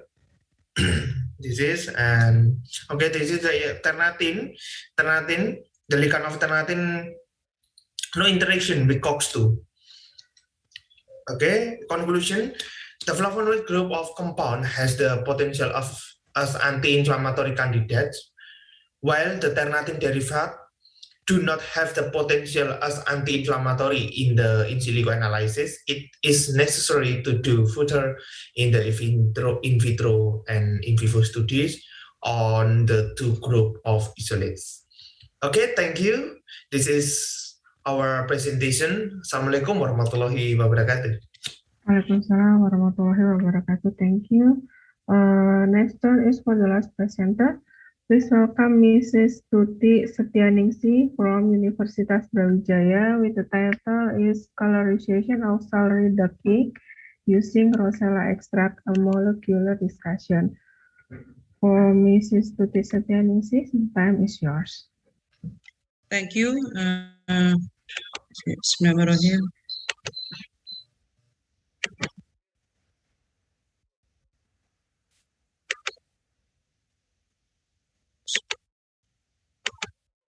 Bismillahirrahmanirrahim. Assalamualaikum warahmatullahi wabarakatuh.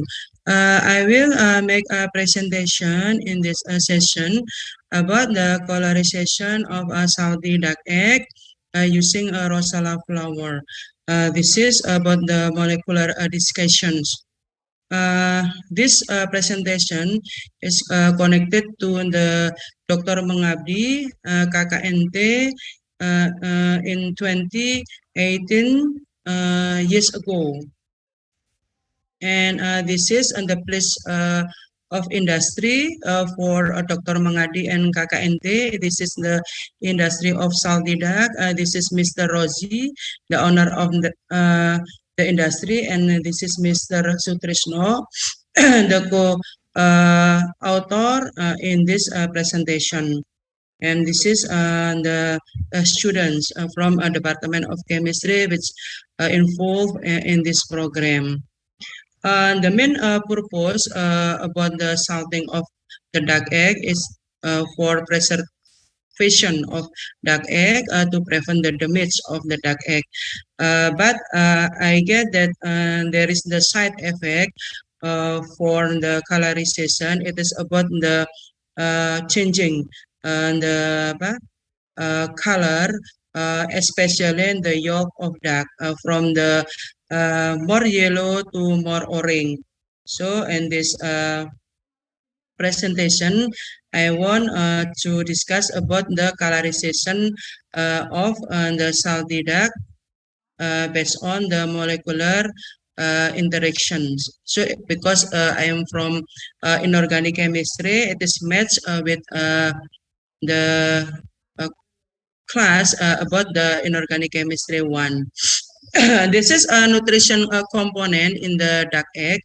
Based on this reference, I get the 3 classification in yolk, has the more protein, contain more mineral and vitamin B, and then egg white. And egg white contain much more water than yolk. And fat and vitamin A only stay in yolk and none in egg white. And this is about rosella flower.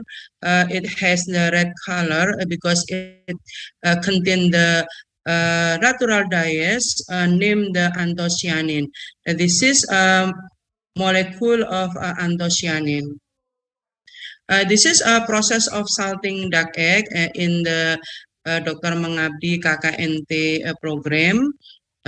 Start from washing the egg and then preparation the rosella extract and then making the mixture red bricks. It contains clay and also sands and salt, rosella extract to make the duck, and then immersing the egg into the duck, and then keeping the eggs to get the salty egg, and then washing and then boiled to get the cooked salty duck egg.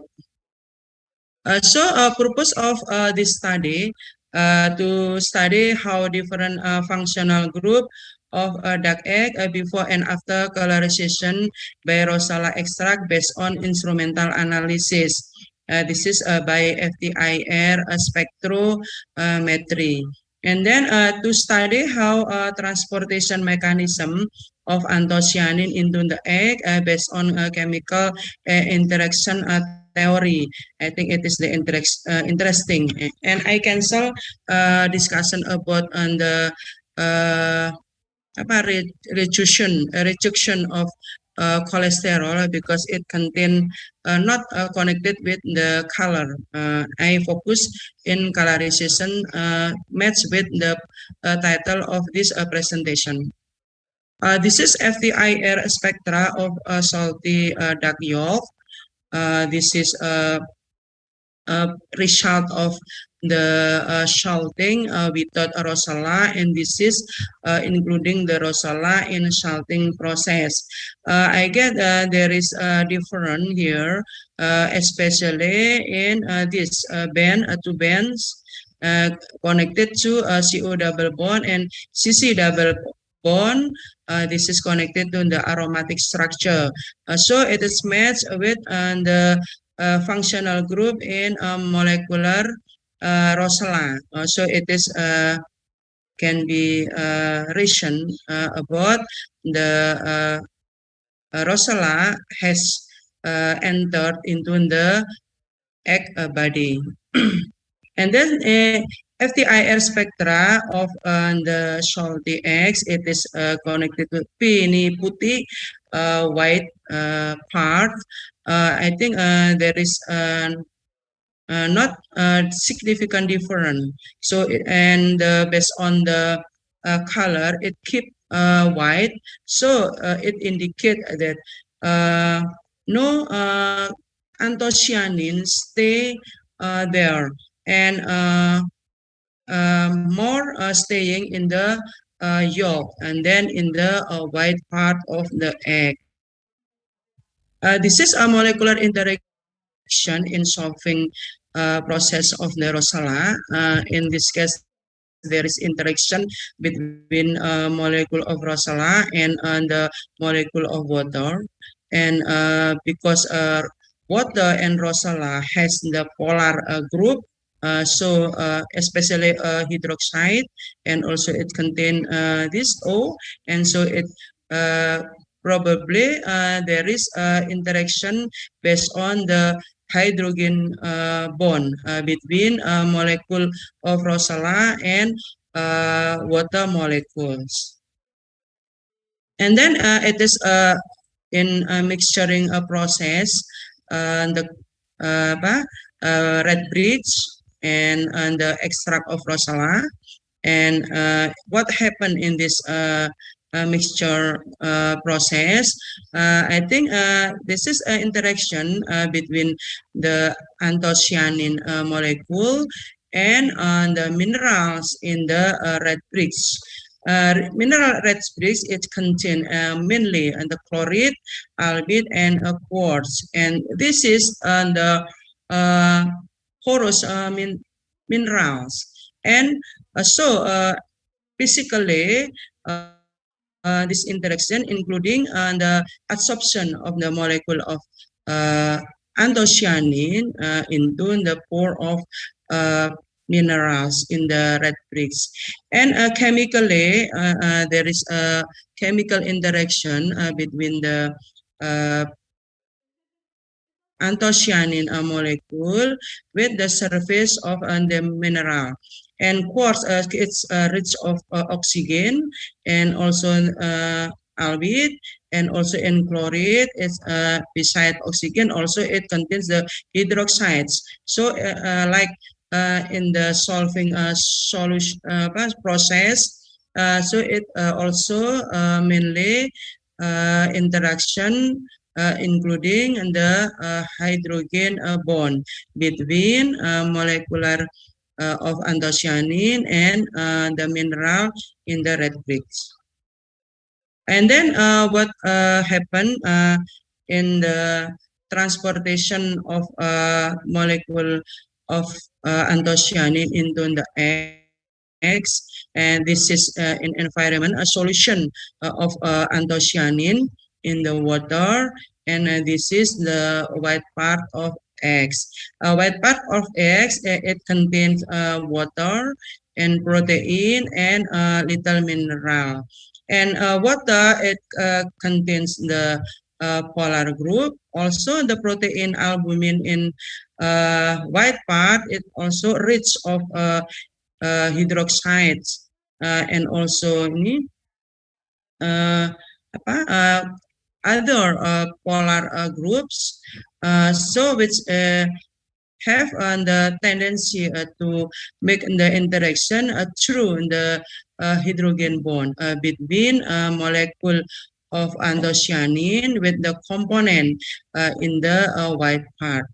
And also it contains the mineral such as the cation such as iron 2 plus and calcium 2 plus. So it also has the tendency to make the interaction through the cation ion dipole interaction between the cation and a molecule of anthocyanin, but the dominant is about the hydrogen bond. And then it is about the transportation from the white part into the yolk. This moving about moving of anthocyanin molecule from the white part of egg into the yolk. In the yolk and white part, there is a different the chemical contain, especially the fat. The yolk contain fat, but in white part, no fat here. And fat, it rich of ini apa CO double bond. It contain the Lewis base, which has the potency to make the interaction through the hydrogen bond with the anthocyanin molecule. And also it contains the protein, this different kind of protein which in the white part, it contains the phosphatin. Phosphatin protein, it rich of CO and PO double bond and hydroxide. So it contain many polar and also base Lewis here, and so it can attract on the molecular anthocyanin to make the interaction through the bond hydrogen bond. This is the conclusion. The transportation of anthocyanin into the yolk probably caused by hydrogen bond of polar functional groups of anthocyanin and component of egg, which contain polar groups such as protein, fat, and water. There is a significant changing of functional groups after salting process, especially in the yolk related to CO double bond and CC double bond connected to the aromatic structure of the anthocyanin molecule. Thank you for the attention. Thank you, Mrs. Tuti. And then we go to the discussion session, the last discussion session. The question from, I can read the question from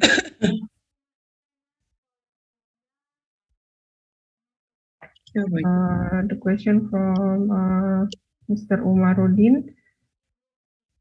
Oh, yes.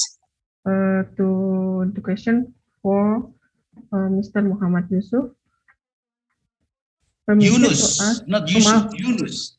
I'm sorry, Mr. Muhammad Yunus. Permission to ask what age is the type of tilapia for proper microsporidian detection? Does age affect the number of microsporidian in fish? Thank you. Okay, thank you very much for your question. This is a nice question for permission to ask what age is the type of tilapia for proper microsporidian detection. So, because this is like the study of screening, you know, we don't have the consideration about the age, but we random sampling, but the age around 1.5 months age of. But I'm sure if the other age, like 1 month, like lower 1 month, I think the mixosporidian can be detected. Because, you know, and the problem is the subclinical or no clinical symptom. Just the screening is very important to know about this fish, not only in Nile tilapia, but also in the freshwater fish, other freshwater fish. I think there is some infection by mixosporians, you know, but this is the problem is we didn't do focus and also comprehensive in diagnose. This is the problems. And then in the other problem is in the fish, because the water environment is so many salts, you know, if the like in the cultivation, in freshwater cultivation on inline fishing, you know, the problem is the source of water. And then from water, there is the high possibility, high risk to be infected of some pathogenic agent, look like mixosporidian. I think more younger, I think more sensitive to infected by mixosporians. I think this a nice question, but I don't have consideration about the age, but I'm sure every age I think can be infected by mixosporidian. Okay, the other question. Okay, Mr. Umaruddin, how about the answer from Mr. Muhammad Yunus? No, miss. Okay, thank you. Okay, then I read about the setting. You know, the question, other question is, as far as I know, the demands of Nile tilapia, Oreochromis niloticus is increasing. Yeah, of course, because Nile tilapia is demandsable of our people, you know, and because the cheap and also is nice taste and also and so on. Okay, the constant in the juvenile availability due to the high risk of streptococcus disease, which reduce the juvenile survival rate. So did you also detect? Did you also detect? Okay. Also detect myxosporidium in juvenile? Yeah. Unfortunately, I didn't detect about in the juvenile, but I'm sure juvenile I think can be infected by myxosporidium. And then, I think nice opinion. If the water environment is very important, because in the face the water environment is crucial, and because water is environment of fish. If we use the water to be environment in the like the fish culture or fish cultivation, I think the selected water is very important, and the treatment of water before use of the environment of fish is very important. And then also because the water environment is the key of the success of the freshwater fish cultivation. And also sometimes the farmer don't have consideration if the population of like Nile tilapia is so many, population is so happy. No. Just the strategy and also the balancing between the screw area and also the capacity is very important. And then to become overloaded, we can avoid the to become overload, because the overload is very problem and too high risk to be infected by myxosporidium. And also drug, how to which drug we can use. You can use drug, the recommended drugs like ionophore, like amprolium, and then salinomycin, sodium, and then also furazolidone can be mixed with the pellets. And also sometimes before the ponds to be enter some phase, and then to treatment by ponds, or particularly in water, by like kalium permanganate, and in the famous name is PK, in the around in the farmer. And also sometimes we use some calcium carbonates and so on. I think the prevention more better if we compare about the medication. But if what is more to be done, if there is disease can be happen, so we can use some the drug of choice about the myxosporidium. And the most important thing in the initial step is you isolate about the some fish if there is clinical symptom. As soon as possible, you isolate. Okay. Excuse me. Okay, thank you very much. I'm sorry to cut your answer because the time is over. Okay, ladies and thank you for the nice answer, Mr. Muhammad Yunus. Because the time is over, I want to close this session. And finally, we have been through all the presentation session. We would like to say thanks again for our presenter and all of the audience for active participation. Hopefully, the presentation will give benefit for us. And before the close this session, we will take a picture together. Please turn on your camera to take a picture.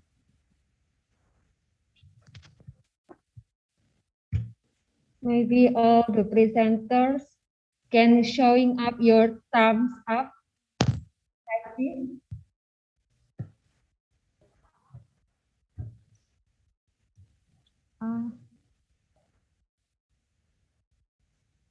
Okay.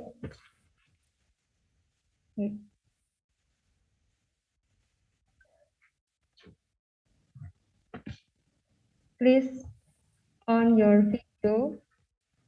Iki wangi duduk sing liane Pip. Hera. Belum enggak iki kunci bener. Tuti. Kunci lagi. Oh ya, Are you maaf ini ready? anu habis paketannya yang pakai laptop. Oh, okay, Bu Tuti. Yes. I will take a screenshot. Yes. 1, 2, 3. Apa, Bib? Okay, thank you. You can Thank you check for all. on main room. Thank you. Yes. Okay, thank you, Bu Emma. To all presenters, please rejoin to the main room to follow the closing seminar and announcement of the Best Oral Presenter Awarding.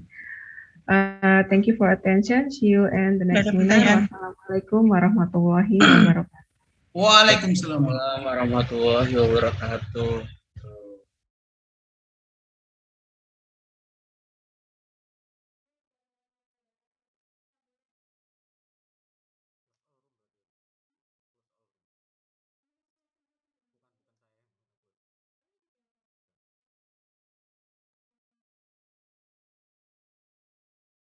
Recording in progress.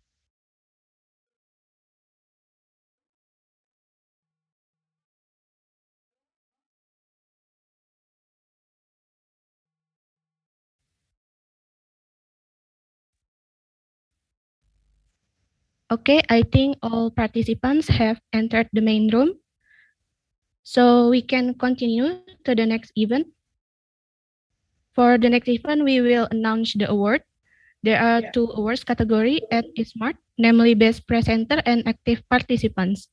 First, we will announce the award for Best Presenter. Best Presenter awards goes to. Okay, for the Best Presenter Award, I would like to share screen.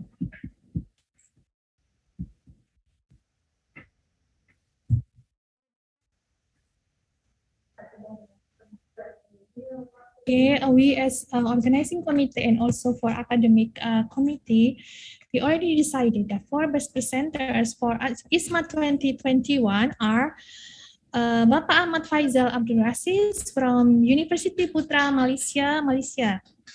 And then goes to Hasna Nurmaidina from IST India Dairy Lab, IST Tsukuba Central University of Tsukuba, Japan.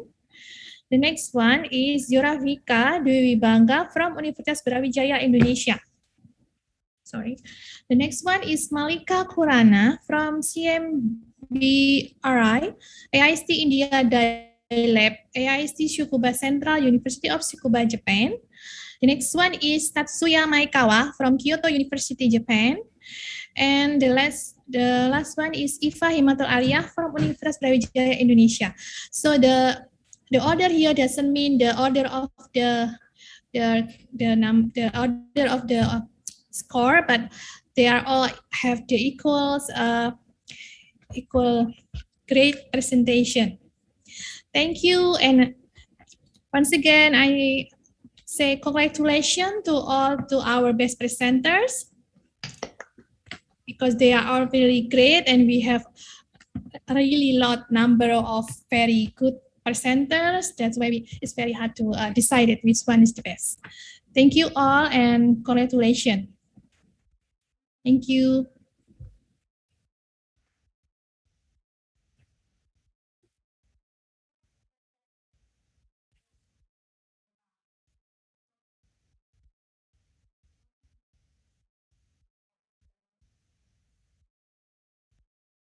Okay, thank you. For the next event is the closing ceremony, which will be delivered by the head of LPPM, Dr. E.R. Bambang Susilo, MSc AGR.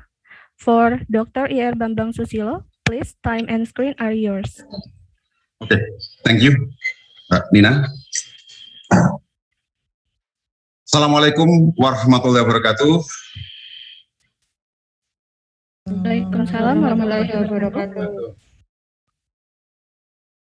Alhamdulillah, alladzi hadana li hada wa ma kunna linahtadiya laula an hadallah. I would like to extend my gratitude to Allah Subhanahu wa ta'ala and congratulations to to organizing committee and also all ISSMART 2021 delegates. That today we had conducted this conference successfully. And special congratulations for all the best presenter. This conference has run for 2 days as an online seminar. I believe that the ISSMART 2021 has brought advantages for all participants. They have learned many new aspects of research in the related topics, either from keynote or general participants. In addition, collaborations between Universitas Brawijaya and at the universities, both from Indonesia and overseas, can also be initiated during just 2 days. This year, ISSMART 2021 was held in a joint conference with AFOB, ASEAN Federation of Biotechnology. This ISSMART 2021 was an extraordinary event. We had participants registered to this event from not only Indonesia, but also from overseas. From Indonesia, we have delegates from Universitas Brawijaya, Universitas Airlangga, Universitas 11 Maret, Universitas Hairun, Universitas Syah Kuala, Poltekkes Medan, UIN Sunan Gunung Jati. And from overseas, we have delegates from Kyoto University, Niigata University, Tsukuba University, and Suranari University of Technology. I would like to also express my sincere gratitude to our keynote speakers. Our keynote speakers were Professor Fathiah, PhD, from Universitas Brawijaya, Dr. Priyatna Sasmita from Pusat Penelitian dan Pengembangan Tanaman Pangan, Puslit Bangtan, Ministry of Agriculture, Republik Indonesia. Professor Chi Tai-ye from Taipei Medical University, Suangho Hospital, Taiwan. From Professor Renu Wadua, PhD from School of Integrative and Global Measures, Sigma, University of Tsukuba, AIST, India, Diverse Assets and Application International Laboratory, National Institute of Advanced Industrial Science and Technology, Japan. Associate Professor Marina Kutudat Heinz, PhD from School of Biotechnology, Institute of Agricultural Technology, Suranari University of Technology, Thailand. Dr. Hendro Bulosoyo from School of Pharmacy and Biomedical Science, Curtin University, Perth, Australia. It is worth noting that ISSMART 2021 events genuinely highlighted the important topic in the field of natural genetic resources, importantly to address important issue nowadays, that is outbreak of the coronavirus. The ISSMART 2021 could not become a reality without the help and assistance of many parties. Thus, in this occasion, I would like to sincerely thank Director of Universitas Brawijaya, all members of the organizing committee who have provided meaningful help and assistance for the implementation of this conference. And last but not least, I would like to thank all of the conference participants that contributed to making this the most memorable ISSMART 2010 year. Finally, by saying Alhamdulillahirrahmanirrahim, Masyaallah la quwata illa billah, this conference is officially closed. We hope that you can sign up again next year and participating for ISSMART 2022. Wassalamualaikum warahmatullahi wabarakatuh. Waalaikumsalam warahmatullahi wabarakatuh. Thank you so much for Dr. Iyar Bambang Susilo for the closing statement. Next is the last agenda is a group photo For all attendants, please open your camera. We will take photo for the last day of ISSMART. Okay. For the first slide, 1, 2, 3. Okay, for the second slide, 1 and 2, 3. Okay, that's it. Okay, thank you.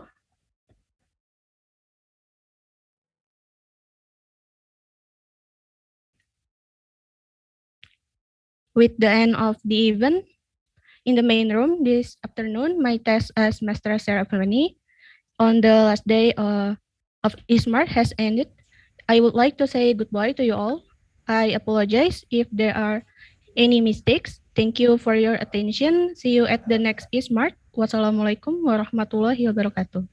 Waalaikumsalam warahmatullahi Thank you for all of wabarakatuh. you. Professor, thank you also. Thank you for everyone. For all participant, thank you. Thank you everyone. Terima kasih.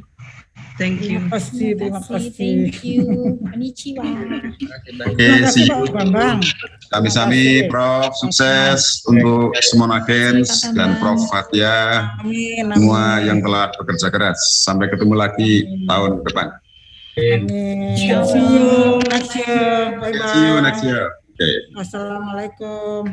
Waalaikumsalam warahmatullahi wabarakatuh. Pak Ahmad Faisal. See you. Yeah, Prof. Thank you. And congratulations for you. I didn't expect it. No, because we are the best. Thank you very much. Looking forward to see you. Okay, see you. Okay, Assalamualaikum. Bye bye. Bye bye, Sasai Sang. Bye bye.